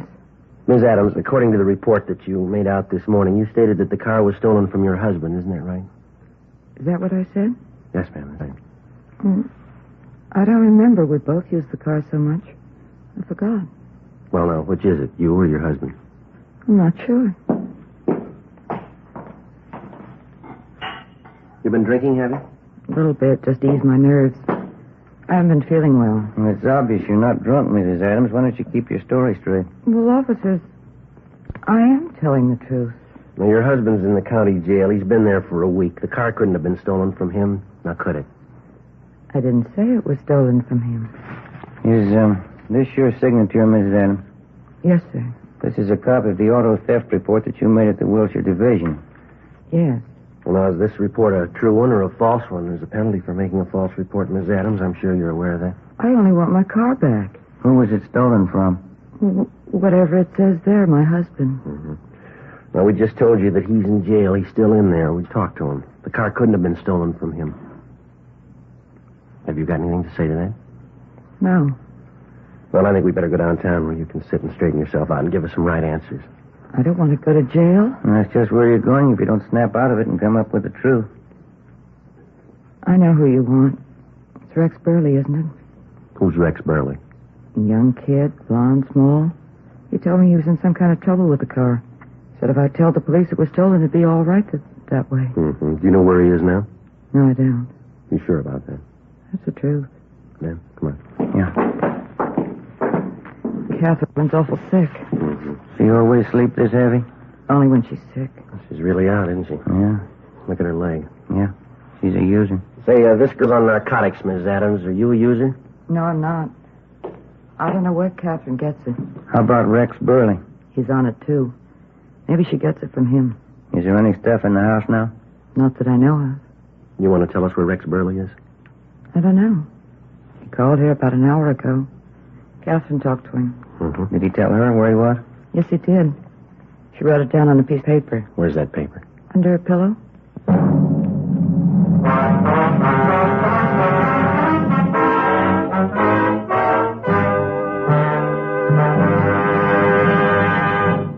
You are listening to Dragnet. From beginning to end, Dragnet is the authentic story of your police force in action. Now, from beginning to end, the Fatima story. Actual convincing proof that in Fatima, the difference is quality. Quality of tobaccos. The finest domestic and Turkish varieties, extra mild and superbly blended to give you a much different, much better flavor and aroma. Quality of manufacture. Smooth, round, perfect cigarettes. Rolled in the finest paper money can buy. Manufactured in the newest and most modern of all cigarette factories. Quality, even to the appearance of the bright, clean, golden yellow package. Carefully wrapped and sealed to bring you Fatima's rich, fresh, extra mild flavor. Because of its quality, its extra mildness, its better flavor and aroma, more long cigarette smokers are now insisting on Fatima than ever before. So if you smoke a long cigarette, compare Fatima. You'll find they now cost the same. But your first puff will tell you... Ah, that's different. Yes, in Fatima, the difference is quality. Insist on Fatima. Start enjoying the quality king-size cigarette. Fatima. Best of all long cigarettes.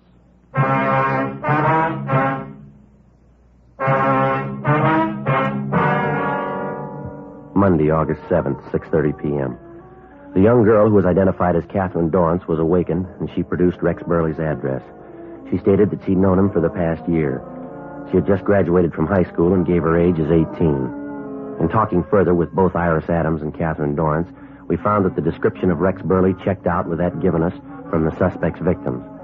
They both stated that, as far as they knew, it was his true name, that he had no friends or associates known to them.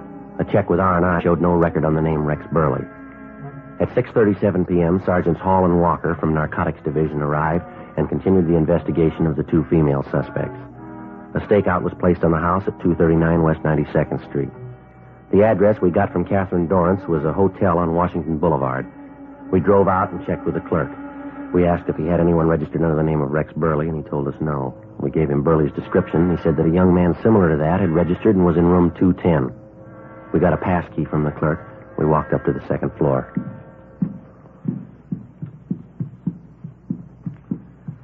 This is it. Lights on under the door. Yeah. Careful, huh? Yeah. Who is it? Open up. We want to talk to you. What about? Is the key in the door? Yeah, pass key's no good. All right, come on. Open up. Police officers. Isn't gonna open. All right. Let's hit it. Right again. Once more. Yep. Windows open. Up the fire escape, Joe. Police officers, hold it up. Watch it.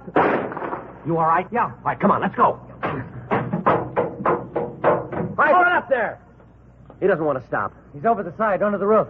All right, come on. All right, easy. Steam? No, it's pretty dark. All right, come on. Easy now. All right, easy. Over there on that side, can you see him? No, it's too dark. Watch that skyline. He's over there in that corner. See him? Yeah, now he's gone. Must have ducked back down. Well, he's in that corner. All right, let's take him. Now keep down. You circle around from that side. I'll go around this way. Right. Be careful. Keep down.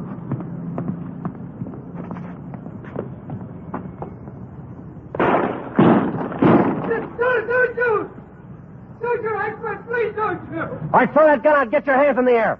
Walk toward the middle of the roof. All right. Here's the gun. I see him, Joe. I got him covered. You all right? Yeah. All right, keep those hands up. All right, stand still. I'm sorry. I'm sorry. All right, get your hands behind you. Ben? Let's go, Burley. I didn't mean to do it. I was wrong.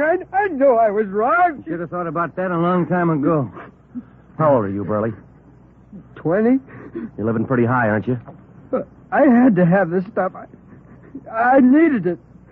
How else could I get it? I didn't have the money to buy it. You didn't have to get started on it. Come on, let's go. I didn't want to get started.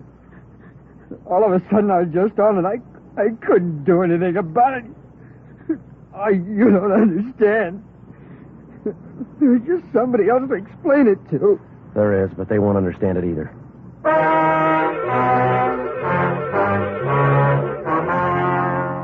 Monday, August 7th, 8:40 p.m. Rex Burley was taken downtown to the robbery division for further interrogation. He told us that he was in his senior year in high school when he got started on narcotics. He kept repeating that he didn't mean to get started. He readily admitted his participation in 6 narcotics robberies. He told us that he got Catherine Dorrance, his 18-year-old girlfriend, started on dope. Gene Bechtel took his statement and a complete report was made. Partial recovery of the stolen narcotics was made from his hotel room. The remainder had been found at Irving Adams' residence on 92nd Street. Both female suspects, Iris Adams and Catherine Dorrance, were filed on for violation of the State Narcotics Act. A show-up was scheduled for August 8th to allow positive identification from Rex Burley's victims. We received word from Georgia Street that Dr. Gannon's condition was improved. The suspect was transported to Main Jail where he was booked. It was 10:38 p.m. when I got to 1456 Collis Avenue, the front door.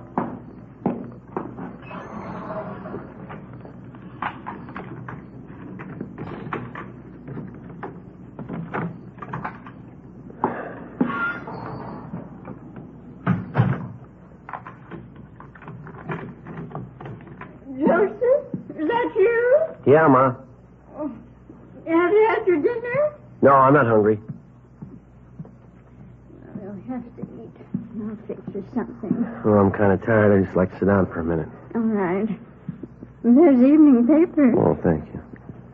Well, what'd you do to the sleeve of your coat? Oh, where? Oh, guess I must have ripped it, huh? Mm-hmm. You slip it off, I'll mend it after I fix you some dinner. Well, why don't you sit down and work on it now if you want to? I've got something I'd kind of like to go over with you. All right. You remember that telegram from Belmont this morning? Yeah, your old high school. Mm-hmm. Well, I think I got an idea for a speech, maybe. Just made a few notes here. Mm-hmm. Wrote down some of it. You think you feel like listening to it? See if it's okay? All right. Did you write the speech today? Well, just parts of it. I haven't written it clear out yet. I just got a few notes. I want to see what you thought of it. All right. And let me have your coat, son. Yeah.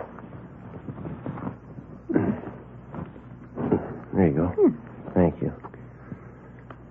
Now, let's hear you talk. Well, remember, it's not written down yet. It's just kind of hit and miss as I go along. But I think I can get the thought across, and then I'll put it all down on paper. All right. Mr. Fisher, that's the principal up there, you know. Yes. Mr. Fisher, members of the faculty and students. I'd like to tell you about a young boy who started out in high school and ended up on the roof of a downtown hotel dodging police bullets. I'd like to tell you about his girlfriend, 18 years old and a dope addict. This young fella started out on narcotics in search of a new thrill, something new that he hadn't experienced in his young life. He was still in high school when a group of the more high-living youngsters used to congregate at the local malt shop. Well, that's not so good, is it? No. Well, maybe it sounds better this way. There was a malt shop on the corner where some of the youngsters used to get together after school. Kind of a place where, if you had the right connections, and our young boy and girl did, you could get a drink of liquor in the back room. Well, the high school faculty knows all about this local malt shop, and they inform the authorities, and pressure is brought to bear. But the man who operates the place is clever. If you can call the operations of a man like this clever. He knows how to cover up, how to keep the front room legitimate and the back room a spawning place for juvenile delinquency. And the students don't help much. There seems to be something during the formation of a juvenile mind that when his teachers or his parents catch him doing wrong or they try to tell him it's bad, he prides himself in seeing how long he can get away with it undercover. Seems to be the stylish thing to do to outwit your parents and teachers. As the youngsters grow older, they invariably find out how infantile and stupid this is, but sometimes it's too late. Does that sound kind of stuffy, Ma? What do you think? Sounds like the truth. Let me hear the rest of it. Well, you know how kids are. Sometimes they resent it if they think you're lecturing them. Maybe No. if they could have been with Ben and I tonight, it might make a difference.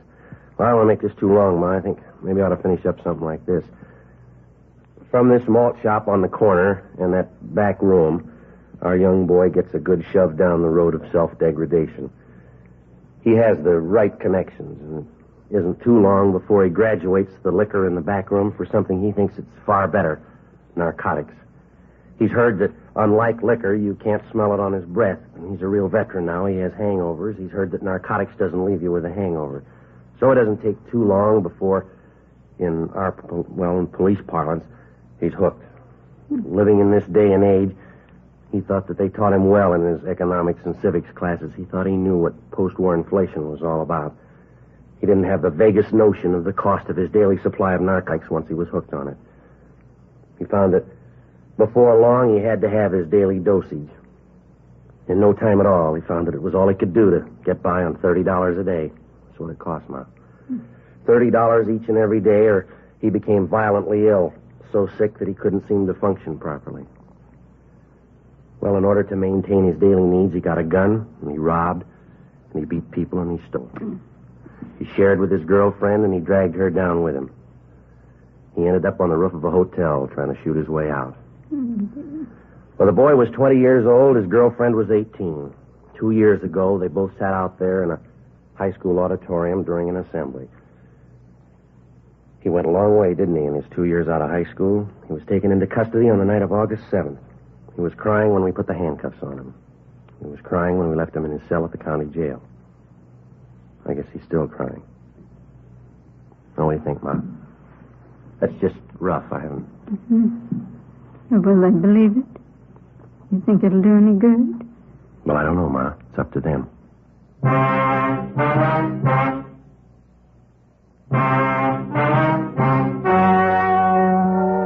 The story you have just heard was true. Only the names were changed to protect the innocent. On November 9th, trial was held in Superior Court, Department 83, City and County of Los Angeles, State of California. In a moment, the results of that trial. And now, here is our star, Jack Webb. Thank you. Friends, there are many cases on record of two people, not related, looking so much alike it's hard to tell them apart. A quick check of fingerprints, however, easily proves who's who. Now, at first sight, you could just as easily be fooled by king-size cigarettes. If you were to place a Fatima and any other king-size cigarette side by side, you'd find they look identical. But believe me, there's a real difference. In Fatima, that difference is quality. Quality that gives you extra mildness, a much better flavor and aroma. Compare Fatima with any king-size cigarette. The size is the same, now the price is the same. But in Fatima, the difference is quality. Buy a pack tomorrow.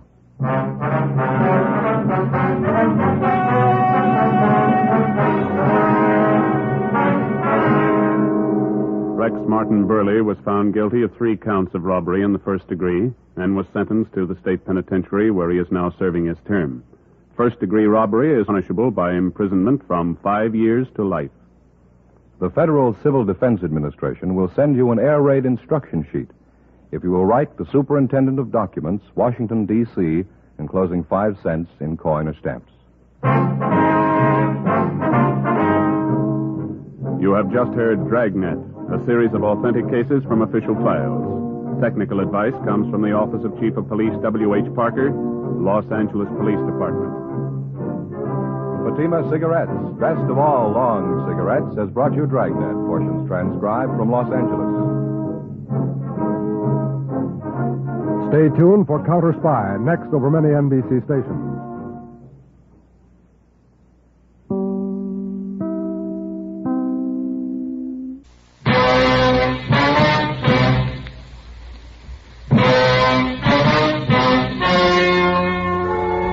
The story you are about to hear is true. Only the names have been changed to protect the innocent. Fatima Cigarettes, best of all long cigarettes, brings you Dragnet.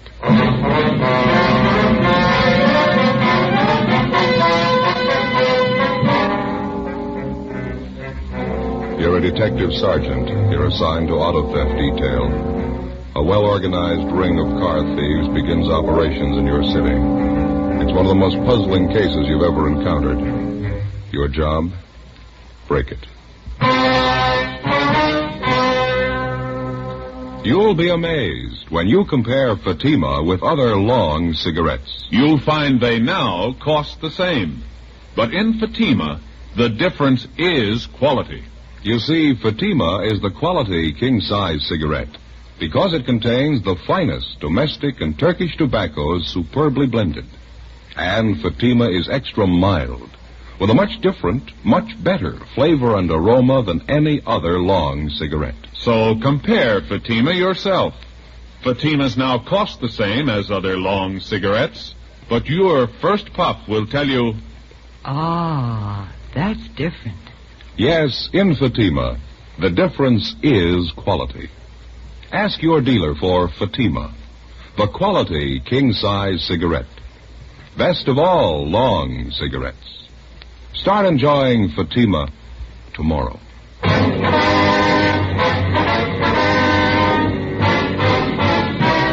Dragnet, the documented drama of an actual crime.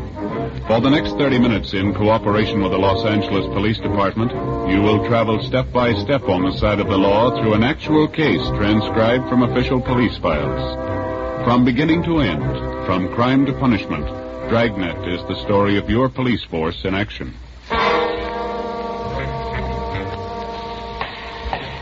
It was Monday, May 11th. It was fair in Los Angeles. We were working the day watch out of auto theft detail. My partner's Ben Romero. The boss is Captain Stilson. My name's Friday. It was 8:35 a.m. when I got to room 40, Auto Theft Division. Captain's office. Morning, Friday. Morning. Hi, Joe. Ben? You want to sit down? Thank you. I was just telling Romero here. I'm briefing all the men in the bureau on this thing. That's the reason I called you two in. Yeah? I got some figures here I want to go over with you. All right. As you know, the percentage of all auto theft recoveries is 96 to 98% on the average. That's normally. Yeah. In checking the monthly averages the past 4 months, that percentage has dropped to the low 80s. Quite a drop. Corner Pocket thinks so, too. They want some action on it. Well, we've been working on it. Absolutely no pattern to the thefts. Time, location, the method. Makes it impossible to stake out on it. Yeah, those are some of the reasons our percentage is taking such a dive.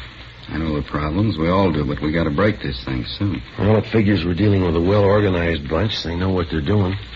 In cross-checking all the reports, it seems to boil down to this in general. It appears that all the outstanding thefts are GM cars. CADs, Pontiacs, Chevys, Oldsmobiles. All late models, all seem to be in good condition, low-mileage cars. Well, in addition to the regular broadcasts and teletypes, we got out a special bulletin on us, didn't we? That's right. All the thefts were listed, license, make, model, and color. Been sent to all major cities and border patrol stations. Nothing so far. I was checking through the salvage reports. Salvage buy. Do you have the last 2 months' air skipper, March and April? Yeah, right here. I noticed the same thing. That outfit down on San Pedro Street. Yeah. Let me see. Oh, yeah.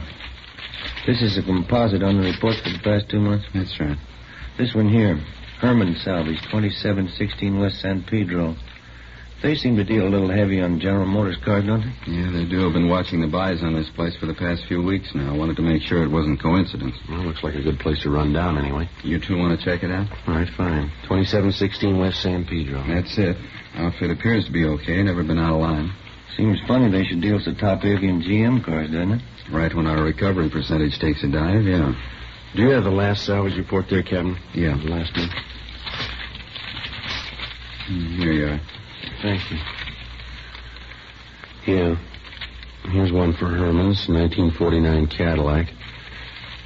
And a little further down, Herman's again, 47 Olds. Yeah. There's 5 GM buys on the list. Herman got 4 out of 5 of them. Let's find out why.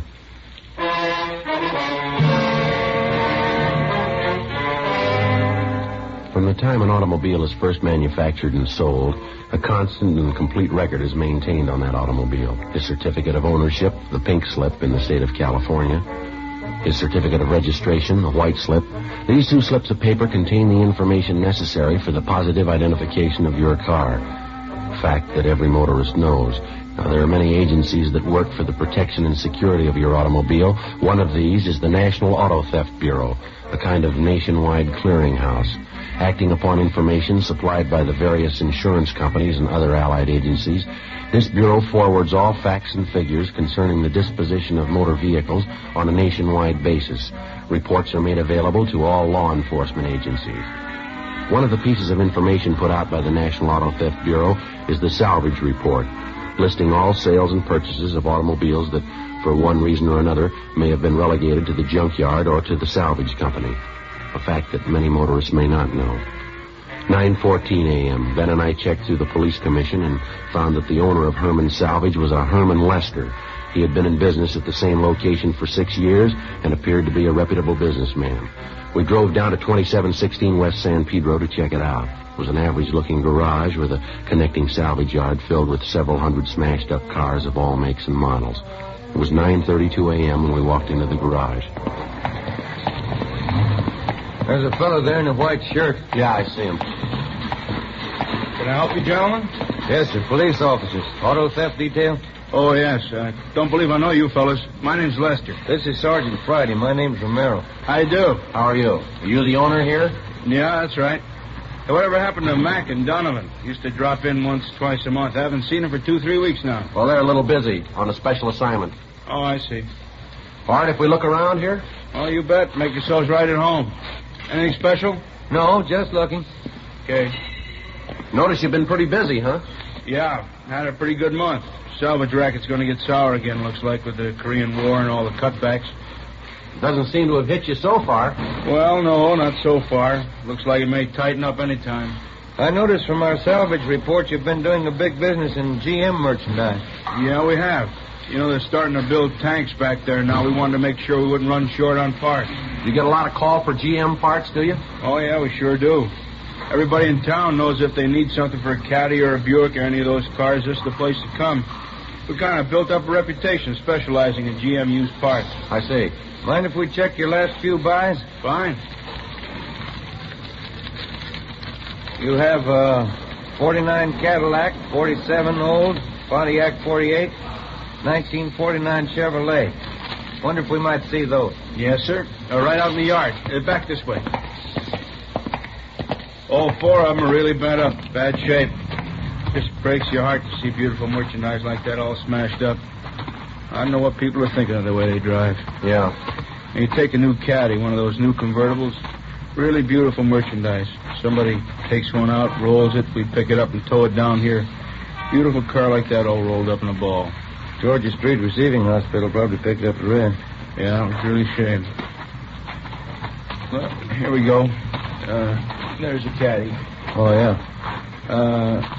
Let's see. The olds and the Pontiac are in that row there. You see them?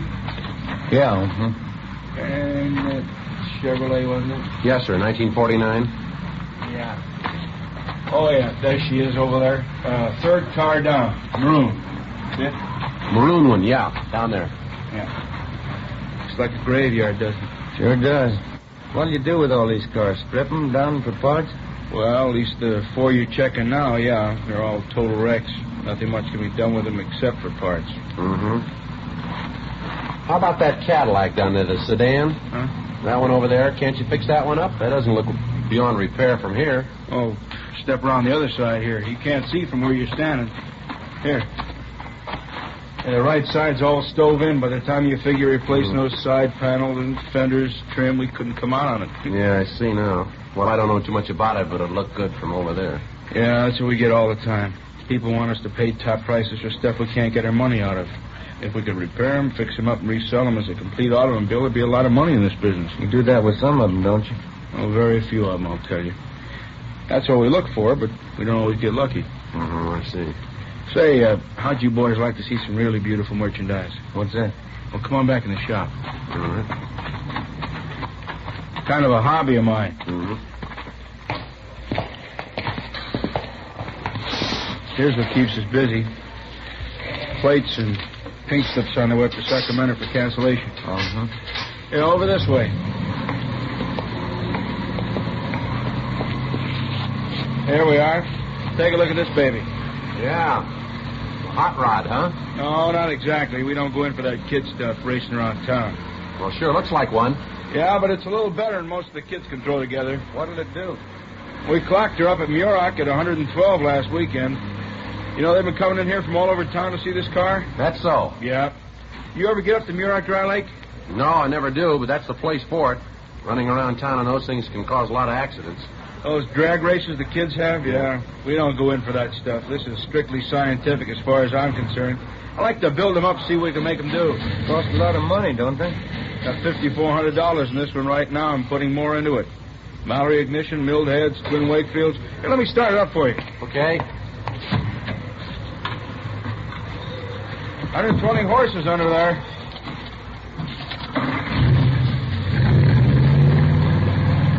Yeah, sounds good. Listen at that. Beautiful, isn't it? Yeah. A lot of power here. Sure is. You ought to see it up at the lake. It really goes. Yeah, I'll bet. This all made up out of salvage cars? Every bit of it. Buy a few things new, but most of it's right out of wrecks like those outside there. Takes a lot of talent to build up something like this from scrap, doesn't it? No, not really. After you've been at it as long as I have, it's not too tough. The trick is to get more speed out of them than anyone else can. Yeah, you did a good job on this car, right? Oh, if you put your mind to it, you can do a lot with a wrecked car. Before we left Herman's Salvage, we checked all 4 of the GM cars that were listed on the salvage report. We made a careful check on all of the cars in the yard and in the garage, paying special attention to the few cars that were in the process of being rebuilt by Herman Lester's mechanics. We went over his records, carefully checking the disposition of all of his buys for the past several months. Everything was in perfect order. We found that in the past 3 weeks, Lester had taken in 10 cars. 8 of them had been stripped down for parts, and 2 of them had been rebuilt and resold. The investigation showed that 4 of those cars were GM cars, and the 2 that were resold were both General Motors. 11:28 a.m. Ben and I drove back to the office and asked Mac and Donovan if they'd check through the 2 resale cars to make sure everything was in order, as the reports indicated. We checked through on the remaining 8 cars that were listed by Herman Lester as broken down for parts. According to DMV, all plates and pink slips had been returned to them for cancellation. 11:50 a.m. Well, that's it, Joe. Yeah. 8 of the cars check out. 2 of those were GMs. Yeah, well, that leaves just the 2 that Mac and Donovan are checking, huh? Oh, I don't know. Everything down there looked all right. It's a cinch Lester wasn't holding back anything, as far as I could tell. It's cooperative. Everything in order. If those 2 that Mac and Donovan are working on check out. I got a hunch they will. Seems to me Lester told us everything. Everything we asked him, anyway. I don't think he held back. If he did, I got an idea we might be able to tell us somebody's been left out in the cold here. What are you getting at? Well, now, if Herman's been able to buy up all those GM cars, what have the other salvage dealers been doing about it? That's a thought. Let's check his competition. 12:40 p.m. We drove back down to West San Pedro Street. We picked out a group of salvage companies in the immediate neighborhood close to Herman's. 3209 West San Pedro, John's Wrecking Yard. We introduced ourselves and started to talk with the owner, a John Bacon. A routine check was made of his establishment, and as far as we could tell, everything appeared to be okay. And that's all you made, huh? Just that one buy? That's it. 1946 Ford. We're dying a slow death. Business pretty bad, huh? Never seen it worse. At least as far as we're concerned. How do you account for that, Mr. Bacon? Oh, everything, I guess. Business bad all over at the moment. Scrap metal situation's in a state of flux at the present time. And looking around, Mr. Bacon, we noticed you don't have much in the way of General Motors stuff. Is that because of GM going into war production? Any cutback would eventually affect you fellas, wouldn't it? No, not at all. Cutback would, sure, but there's no tremendous curtailment right at the present time. They're still turning out a lot of automobiles back there. Well, then what's your problem? We're being outbid, right up and down the line by the same outfit. Who's that, sir? A company by the name of Herman's Salvage, just up the street there. Go out to buy a piece of merchandise, their boys just won't let us get near it. They pay more than you do, huh? More than we can, Sergeant. I honestly don't see how they're coming out on some of their deals. It's that much out of line, huh? Certainly is. You know, whenever there's anything available, all the salvage companies get their bid in. Well, Herman simply outbids all of us. Yeah, it makes it kind of rough. I'm not the only one. Pete Larkin up the street, old man Henry next door, all of us. I don't know what we can do about it. Herman seems to be doing all right, no matter what he pays for his cars. Mm-hmm. None of us can figure it out. Just judging from the number of cars he outbids us on and the number he rebuilds, I just can't see how he's coming out. But he is, huh? Figure he's laying odds on a big shortage. That's what all of us think. He's laying in a stockpile. Is that the idea? Sure. What else could it be? We continued our check on all salvage dealers, both in the neighborhood of Herman Lester's place and throughout the city. Seemed to be a fact well known to most dealers that Herman was outbidding all of them on any and all GM automobiles. The only possible explanation was that he must be trying to lay in a large stockpile of this particular make of car. 3:35 p.m. We received word from Sergeants Mack and Donovan that they'd checked out the 2 remaining cars listed in Herman's books, the resales. Ben was right. They checked out with no discrepancy. During the next 10 days, the investigation continued. The theft of late-model GM cars continued with few recoveries. Suspects were arrested and questioned. We could find no connection that might lead us to an organized ring of car thieves that might be responsible for the lack of GM car recoveries. The salvage reports showed no change in Herman's buying technique. Apparently, he was still dealing heavy on the one particular make of car. Thursday, May 25th. We received a teletype from DMV listing all the salvage buy transfers. In making our usual daily check of this teletype, we noticed a 1949 Cadillac, engine number 598-77415. It had been resold from salvage to a used car lot. That's the place right up the block. Yeah, I see. Same cad we saw in Herman's salvage yard. Yeah, it's funny, isn't it? The one in particular that I asked him about, you remember? Yeah, I remember. You thought it could be fixed up. He said no. It's only been a little over 2 weeks ago, hasn't it? Yeah, that's right. Well, it still doesn't prove anything. Here we are. Jake's. This is the place. Yeah, there's a cad in the front line right down there, huh? Mm-hmm. I don't see anyone around, do you? No, I don't. Well, I guess it's all right to check the engine number anyway. Yeah, I'll get the hood release. Right.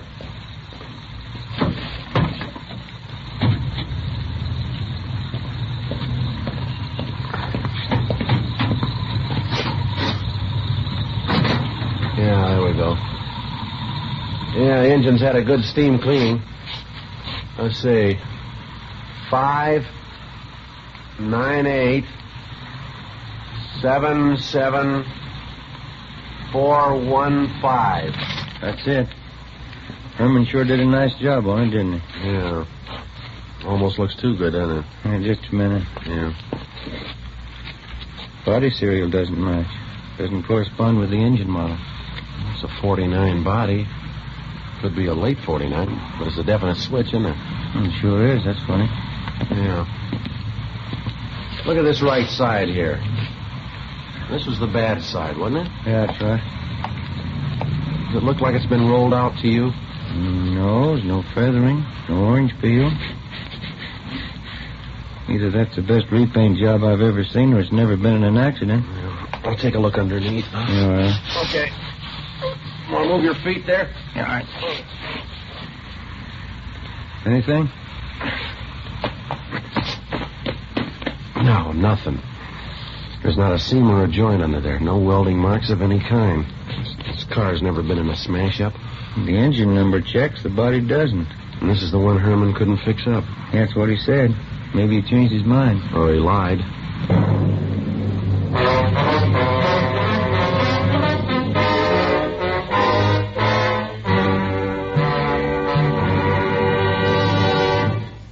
You are listening to Dragnet. From beginning to end, Dragnet is the authentic story of your police force in action. Now, from beginning to end, the Fatima story. Actual convincing proof that in Fatima, the difference is quality. Quality of tobaccos. The finest domestic and Turkish varieties, extra mild and superbly blended to give you a much different, much better flavor and aroma. Quality of manufacture. Smooth, round, perfect cigarettes. Rolled in the finest paper money can buy. Manufactured in the newest and most modern of all cigarette factories. Quality, even to the appearance of the bright, clean, golden yellow package. Carefully wrapped and sealed to bring you Fatima's rich, fresh, extra mild flavor. Because of its quality, its extra mildness, its better flavor and aroma, more long cigarette smokers are now insisting on Fatima than ever before. So if you smoke a long cigarette, compare Fatima. You'll find they now cost the same. But your first puff will tell you, Ah, that's different. Yes, in Fatima, the difference is quality. Insist on Fatima. Start enjoying the quality king-size cigarette. Fatima. Best of all long cigarettes.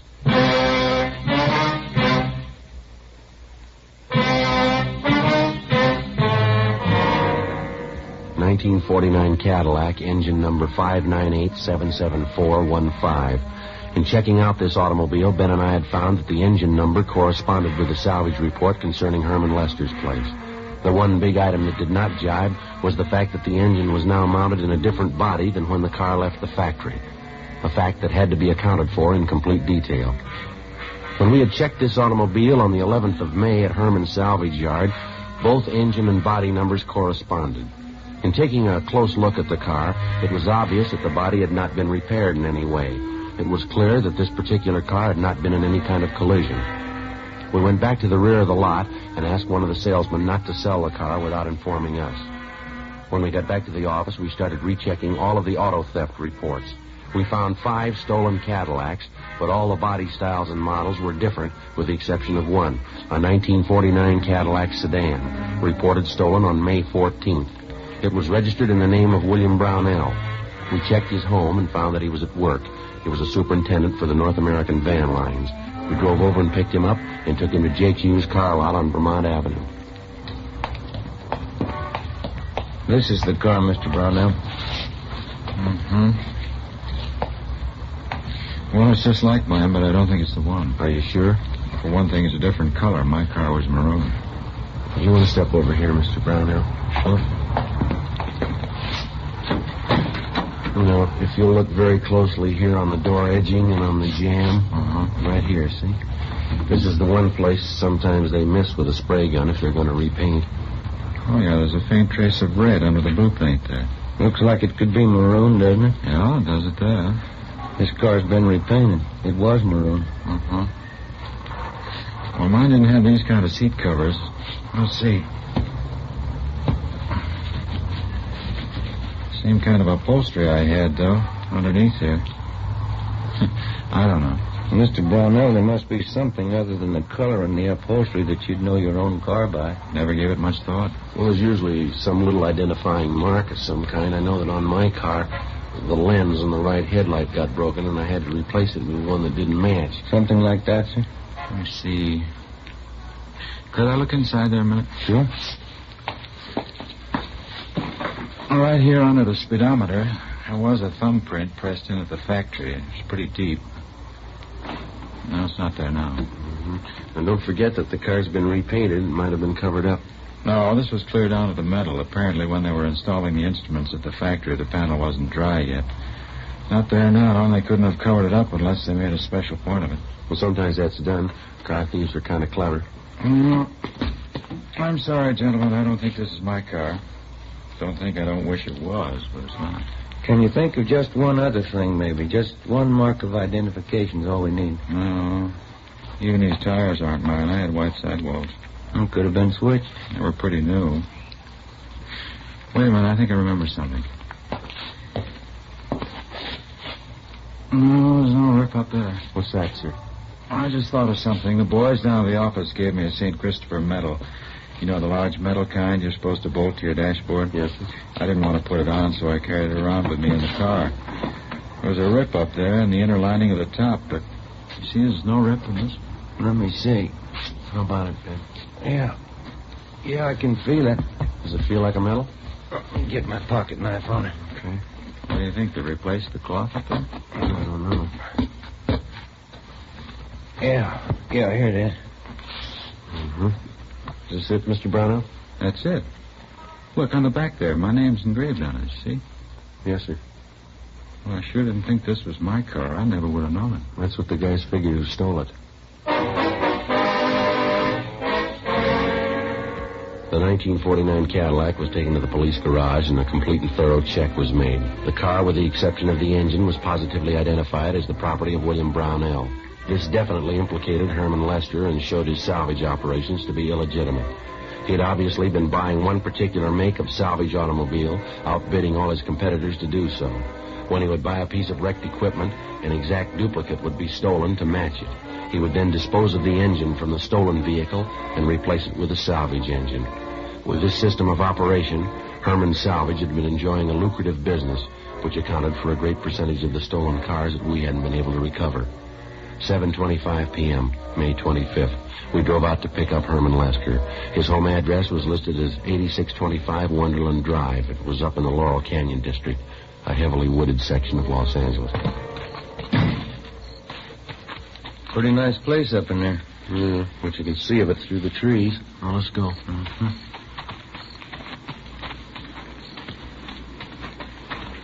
Look at that, Joe. Yeah. Looks like a 50 O's. Everything there but the engine. No plates. Mm-hmm. I didn't notice that from the street, did you? Never could have seen it from down there. Mm-hmm. Looks like a garage back up in there, doesn't it? Perfect spot. Can't see any of this from the street with all those trees. Pretty fancy layout for a home garage. Good size. Yeah. Somebody's working up in there. Yeah. Come on.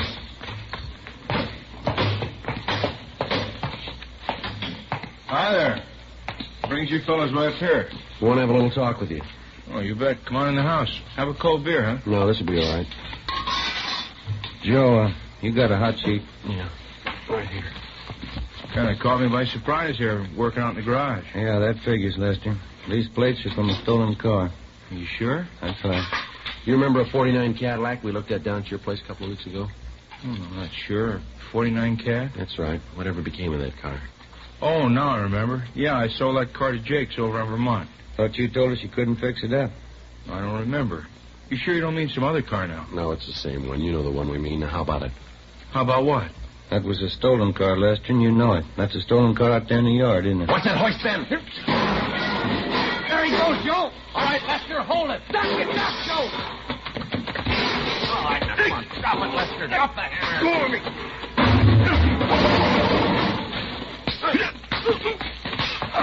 All right. I'll get the cuffs, Joe. Come on, get up on your feet. All right, come on. On your feet. Stand still. Rough one, huh? Yeah. Come on, Lester. Let's go. How'd you find out? Who tipped you off? St. Christopher.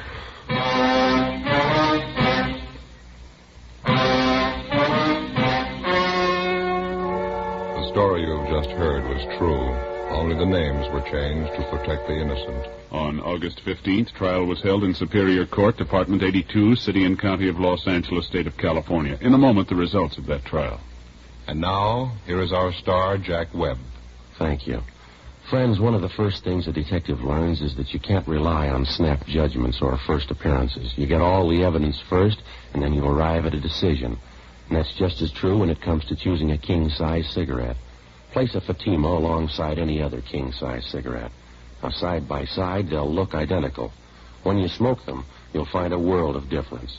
You'll find, as I have, in Fatima, the difference is quality. Quality that gives you extra mildness, a much better flavor and aroma. If you haven't smoked Fatimas yet, buy a pack tomorrow and see if you don't agree. In Fatima, the difference is quality.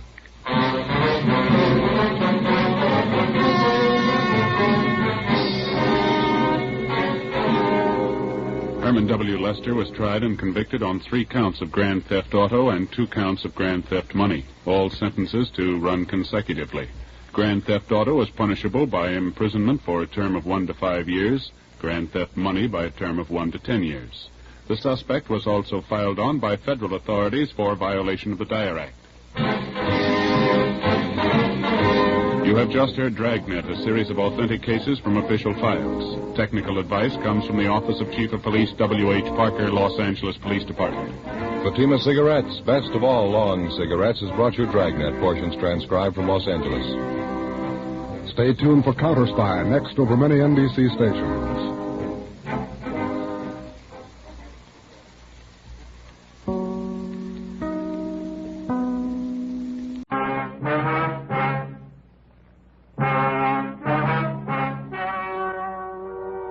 The story you are about to hear is true. Only the names have been changed to protect the innocent. Fatima Cigarettes, best of all long cigarettes, brings you Dragnet.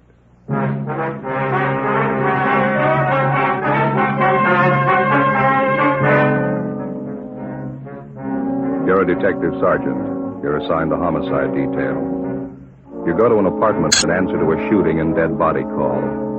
Her husband tells you it's suicide. The facts show it to be murder. Your job? Find out. You'll be amazed when you compare Fatima with other long cigarettes. You'll find they now cost the same.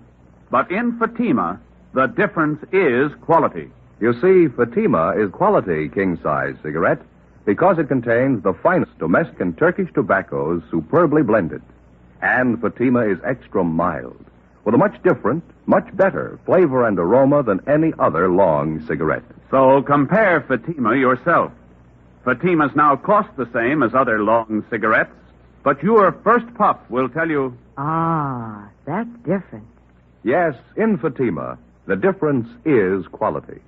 Ask your dealer for Fatima, the quality king-size cigarette. Best of all long cigarettes. Start enjoying Fatima tomorrow.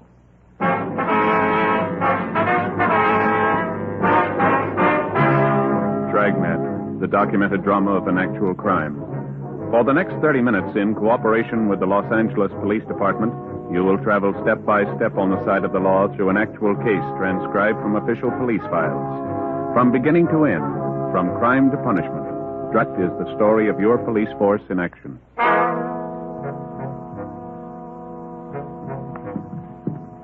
It was Sunday, March 9th. It was windy in Los Angeles.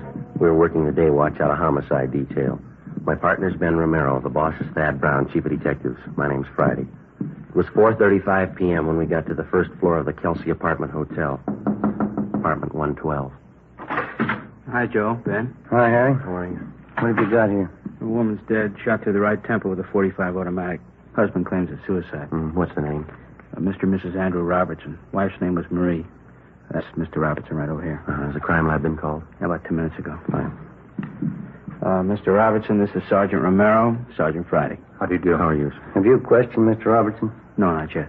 Mr. Robertson, do you want to tell us what happened here? I'd just gotten back from the corner grocery store. My wife and I had a little argument going. It started before I left for the store, and it was still on when I got back. I see. She was fixing chicken fried steaks for dinner, putting the flour on them. We had a few more words, and I went over and sat on the Davenport right where I am now. Mm-hmm. She was standing there in the doorway to the kitchen. She said something that set me off, and I guess I got pretty mad and said a few things. Then she went back over to that little nightstand there by the door to the kitchen. That one right there? Yeah, that's it. That's where I keep my Army automatic. She pulled it out of the drawer and back up into the kitchen. She put the gun to her head and said, "This'll put an end to the argument once and for all." I yelled at her and tried to stop her, but I was too late. She pulled the trigger and fell right there where she is. What'd you do then? I went upstairs to Ted Carlton's place. He lives in 212 right above us. We don't have a phone here. I asked him to call the police and send for an ambulance. Did you go over to see how badly your wife was shot? Yeah, I forgot to tell you. The minute she fired, I rushed right over to her, but I was too late. She was dead. Now, did you touch anything in here, move anything at all? No, sir, not a thing. I've been sitting here ever since I got back down from Ted's room upstairs. I see. Joe? Yeah. Empty cartridge casing here on the floor. Yeah. When Jones gets here, we'll measure the distance. Just a minute. We can put this saucer over till the crime lab gets here. All right. Riley. All right. Crime lab's here Friday. Lee Jones. Oh, hi, Lee. Hello, Joe. Bennett? Hi, Lee. Fremont, would you mind taking Mr. Robertson downtown? We'll be right down as soon as we finish up here. Right, Joe. See you later. Thanks a lot, Harry. Yeah, let's go. What do we got here? Shot through the right temple. Husband claims suicide. Uh-huh. What's under the saucer? Empty casing. Looks like she was flouring meat, huh? That's the husband says, yeah. It's probably what that is in the barrel of the automatic there. Yeah, we noticed that. Wastebasket's sure full, isn't it? Yeah? Right temple, huh? 45 automatic. Yeah. If she shot herself in the kitchen, how do you figure the empty casing got out there in the living room? Position of the body doesn't warrant that. That'll be Ed McGill, the photographer. Come in. Friday? Yeah? Oh, Ed? Hi, Ed. Well, what you want to shoot? Why don't you get an overall of the room first and grab one in the kitchen there? All right.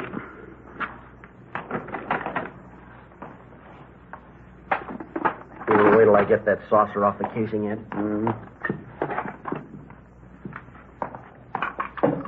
Okay. All right. Mary, you want to move over there, love? Oh, yeah. Thanks. All right.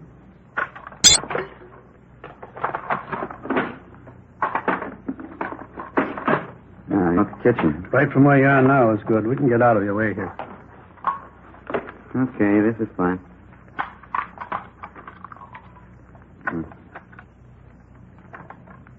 Mm-hmm. Now, right over the body. Better get that chair to stand on. Oh, yeah, here you are.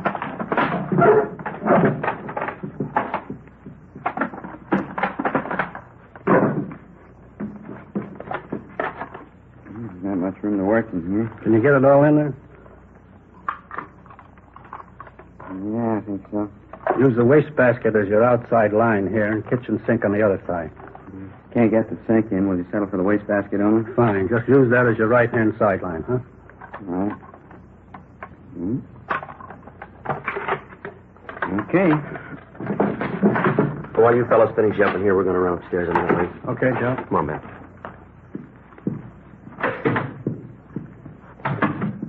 Where do you want to go first, Duto? Well, that's this Ted Carlton Robertson mentioned in it. Yeah, the fellow who's supposed to have called in from... All right, yeah. Here it is, right at the head of the stairs. Yes? Police officer. You're Mr. Carlton? Yes, that's right. Come in. Thank you very much. This is an awful thing, isn't it? Yes, sir. We understand that you're a friend of the Robertsons. Yes, I am. Have you found out anything yet? You think Andy killed her? We don't know. We haven't completed our investigation. Oh, I see. I'll bet that's the way it was. I hate to say that, but from all indications, it certainly looks that way. Mm-hmm. How do you mean? The argument, the shouting, then that single shot.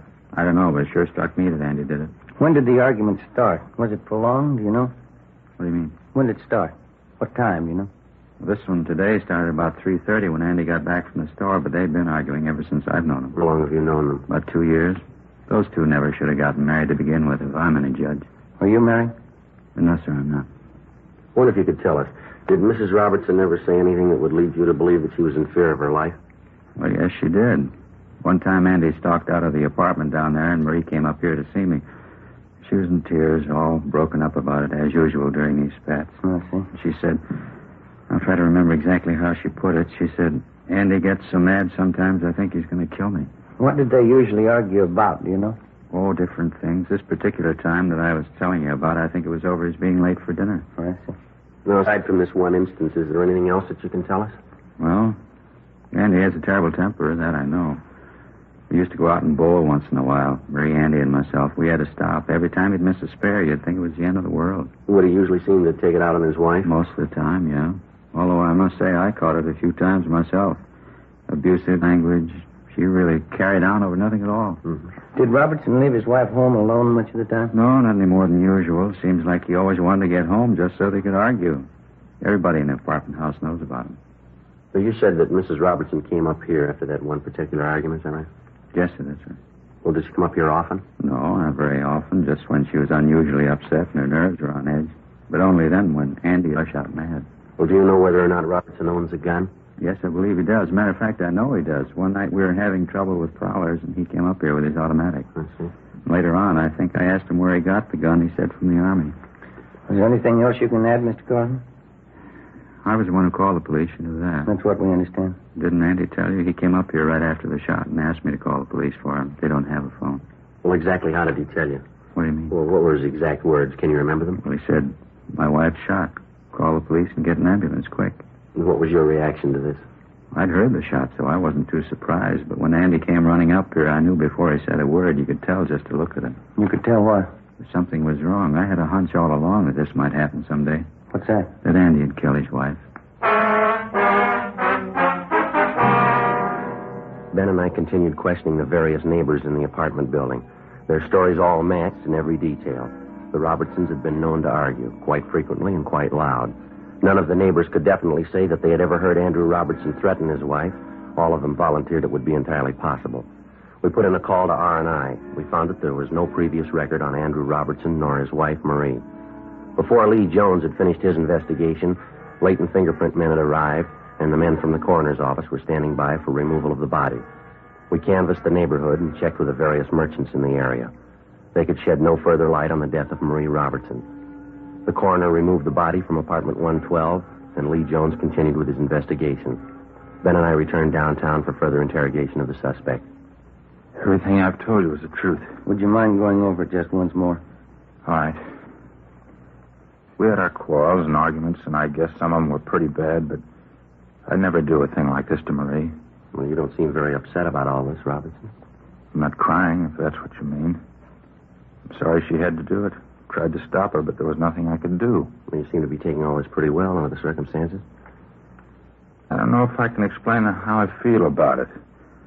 You see, Marie and I weren't too happy the past couple of years. We've been married 8 years, and I guess from the start we never could hit it off. Did you used to argue quite a bit? No, not at first we didn't. Just seemed that we've drifted apart the last couple of years. We seemed to fight all the time over nothing at all. I honestly believe we fell out of love. Well, would you mind telling us again exactly what happened this afternoon? First of all, I got up. I always like to sleep on Sundays. She asked me to go to the store. That started the argument. She knows I don't like to go shopping, but it seemed like she was always forgetting something, and I'd have to go. Mm-hmm. When I got back from the store, she was making chicken fried steaks for dinner. Mm-hmm. She was putting flour on the meat. We argued back and forth for a minute, and then she stepped into the living room. I went over and sat on the Davenport. All right, go on. We had a few more words, and she went over to the small nightstand by the kitchen door and took out my Army automatic that I kept in there. She backed up into the kitchen and pointed the gun at her head. Here. She said this will end the argument once and for all. As I said, I was on the Davenport about 12 feet away from her. I yelled at her. What'd you say? I said, Marie, put that gun down. It's loaded. Before I could reach her, she pulled the trigger. Then what'd you do? I rushed over to her, but it was too late. She was dead. Mm-hmm. What happened then? We don't have a phone, so I rushed upstairs to the apartment right over us, Ted Carlton's. I asked him to phone for the police and the ambulance. Did you tell Carlton about your wife? Yes, I did. I told him she'd been shot. Then where'd you go? So, just like I told you, out of the apartment, I went back downstairs and waited in the living room for you people to get there. Did you go near your wife's body? No, I did not. Did you always keep that gun loaded? Yes, I did. I always kept it loaded and actuated. The shell in the chamber, but I kept the safety lock on. Marie knew how to operate the gun because I showed her for when I was out late. Mm-hmm. She wasn't strong enough to actuate it, but she could work the safety. Did your wife ever try to commit suicide before? Not to my knowledge. Mr. Robertson, you sure that everything you've told us is the truth? It's the absolute truth, every word of it. Well, sir, here's the way it looks to us. We think you killed your wife. I didn't. Let us lay out a few things for you. We talked to your friends and neighbors in the apartment house. We have people who will testify to the fact that your wife was afraid that you might kill her. She told one man that. It isn't true. I don't know what she may have told somebody, but I didn't kill her. It's a known fact throughout the entire apartment building that you and your wife had violent quarrels. The kind of arguments from all reports that could easily lead to something like this. I told you we argued, but I didn't kill Marie. I couldn't do a thing like that. Mr. Robertson, we've made a preliminary investigation of your apartment. You say your wife killed herself. Let me show you some of the flaws in your story here. All I can say is what I've told you is the truth. I didn't kill her. Now, you told us that your wife went to the nightstand and got the gun. That's right. How did she pick up the automatic? How do you mean? Well, how'd she take it from the drawer? Like anyone would pick up a gun? By the butt? She picked it up like anybody would who was going to use it. You're sure about that? Positive. She didn't touch anything but the butt. Well, she had part of her hand on the trigger. Well, we know that, but she didn't touch any other part of the weapon. She did not. She didn't have time. Well, then how do you account for the fact that we found traces of flour on the barrel of the gun?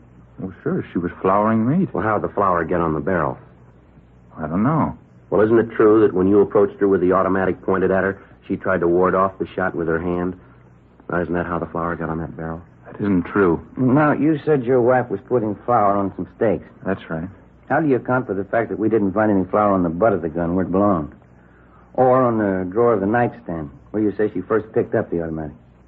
Well, I can't answer that. I don't know what all this means. Well, it means that unless you've got some kind of explanation, we have to assume that you're lying, that you killed your wife. I don't know how to explain all these things, but I didn't kill her. Mr. Robertson, you say you were an Army man. Isn't that what you told us out at the apartment?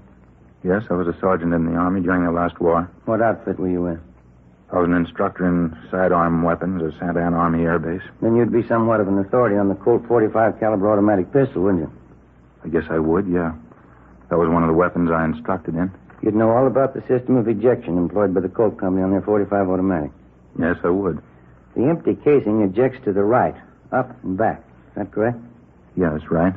In other words, if you were pointing a .45 at me and you pulled the trigger, the empty casing would eject to your right, up, and fall on the floor to the rear on your right side. Is that right?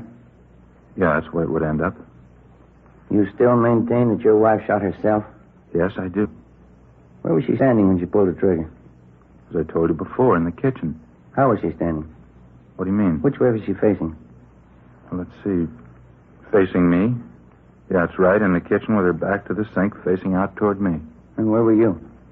On the Davenport in the living room, facing her. Now, bearing in mind what we've already discussed and agreed upon concerning the ejection system of a .45, how do you account for the fact that the empty casing was found in the living room, 6 feet and 4 inches from the kitchen? Let's see. I'll figure it for you. The empty casing should have been found on the floor of the kitchen, somewhere to the right and rear of your wife. Isn't that about it? I don't understand. Why are you trying to prove me guilty? I've told you, and I swear to you, I didn't kill my wife. Well, it'd be a physical impossibility for that empty casing to have landed anywhere but in the kitchen if your wife had pulled the trigger of that automatic. Now, how about that? What can I say? Please believe what I'm telling you. I didn't do it. Not according to the evidence. I don't understand any of this. Well, here's the way we've got it reconstructed. You had a quarrel. You got the gun. You met your wife at the doorway to the kitchen. You pointed the gun at her. She tried to ward it off with her left hand, leaving flour on the barrel of the gun. You fired, and the casing was thrown up and back to the right, where it landed on the rug of the living room. The testimony of the neighbors, the flour on your wife's hand, the position of the empty casing. Robertson, you're it. I don't know why all these things are the way you say they are. Well, we do. We don't believe your wife committed suicide. You think about it. Come on, Ben. Yeah.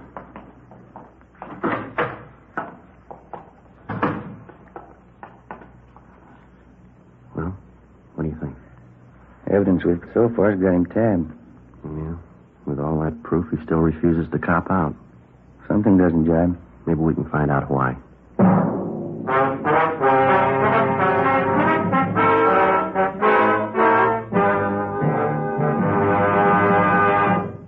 You are listening to Dragnet. From beginning to end, Dragnet is the authentic story of your police force in action. Now, from beginning to end, the Fatima story. Actual convincing proof that in Fatima, the difference is quality. Quality of tobaccos. The finest domestic and Turkish varieties, extra mild and superbly blended to give you a much different, much better flavor and aroma. Quality of manufacture. Smooth, round, perfect cigarettes, rolled in the finest paper money can buy. Manufactured in the newest and most modern of all cigarette factories. Quality, even to the appearance of the bright, clean, golden yellow package, carefully wrapped and sealed to bring you Fatima's rich, fresh, extra mild flavor. Because of its quality, its extra mildness, its better flavor and aroma, more long cigarette smokers are now insisting on Fatima than ever before. So if you smoke a long cigarette, compare Fatima. You'll find they now cost the same. But your first puff will tell you... Ah, that's different. Yes, in Fatima, the difference is quality. Insist on Fatima. Start enjoying the quality king-size cigarette. Fatima. Best of all long cigarettes.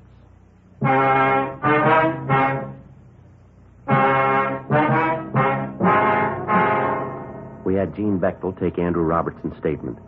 We had his testimony that his wife had committed suicide, a fact that he couldn't prove and that we could disprove. We had before us the final investigation. All evidence was taken to the crime lab for analysis. The photographs taken at the scene were developed and brought in for careful checking. In accordance with Robertson's story, both he and his deceased wife were given paraffin tests to determine the presence of nitrates. Both of them were fingerprinted, and latent prints detail started to check them out. Teams of men were sent out to talk with the close relatives of the two people. Sunday, March 9th, 7 p.m. We got a call from Lieutenant Lee Jones that he had the final results of his investigation. We went over to the second floor of the Central Station crime lab. Got a couple of things for you. Okay. How'd you make out with Robertson? Well, he insisted it was suicide. What's your ID on it? Let me show you what we got. All right. Yeah, look at this. A picture of the 45 casing. That's right. Take a close look at it. Right here in particular. Yeah. You notice this one edge is a little crimped here? Yeah, ejector marks. No, here are your ejector marks up here, see? This crimping is something entirely different. What is it? You remember where you found this casing? 6 feet 4 inches into the living room. That's right. And we wondered how it could have been thrown that far by the ejector if the husband's story's true. The ejector didn't do that. I wondered, too. On closer inspection, I noticed this crimping. Let me show you how this casing got out there in the living room. Here's an identical 45 caliber Colt empty casing. Yeah. We place it here on the floor on a piece of carpeting, the same thickness that was in their kitchen, linoleum. Now watch this. I'll step on it, hitting it from an angle. There's your answer to that. When the husband ran over to his wife's side, what did he say he did? Yeah, it's about the size of it. He stepped on the casing accidentally, and certainly not caring about it at that moment, it bounced out into the living room just like a tiddlywink. Here. Notice the casing now, the crimping. Check it against the photo. Yeah. Looks exactly the same way. It matches. Did the flour on the barrel of the gun, it was flour, by the way, did it figure in for you fellas? Well, yeah, we figured the wife was trying to ward off the gun when he pointed it at her. Certainly the logical deduction. Now, let me show you how it really got on there. Here's that shot of the kitchen out there. Yeah. Notice the wastebasket here? It's pretty full, isn't it? Yeah, we noticed that when we were out there. What you probably didn't notice is this. Now, here's a blow-up of just that section where the wastebasket was. Can you see what's on the top of the stuff in the basket there? Yeah, can you hold it over here, leave little lights in. Yeah, it looks like a flour sack. That's right, an empty flour sack. Now, figuring the position of the body in relation to that wastebasket, when she dropped the gun, it fell from her hand, striking the wastebasket, bouncing off, and landing on the floor where you found it. You said when she dropped the gun. You figure it was suicide? It's beginning to shape up that way, isn't it? There was no flour found on the butt of the gun. That part of the automatic didn't come in contact with the flour sack. Yeah, but at least she was flouring meat. There were no traces of it on her right hand, on the palm, just on the back. In checking the clothing, we found streaks of flour where she could have wiped her hands clean before picking up the gun. Yeah, and out there we could only see the backs of her hand. The coroner checked that through, huh? It doesn't look like he killed her. There's more here. As you know, we ran paraffin tests on both the victim and Robertson. Yeah. Here's the results of the test. See. Andrew Robertson, known nitrates negative. Marie Robertson, evidence of nitrates positive. She fired a gun, he didn't, huh? That's it. There's something else. Here's the report from latent prints. Smudges. One good thumbprint, right hand, belonging to Marie Robertson, indicating she was the last one to handle the weapon. Well, that's about it, Lee? No, that's more for you. Now, this shot was taken facing the east wall of the kitchen. That's the wall that would be on anyone's left, sitting on the Davenport in the front room. That's right. Wouldn't be possible to see that wall from the Davenport. No, it wouldn't, that's right. You can see the white X where we located the slur. Yeah. Relative to the position of the body, if she was standing, holding the gun at approximately a right angle with the side of her head, the bullet would come to rest approximately 4 inches below the crown of her head. Yeah. Does it check out? The coroner says she was 5'4". The bullet was found at a height of 5 1/8, proving that she shot herself rather than anyone else doing it, judging from the inclination of the bullet. As you know, this is critical. Yeah. From what it's worth, the condition of the wound indicates that it was inflicted from extreme close range. Fair point when you consider that most people wouldn't submit to being shot from close range without a struggle or unless taken by surprise. Well, from all reports, we know she wasn't taken by surprise. Well, that's it, fellas. That's all we have. Well, thanks, Lee. It's sure enough. Crime Lab, Jones. Yeah, right here. Just a minute. Either one of you. All right, Lee, I'll get it, huh? Thank you. Friday. Oh, hi, Harry. You did, huh? What's that? Mm-hmm. Yeah. Do you have the letter with you? It does, huh? Yeah? Yeah, right, Harry. Thank you very much. Bye. Harry Fremont. He just left Marie Robertson's mother. What'd she have to say? Well, Fremont says she gave him a letter. He's on his way in with it now. It was written by Marie Robertson. It says something about taking her own life. Her mother says that the husband couldn't have done it. Says the daughter's shown indication in the past of wanting to take her own life. Well, that about cinches it. Makes you feel kind of good, doesn't it? Yeah. Find a man clear on a charge instead of having to hang him up. Come on, Ben. Right. Where you headed? Back cross street. Wait till I get my coat. I'll go with you. What for? I want to see him, too, when you tell him.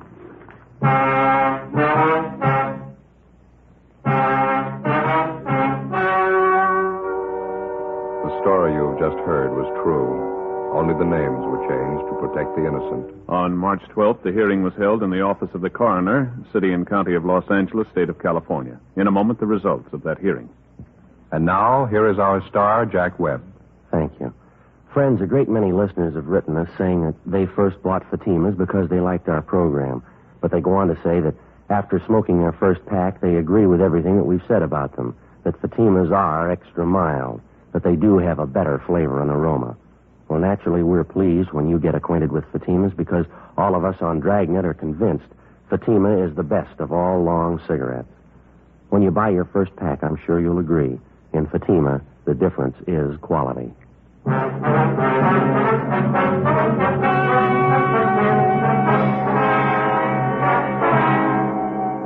Andrew William Robertson was immediately released from custody. A 510 form was made out, exonerating him from any complicity in the death of his wife. Ladies and gentlemen, Mr. James M. Fox, president of the Southern California chapter of the Mystery Writers of America. The Edgar Allan Poe Awards of the Mystery Writers of America are made each year for outstanding contributions in the field of mystery. This year, by a nationwide vote of 300 professional mystery writers, the radio award goes to Dragnet for consistent excellence in the use of the medium in the best traditions of our craft.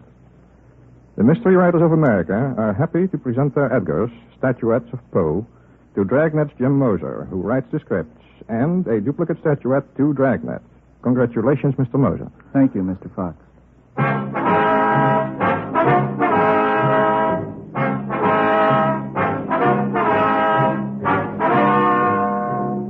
You have just heard Dragnet, a series of authentic cases from official files. Technical advice comes from the Office of Chief of Police W.H. Parker, Los Angeles Police Department. Fatima Cigarettes, best of all long cigarettes, has brought you Dragnet, portions transcribed from Los Angeles. Stay tuned for Counter Spy, next over many NBC stations.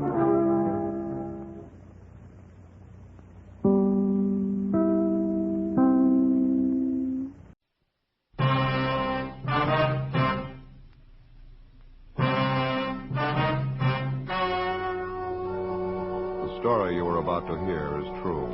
Only the names have been changed to protect the innocent.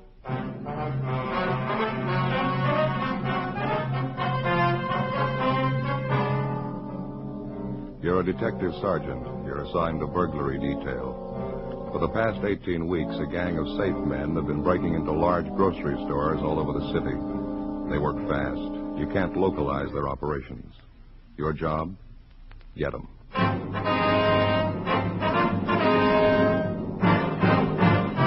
Dragnet, the documented drama of an actual crime.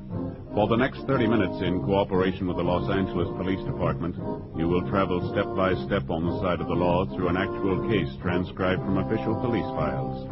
From beginning to end, from crime to punishment, Dragnet is the story of your police force in action. It was Wednesday, September 16th. It was hot in Los Angeles. We were working the day watch out of burglary detail. My partner's Ben Romero. The boss is Captain Wisdom. My name's Friday. It was 7:45 a.m. when I got to the service station on the corner. The phone booth.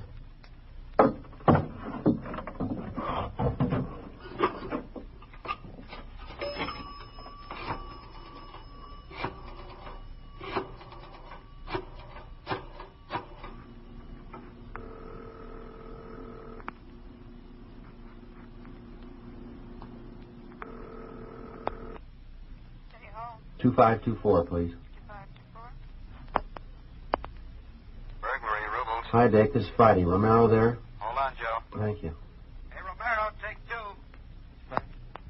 Romero. This is Friday, Ben. Yeah, where you been? Well, my car again. Something's wrong with that distributor. I'm going to leave it at the service station. I'll grab a streetcar down, huh? They hit again, Joe. This one makes 37 job. Where at this time? Wilson Brothers Market at Melrose and Green. Drilled the safe and walked out with $462. Well, our stakeouts are doing a lot of good, aren't they?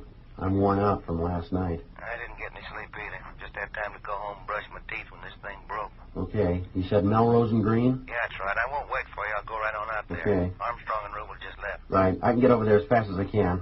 Old man was down here bright and early. Things are jumping. Okay. I'll see you later, huh? Oh, Joe, just a minute. Yeah. Skipper just came in. Who you got on the other end there? Friday. You on your way to Melrose and Green? That's right. The minute you get back, I want to see you two in my office. Right. I guess you heard it. Yeah, I did.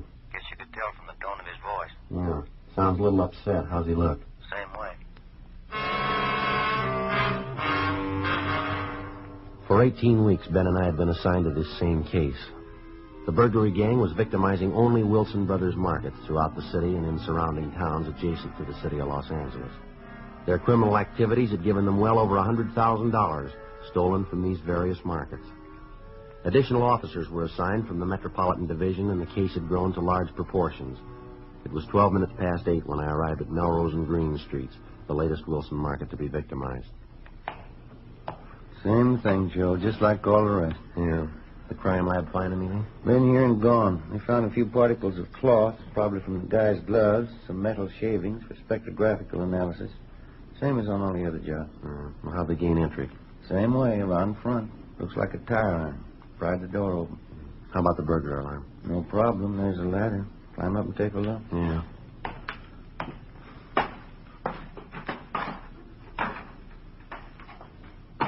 See it? Yeah, I see it. Cut the key leads again, huh? Nothing's different, Joe. Just exactly the same. All around. Well, that really tears it, doesn't it? Yeah. 252 men on stakeout last night, and they know just which market to hit, one that isn't covered. Well, when you figure Wilson's got over 300 stores, we can't cover them all. I think we might have some of the luck. We're sure overdue. Nobody could be this lucky this long. Now, they're out to break the record. Haven't turned up anything new at all, huh? Not so far. I've been looking around. Come on. Yeah. Rubels and Armstrong in the store? Yeah, they're checking the back of the store, stock room, employees' locker room. And how much was taken? Told you on the phone, $462. Some checks, about $200 worth. Well, this is Wednesday. I suppose the thieves have discontinued the weekend jobs? I don't know. Your guess is as good as mine. Here's the box. Yeah. Sure a good, clean job. A lot different than those first ones, huh? Yeah, they've come a long way. Well, the safe was certainly well lighted, wasn't it? 200-watt bulb up there. Still burning when we got here. Doesn't do much good with all those boxes piled up over there in front of the window, though. Manager says they weren't there when he closed up last night. Well, nothing seems to bother them, does it? They move in, don't chance turning out the light. They just pile crates up between themselves and the street, and then they take their time drilling the box. That's it. There's the usual empty pop bottles, 3 of them. Yeah, to cool the bits with, yeah. Hi, Friday. Didn't know you were here yet. Well, hello, Rubels. How are you? Yeah, but we got something. Yeah? Fished these out of the drain in the bathroom. What do you got? Looks like they tried to get rid of them. Some of the checks torn up and this fishing license ripped in two. Well, could I see those? Hmm. Charles W. Royal, issued last month. Good chance he might have carried the license in his pocket and got it mixed up with the checks. First, maybe he was going to take the checks, but changed his mind, tore them up, the license with him. Well, let's hope you're right, Dick. But it might just belong to some employee here. Well, we've been kind of figuring these jobs might have an inside connection. Maybe this is it, huh? Let's check it out. Yeah, maybe this is the break we've been looking for. We went back to the office and checked the name Charles W. Royal through R&I. No record. We contacted the management of the Wilson Markets. He had been an employee at the store, which was just held up. He'd been transferred 6 months prior to their Van Nuys branch. In checking back, we found that the Van Nuys Market was one of the first stores to be burglarized. It was placed under surveillance for several days, and during this period, another Wilson Market was burglarized. The officers conducting the surveillance accounted for all of Royal's time during the burglary. He was brought in for questioning and cleared of any complicity in the burglaries. Monday, September 28th, 8 a.m., we met with Captain Wisdom. The reason for Royal's fishing license being in with those checks was because he left it behind at that store when he was transferred. That's right. Manager of the store confirmed it. Said he kept it in a safe for him so it wouldn't get lost. Well, that lead went nowhere. None of them go anywhere. We don't get any leads. Been no kickbacks on any of our teletypes, APBs, or radiograms. Between Armstrong, Rubles, and Ben and I, the girls in the stats office think we're on the payroll down there. We're wearing out the cards, having to make runs on the gang's M.O. for us. How about that last stuff Burton from CII sent down? Well, we checked all three of them out. Nothing. Boys in the crime lab got a lot of physical evidence if they could make something out of it. That's just it. You can't make something out of nothing. You haven't got much up there. A few steel shavings off those safes, a couple of broken bits, handful of cotton fuzz they think is off the guy's gloves. You can't work miracles. Yeah, that's right. I don't think we've overlooked anything, Captain. Every neighborhood in the vicinity of every burglary has been checked and rechecked. And all you turned up was that one woman? Yeah, the one that saw the three men out in back of the Wilson Market over on Vermont. She thought they worked there. Didn't know she'd witnessed a burglary till we told her. Mm-hmm. She couldn't identify any of them, huh? No, she couldn't. I just checked with the sheriff's office. These burglaries are driving them crazy, too. No leads. Boys from the parole office have been trying to give us a hand. We've checked out everything they sent us on dischargees and parolees. Nothing fits. Well, did the markets seem to be cooperating, holding up their end as they were instructed? Well, as far as we can tell, right to the letter, yeah. All the safes that were concealed in any way have been moved out in a more conspicuous spot, all well illuminated. The Wilson Company has bought better-made safes to replace the ones that were broken into. They're replacing their old models as fast as they can. Doesn't seem to stop them. Yeah, all that's according to the book. Doesn't figure with all those precautions they'd be foolish enough to tip off the thieves. What do you mean? Well, here, take a look at this. Yeah. Larson and Gunn turned this up at that Venice Boulevard job night before last. Mimeograph stakeout instructions. Huh? That's right. Put out by the management of the markets. Every time we inform them of a stakeout night, they put these inter-store memos out. Yeah. That was for the purpose of informing all the different store managers of the police department's plans so they'd be sure and comply with our instructions. Yeah. Motive was okay, but the effects have been causing us more trouble than we know. Well, weren't these destroyed after the store managers read them? Apparently not. We notified the management of the stores to be staked out a week in advance so that they could quietly let the stores know about it. Whether we wanted the lights left on or turned off to move the safe out of hiding, all the various instructions. And the management of the market chain just took it on themselves to send out these memoed sheets, huh? And not only that, in checking the last couple of jobs, either these sheets were in the manager's desks or they were posted in the store someplace. All the thieves had to do was go through a desk or check a bulletin board, and they knew right where we'd be. Huh? Without this advance information, maybe it'll slow them down. Maybe we can write in on part of the luck. We're due. Yeah. Now, come on over here to the pin map. Well, here you are, Friday. A red pin for you and one for you, Romero. Mm. You put them in. I got calluses on my thumb from trying to keep up with those thieves. Yeah. Venice Boulevard and Rockwell. Mm-hmm. Vermont and Marathon. Yeah, just look at them on there. They're going to run us out of pins if we don't blow the whistle on them. Well, I'm getting a little sick of it myself. You take a good look at the map here. All the red pins are these market jobs in and around here and through here. Mm-hmm. As you know, Wilson's got stores throughout most of Southern California. Yeah. They've hit in and around the metropolitan area, Pomona, Glendale, a couple of times at the beach cities. But look over here. That's Eagle Rock. Yeah. Now, for some reason, they're leaving Eagle Rock alone. There's 7 Wilson markets out there, not one of them have been touched. Well, maybe they'll hit there next, huh? And we double-checked all cruiser units out there, told them to be doubly alert. Also to report any suspicious moves around any of the stores. Now, I want to report on any and all cars driving below normal speeds anywhere near those markets. Anything even remotely out of line. There's 7 stores in and around that area. Excuse me. Burglary, Wisdom. The highball. Who's that?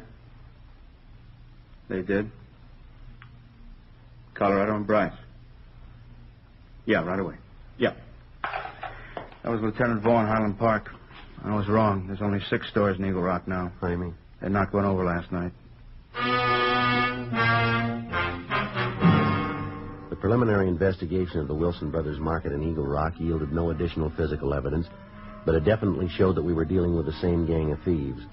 In this last burglary, they got away with $1,852. 1:34 p.m. After 5 hours of continuous checking in the immediate neighborhood of the latest market to be burglarized, Ben and I located a Mrs. Olive Rebard. We felt sure that we'd reached a turning point in the case. Mrs. Rebart had seen 2 of the gang members at work in the Wilson Market at Colorado and Bryce in Eagle Rock.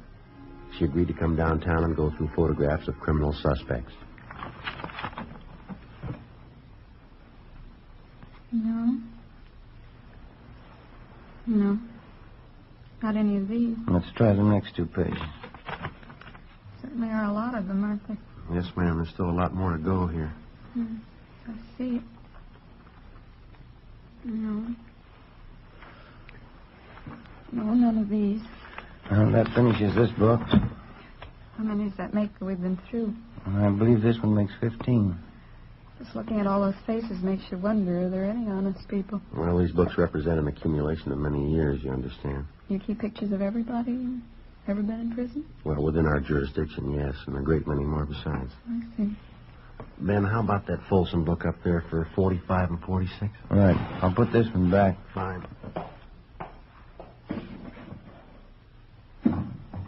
46, yeah, that's it.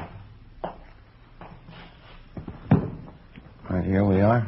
You ready, Mrs. Rebar? All right.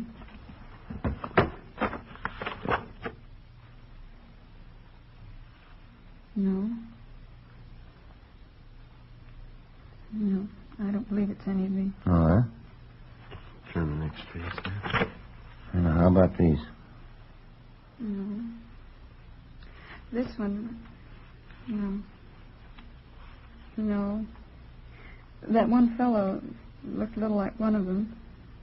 I thought he did at first. Which one was that? This one. This one here? No, I was wrong. He looked familiar at first glance. Well, now, we told you before, Ms. Rebar, if any of these men, their ears, eyes, nose, chin, any part of them looks like any part of the men that you saw, we'd like to know that. We'll have our Sergeant Putoff up in our crime lab drop a composite for you. You mean you put all the different features together? Yes, ma'am. If you think it might help in any way. I mean, it'll certainly help us. I didn't realize that you were that thorough. Oh, we have to be. Well, I'm just not that sure about any of their features. It was just like I told you, I didn't get too good a look at them, but I thought I might remember. There's so many pictures here. Well, would you like to rest a little while, Ms. Rebar? We've been going at this thing for about 2 hours now. No, that's all right. No, I want to help if I can. I think I'll open this door, little Joe. All right. Got a little draft in from the hall. There. Gets a little stuffy in here sometimes. Thank you. I wonder if you'd like a cold drink of some kind. Coke, something like No, that? thank you. That's very kind. I don't care for one. All right. Would you like to go on? Yes, I guess so. All right. No. Mm-mm. You understand that when I saw these men in the store, I had to look through the front window. They must have been at least 40 feet away from me. I had to shout to be heard. Yes, ma'am, we understand. They didn't come over to me at all. Mm-hmm. I just can't believe that they were really those lightning burglars. Isn't that what the paper called them? Yes, ma'am. They were just as big as life. They were standing behind the meat counter. They even had on butcher's aprons. It's so hard to believe, because they didn't act like burglars at all. Sometimes they don't. Well, the only thing that struck me funny was that anybody be working there on a Sunday. I've seen men in there before. It just didn't seem right that they'd be working there. I wanted to get in to pick up a box of starch. They told me to come back Monday morning when they were open. Well, if you could have seen over the counter from where you were standing, you would have seen the floor safe right there in the meat department. They were trying to open it. I never would have known it. You're sure you people couldn't have made a mistake, Bob? No, ma'am, I don't think so. We've checked there, and there was no authorized employees in that store yesterday morning. That's so. Well, must have been them then. Yeah, we're pretty sure it was. Yeah. Let me help you there, Mrs. Rebar. These pages are stuck together. Thank you. There. There you are.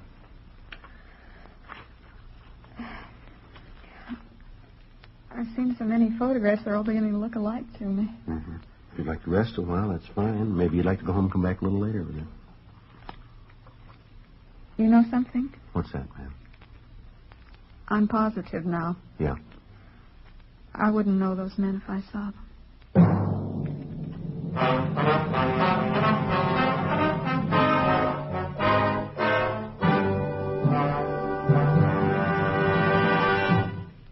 You are listening to Dragnet. From beginning to end, Dragnet is the authentic story of your police force in action.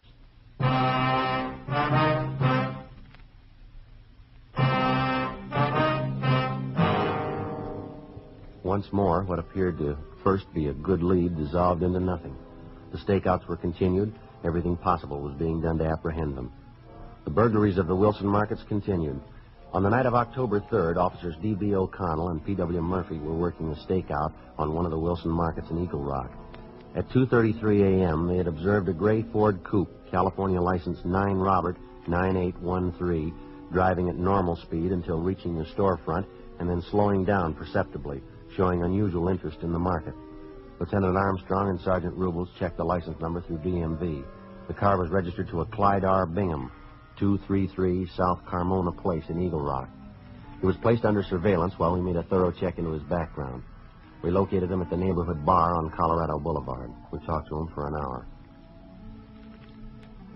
So that's it. I'm not your man. You sure you didn't drive past that Wilson market on Bellevue Avenue? I didn't say I've never driven by it, but not on the night you said. Well, have you driven by it on other nights? I wouldn't remember that. I live out here, and I drive down Bellevue a lot, but I don't know if I've ever been by that market. I suppose I have. We have your license number and the word of 2 officers who saw you. I'm afraid they must be mistaken. You have the word of Benny and Walt. You just talked to them. I told you I was here on the night of October 3rd. I stayed here until almost daylight talking to Walt. He closed up at 2, and we sat around and talked. Where'd you say your car was parked all this time? Right out in front. Ben Walt told you that, too. I'm telling you, I never left this place the other night. Mm-hmm. Is it possible you could have forgotten? Not all 3 of us. And you didn't loan your car to anybody? No, sir. I never loaned my car. Stayed right out there in front. What'd you say you did after this place closed? As I said, I sat around and talked to Walt. He owns the place. Mm-hmm. What'd you talk about? Oh, I don't know, this and that. I don't recall exactly. Did you go to work the following day? Yes, sir, I did. Seems funny you'd sit up all night talking, then go to work. I don't have to be to work until I please. You know, I'm my own boss. Yeah, would you run your business all by yourself, do you? No, I have 2 secretaries. They make out checks, keep the books. What kind of business did you say you were in? Business management. You know, the thing that bothers me is why you're asking me all these questions. Routine investigation. Doesn't sound very routine to me. I don't understand. We're on an assignment. During the course of that assignment, it became necessary to interrogate you. I still don't understand. Anything else you want to know? No, sir. I think that pretty well covers it. Something I'd like to know. Yeah. Is there a law against slowing down in front of a market? Ben and I felt that Bingham was lying for some reason that we were not aware of. All efforts were made to determine that reason. We made a complete search of his residence. His relatives, friends, and associates were interrogated. The 2 men who had alibied for him were checked out. No evidence was obtained to connect him in any way with the Wilson market burglaries. The surveillance was continued on the 3 men. During the next 2 weeks, another market was burglarized. None of the 3 men could have been involved in any way. Another month went by. The burglaries continued unchecked. The newspapers had dubbed them the Lightning Bandits. There was only one exception to the title. By this time, they'd begun to repeat on markets, to hit again where they had burglarized a safe previously. December 3rd, 4 a.m., Ben and I were cruising the central area of the section not covered by stakeout. I figured there's only one way to beat this thing. Yeah, what's that? Ask for a transfer before they offer us one. Well, seems like every way we turn, we're stopped. No leads, nothing. Here it is almost Christmas again. Those market thieves started last Easter. Yeah, I know. Well, we got everything covered again tonight as best we can. We could just keep all the markets covered at one time. Well, that's been done a couple of times, you know that. Yeah, I know that, but keep them covered all the time till we get to them. If we had the manpower, we could do it. Yeah. You want to swing in close to the curb? Here's another market. Yeah. You see anything? No, nothing on this side. I can't see the safe in there, can you? No. Those vegetable counters are partially blocking it. Lights on, though. Mm-hmm. Yeah, this side's clear, too. Rear of the store backs up against that other building, doesn't it? Yeah, only a front and side entrance. You swing around again. Will you make a U? You see something? No, I'm not sure. Just pull back up in front again, huh? All right. Okay, this is fine. You want to kill your engine? Mm-hmm. You hear that? I'm not sure. Come on.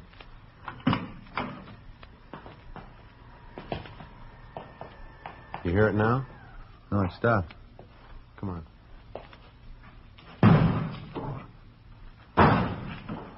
They're throwing vegetables at that front window. They're trying to draw our attention here. Now, you cover the side. I'll try to force them to you. Right, there's the news right. Right, I see it. All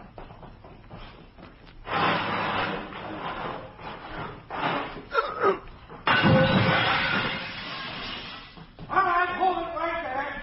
Get your hands in the air. I got him, Joe. You want to shake them down? Yeah, right. All right, stand still. Cover them, Joe. I'll see if there's any more besides these two. Right. Who tipped you off?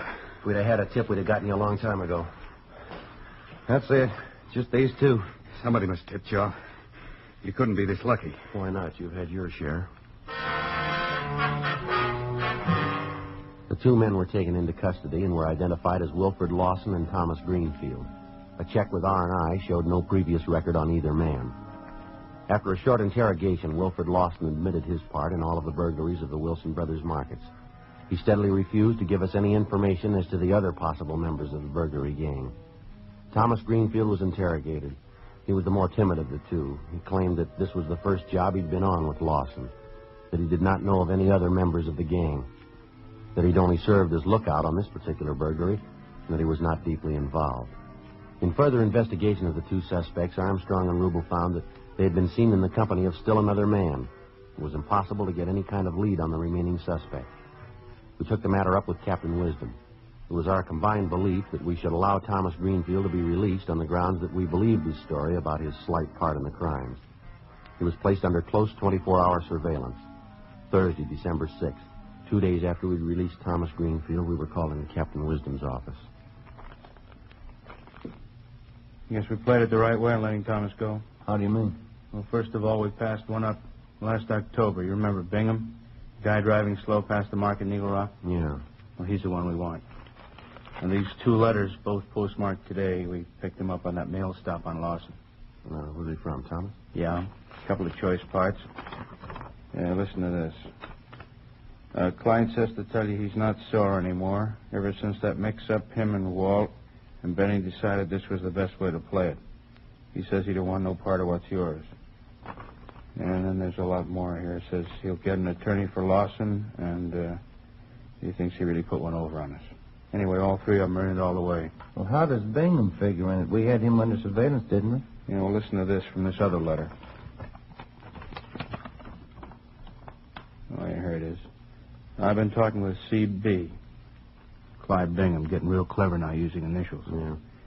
I've been talking with C.B. several times only on the phone. He's really not sore. He only laid out since that time. He figured he might be hot. That's enough, isn't it? It's all there. It adds. Okay, you got one to roll on. Yeah. Go out and pick him up. This time we'll keep him.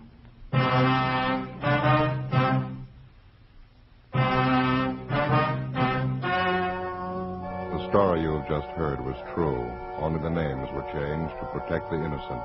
On March 22nd, trial was held in Superior Court, Department 88, City and County of Los Angeles, State of California. In a moment, the results of that trial.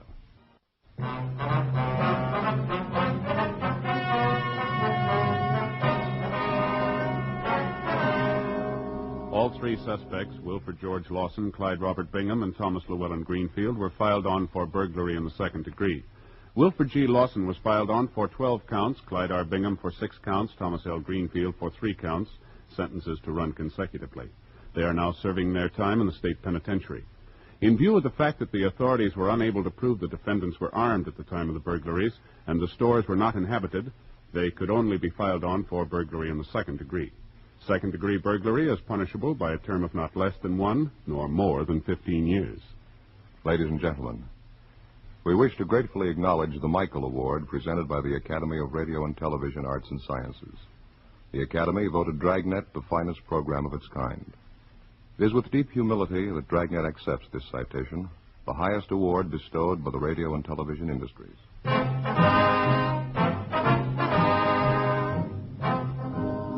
You have just heard Dragnet, a series of authentic cases from official files. Technical advice comes from the Office of Chief of Police W.H. Parker, Los Angeles Police Department. Fatima Cigarettes, best of all long cigarettes, has brought you Dragnet, portions transcribed from Los Angeles. Stay tuned for Counter Spy next over most NBC stations.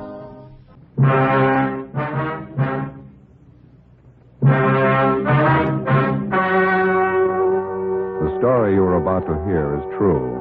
Only the names have been changed to protect the innocent. Fatima Cigarettes, best of all long cigarettes, brings you Dragnet.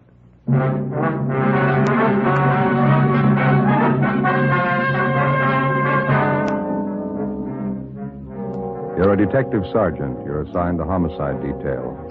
A young mother is murdered in bed while her 7-year-old son sleeps by her side. The killer was vicious and cunning. Your job? Get him. You'll be amazed when you compare Fatima with any other king-size cigarette. The size is the same. They now cost the same. But in Fatima, the difference is quality. You see, Fatima is the quality king-size cigarette because it contains the finest domestic and Turkish tobaccos superbly blended. And Fatima is extra mild, with a much different, much better flavor and aroma than any long cigarette. So compare Fatima yourself.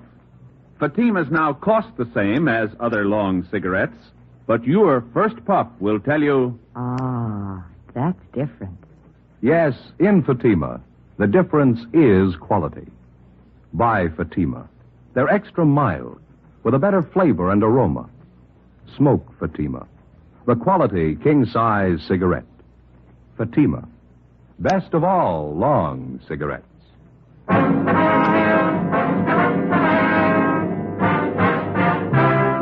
Dragnet, the documented drama of an actual crime. For the next 30 minutes, in cooperation with the Los Angeles Police Department, you will travel step by step on the side of the law through an actual case transcribed from official police files. From beginning to end, from crime to punishment, Dragnet is the story of your police force in action.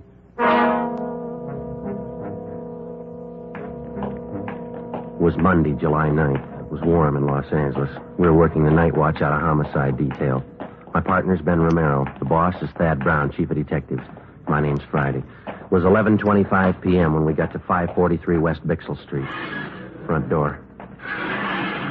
Homicide? That's right. This is Friday. My name's Romero. Klein, Unit 69. How are you? Partner's Thomas. He's in with the victim's mother and son. Back this way, sleeping porch. Okay. What's the story? Really a nasty mess. Looks like a shotgun. Victim's face is half gone. What's the name? Josephine Stevens, 28 years old. What do you got so far? Not much. Her mother's in a state of shock. Talked to the young boy for a minute. Pretty terrible. Here's the sleeping porch. Dear God. Yeah. You got a little kid by her side. It knocks the props out from under you. What do you got on it? Since Josephine Stevens and her 7-year-old boy was sleeping in the bed when it happened, haven't been able to fill it all out yet. From what the youngster told us, it happened about 30 minutes ago. I'd say it was a shotgun, too, wouldn't you, Joe? Yeah, looks like it. You can see by the head of the bed here, it looks like shotgun pellets. Yeah. The screen in the door here looks like it was recently torn. Yeah, Thomas and I noticed that, too. We made an immediate search of the area. Didn't turn up anybody. Backyard, round side, shrubbery. Didn't find anything. Yeah? We were careful not to step off onto the soft earth anywhere around. Didn't want a chance destroying any prints or anything. That's fine. Did you talk to the girl's mother at all, Klein? Very little. She's still hysterical. Doesn't seem to know what she's saying. Couldn't tell us very much. Yeah, well, let's step into the next room, huh? Room's just the way we found it. Nothing out of order. Dresser drawers are all closed. Room hadn't been prowled. Doesn't look like the work of a burglar or a prowler. Well, a burglar or prowler wouldn't be carrying a shotgun either, would he? The only thing Thomas and I found were a cut in the screen, the gate around the side of the house there. It was open. Crime lab been called? Haven't had time to do it right now. No, never mind. I'll take care of it. I want to call in anyway. Do they have a phone here? Right in the kitchen there on that table. Okay, thank you. I figure we could use some help, don't you? Yeah. Right there, you left. Yeah, I see it. Thank you.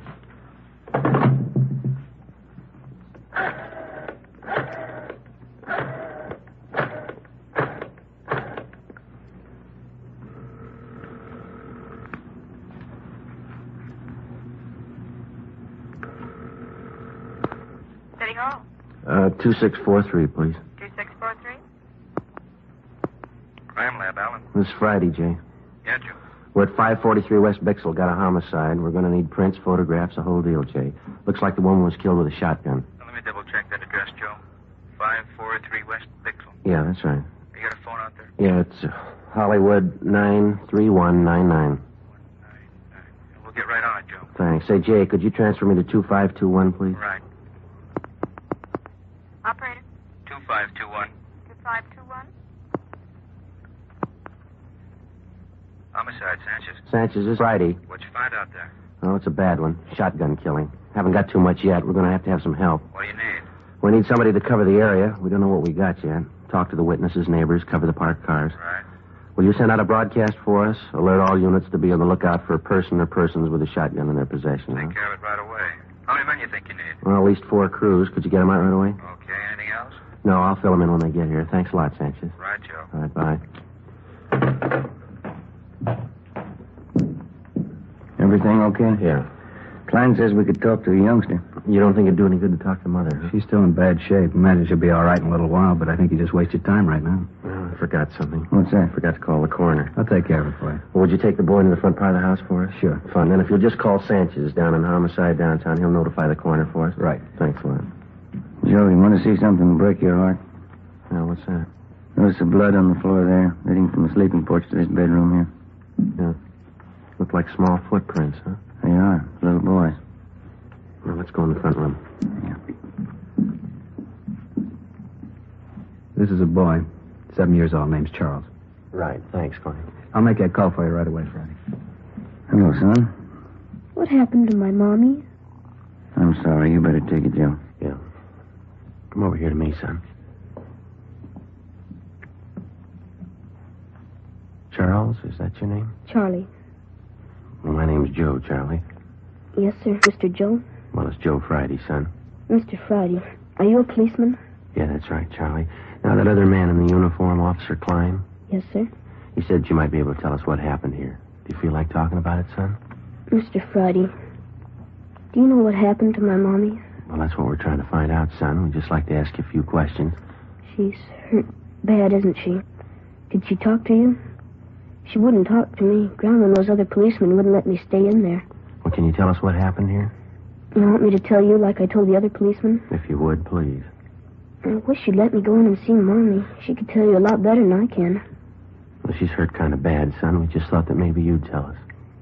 Well, we were sleeping in the bed on the back porch. Mm-hmm. We just got to bed, and Mommy was reading me a story. Then I heard this man at the screen door. Did you see the man, Charlie? No, I didn't. Mommy wouldn't let me. Well, how do you mean, son? How do you know it was a man, then? Somebody was cutting the screen at the door. I thought it was a man. But you're not sure? You didn't see him? No, sir, I didn't see anybody. It's dark outside. You heard somebody cutting the screen, though, is that right? Yes, sir. Then Mommy sat up in bed. I started to sit up, too, but she wouldn't let me. She pushed me back down and said, keep down. Mm-hmm. Can you remember exactly what she said, Charlie? She said just to keep down. That's all she said. Well, then what happened? I heard the big gun, and Mommy fell down in the bed again. I could tell she was cut. I could see blood all over her. Mm-hmm. I tried to talk to her, but she wouldn't talk to me. So then I went to get Grandma. Now, after you heard the gun, did you hear anything else? I don't know what you mean. Well, did you hear anybody running outside the house? Anything like that? I don't remember. I don't think so. I got up and went into Grandma's room. I was awful scared. I don't know why Mommy wouldn't talk to me. She always used to when I was scared. Well, now, can you think of anything else that you might be able to tell us, son? No, sir. I just don't know why anybody would hurt my Mommy. She's so good. She never hurts anybody. Where's your father, Charlie? I don't know where he is. They don't live together anymore now. Mm-hmm. How long has it been since you saw your father, son? Just last Sunday was. Yesterday, I guess. I see him every Sunday. Well, do you have any idea who might want to hurt your mother? No, sir. Nobody. All right. What do you think, Ben? Charlie, Yes, sir. did your mother and father seem to argue with one another very much? Before we moved here to Grandma's house, they used to argue all the time. That's when we lived in the apartment. Is that why you moved over here, son? Yes, sir, that's partly it. Mama had to work, and she didn't want to leave me alone here. So we moved over to Grandma's house. Mm-hmm. Do you think your father would ever hurt your mother? Did he ever say anything about ever hurting her? My daddy was always so good to me. He used to buy me all kinds of things. I don't think he was ever mean to anybody. See? Do you remember your mother ever saying she was afraid of anybody? No, sir. She was never afraid of anybody. How do you know that, son? She and Grandma used to always tell me that I'm the man of the family. As long as I'm around, they're not scared of anybody. Oh, I see. But when you talk to Mama, you won't tell her, will you? Tell her what, son? She always says that big men cry about things. When Grandma came out on the porch, she started to cry, and she took me into her room, and she cried some more. I guess I cried a lot, too. When you talk to Mommy, you won't tell her that, will you? No, we won't. I've never really known. Was that right? Did big men ever cry? Yes, son. They cry.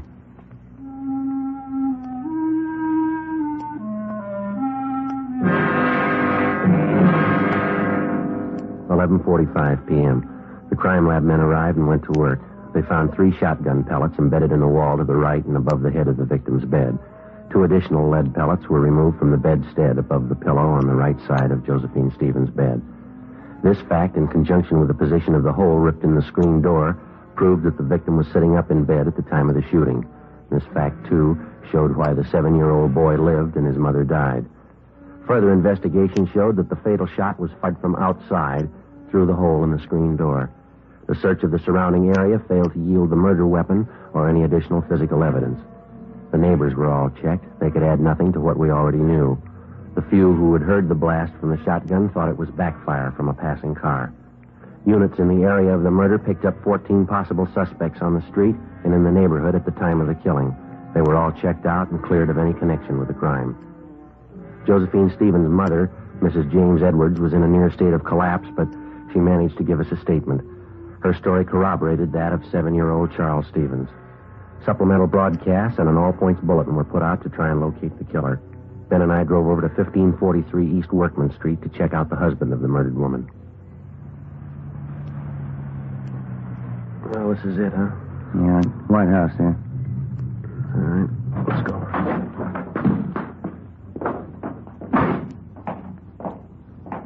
Car parked in the driveway. Yeah. The hood's warm. Car's been used recently. Yeah, you got your flashlight? Yeah, here. All right.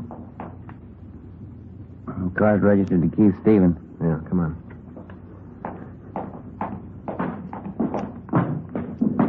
The lights are on inside, huh?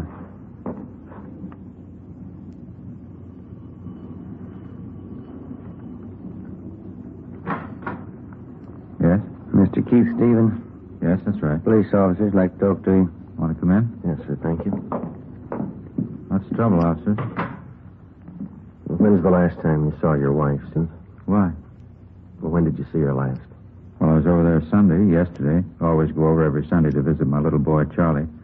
My wife and I are separated. That's what we agreed on. And that's the last time that you saw her? Yes, it is. Why? Well, I'm sorry to have to tell you this. Your wife is dead. What's that? I'm sorry. You're kidding. She was all right yesterday. There must be some mistake here. No, sir, I'm afraid not. Josephine Stevens. You sure? 543 West Bixel Street. I gotta sit down. What happened? She was shot. Well, how? I can't believe this. Well, we're working on it now. Somebody shot her while she was in bed. I just saw her yesterday. How did it happen? Was it an accident? No, sir. Somebody killed her. How about little Charlie? He sleeps with his mother. Is Charlie all right? Yes, sir. He's fine. He wasn't hurt at all. It was a small miracle how he came out of it, but apparently his safety was the last thing your wife thought of before she was killed. It's just terrible. I still can't believe what you're saying is true. Who in the world would do a thing like this? We want to know that, too. We need your help. Well, where's my boy? I better go right over and see my boy. He's in good hands with his grandmother. We just want to ask you a few questions, and then you can go right over and see him. All right. You gotta get whoever did this terrible thing. Yes, sir. We're going to try. Now, how is it that you happen to be up this late at night? I just got home from work. I work the swing shift at Gibney's. That's the steel mill in Alameda, is it? Yes, that's right. Did you work today? Yes, I told you. I just this minute got in. Swing shift. What hours would that be? 4 to 12. Did you work the full shift today? I did. You don't think I would have done this thing? We have to check everybody. Is there somebody out at the plant that can verify the fact that you were out there during the entire shift today? Yes, my lead man and I always punch my time card in and out. How do you get to work? I drive. My car's right outside there, blue Chevy. Do you own any firearms? No, I don't. You ever owned any? No, never have. Didn't want a gun around with a boy. I see. You live here alone? No, since the wife and I split up, I live with another fella here. Where is he tonight? He's out somewhere, usually home when I get here. Do you have any idea where he might be? Does he go out much? He goes out quite a bit. He's going with some girl. Might be at a movie or something like that. Does he know your wife? Well, not too well, no. I think I took him over to the house one Sunday. He met my son Charlie and my wife. Try to take it easy, Mr. Stevens. Oh, I'm sorry. It's kind of hard to take. Yes, sir, we understand. This man that you live with here, what's his name? Carl Walters. Where'd you know him from? He advertised in the papers. He said he wanted somebody to share a small house with him. I answered the ad, and we seemed to hit it right off from the start. He's okay. What do you know about it? I know enough to know he's all right. I wouldn't want to get him mixed up in this. Well, has this Walters ever been in trouble? Has he ever been arrested? Not that I know of. He's a good guy. Fine Army record. I see. Have you ever been arrested? No, sir, I never have. Any kind of an arrest, misdemeanor, anything like that? Never. You never been in jail for any reason? No, sir, never have. I had traffic tickets, but I've never been in jail for any reason. I always paid my fines, never had any trouble. Have you any idea who might want to do a thing like this? No, no one. How did it happen? Did they break in the house? No, it wasn't burglary or anything like that. Somebody just wanted to do away with your wife. If you can think of anybody who might do a thing like this, it'd help. You know, we've been separated for a while. Maybe she took up with someone who'd do something like this. I wouldn't know. I can't think of anybody I know that'd do this. I see. She and I have had our ups and downs, or we wouldn't be apart. We've argued time and again over the custody of Charlie, but nothing serious. Can't tell you what a shock this is to me. You say that you don't own a gun. Do you know of any of your friends or hers that might? No, I can't think of anybody. Well, this fellow Carl Walters, what can you tell us about him? Now, please, he's all right. He certainly had nothing to do with this. Well, we just want to be sure to check everybody out. If you can tell us, it may save him some embarrassment. Well, I realize you have to be sure, but please believe me, he's all right. You say he doesn't know your wife at all? No, just that one meeting.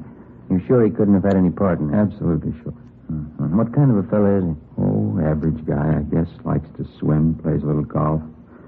Always wants me to go out camping or hunting with him. Do you ever go with him? No, I haven't so far. He wants to go on weekends, and I like to see my son on Sundays, like I said. What does he hunt, do you know?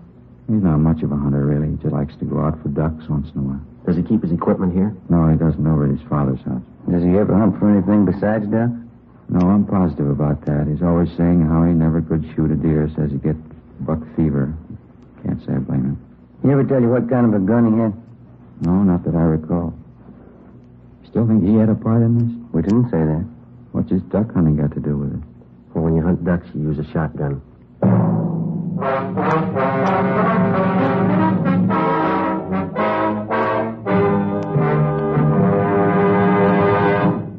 You are listening to Dragnet, authentic cases from official police files. And now, let's look at our Fatima files. Listed under K. Kelly, Nancy Kelly, famous actress. She says, Between scenes, I like to relax in my dressing room and light up a Fatima. They have a really different flavor, and they're extra mild. Friends, more smokers now insist on king-size Fatimas than ever before, because in Fatima, the difference is quality. quality of tobaccos. The finest domestic and Turkish varieties, extra mild, superbly blended, to give you a much different, much better flavor and aroma. Quality of manufacture. Smooth, round, perfect cigarettes. Rolled in the finest paper money can buy. Manufactured in the newest and most modern of all cigarette factories. Quality, even to the appearance of the bright, clean, golden yellow package, carefully wrapped and sealed to bring you Fatima's rich, fresh, extra mild flavor. So, if you smoke a king-size cigarette, compare Fatima. You'll find they now cost the same. But your first puff will tell you... Ah, that's different. Yes, in Fatima, the difference is quality. Buy Fatima. Smoke the quality king-size cigarette. Fatima. Best of all long cigarettes.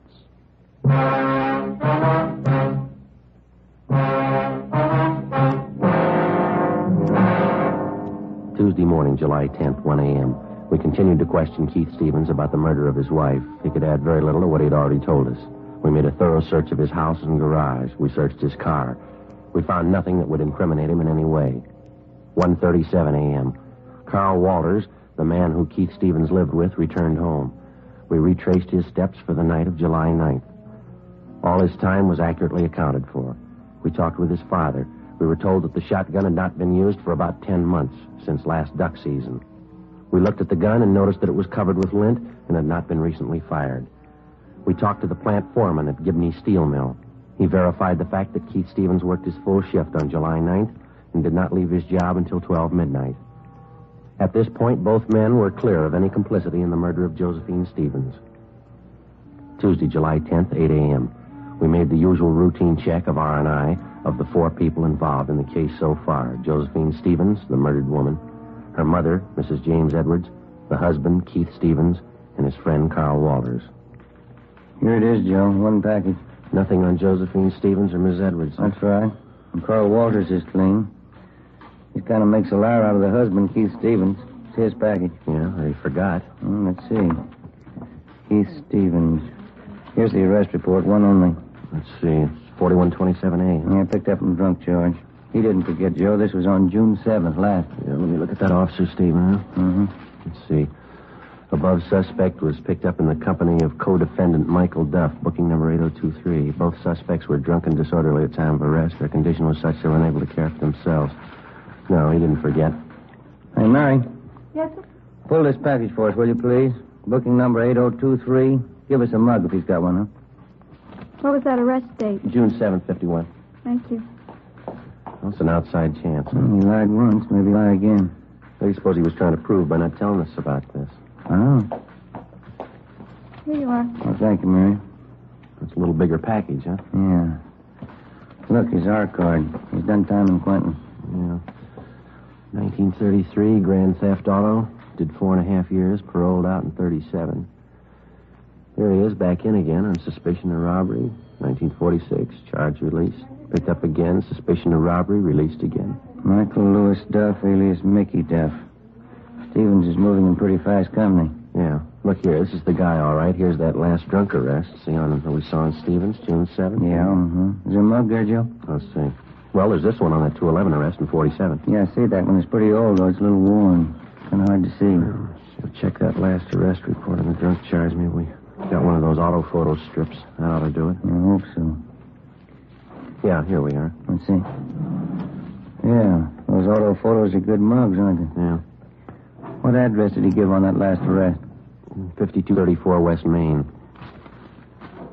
No. All these other addresses are just transient hotels. That Main Street address, the most recent, looks like the best bet. This is probably why Stevens lied about being arrested. Yeah, let's see if he lied about anything else. We drove over to 5234 West Main Street. It was a small 2-story rooming house. We checked with the landlady, and she told us that she had a man registered under the name of Michael Duff in room 20. She told us that he had just walked out a few minutes before we arrived, saying he was going to the corner to buy a newspaper. We identified ourselves and stated that we'd wait in his room for him. We asked her not to tell him. She went upstairs with us and unlocked the door to room 20. We made a thorough search of his place. It was a 2-room apartment. I searched the living room, and Ben went over the kitchen. Joe, come here. Yeah. Look here. Look, I'm up under the sink here, cradled in the gooseneck of the drain. Yeah, shotgun. Yeah. Just a minute.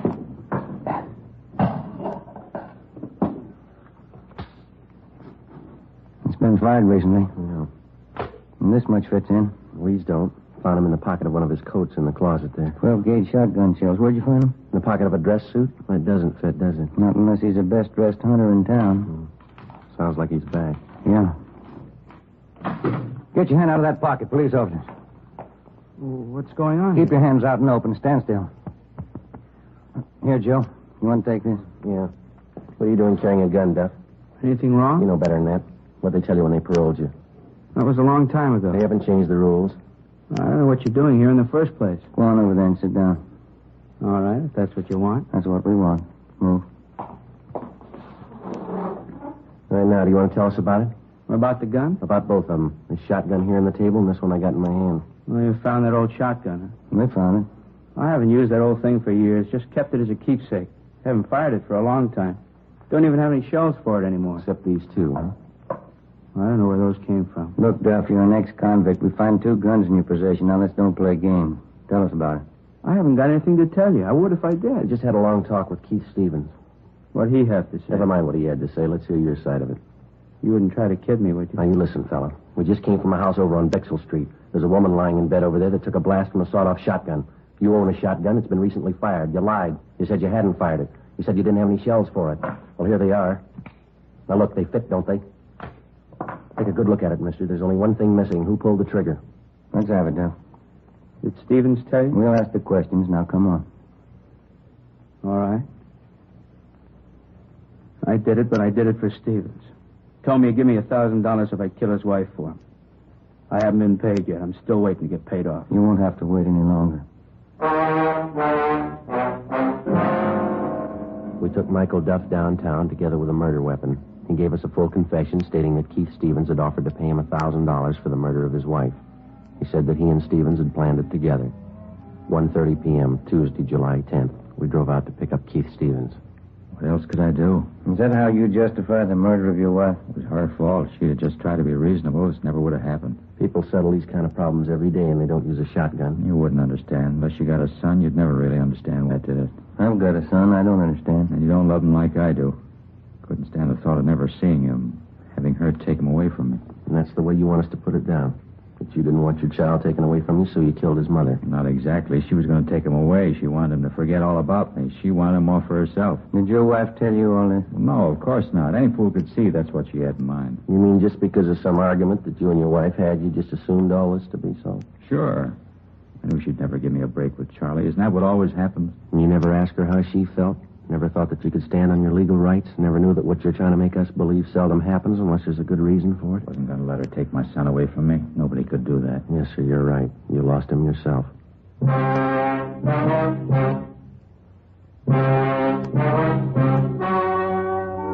The story you've just heard was true. Only the names were changed to protect the innocent.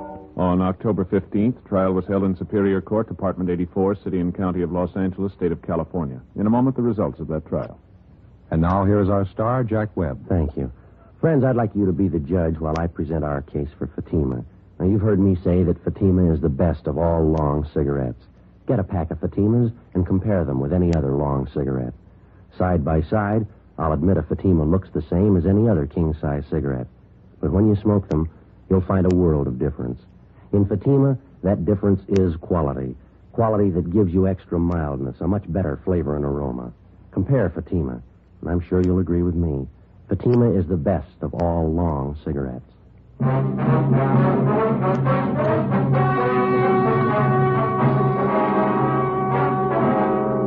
Keith Edward Stevens was convicted of murder in the first degree and received a life sentence. He is now serving his time in the state penitentiary. Michael Lewis Duff was convicted of first-degree murder and received the death sentence. He was executed in the lethal gas chamber at the state penitentiary. Dragnet wishes to thank Sheriff Brian Clemens of the parish of East Baton Rouge, state of Louisiana, for the appointment of Sergeant Joe Friday and Sergeant Ben Romero as honorary deputy sheriffs. Our sincere thanks to Sheriff Clemens.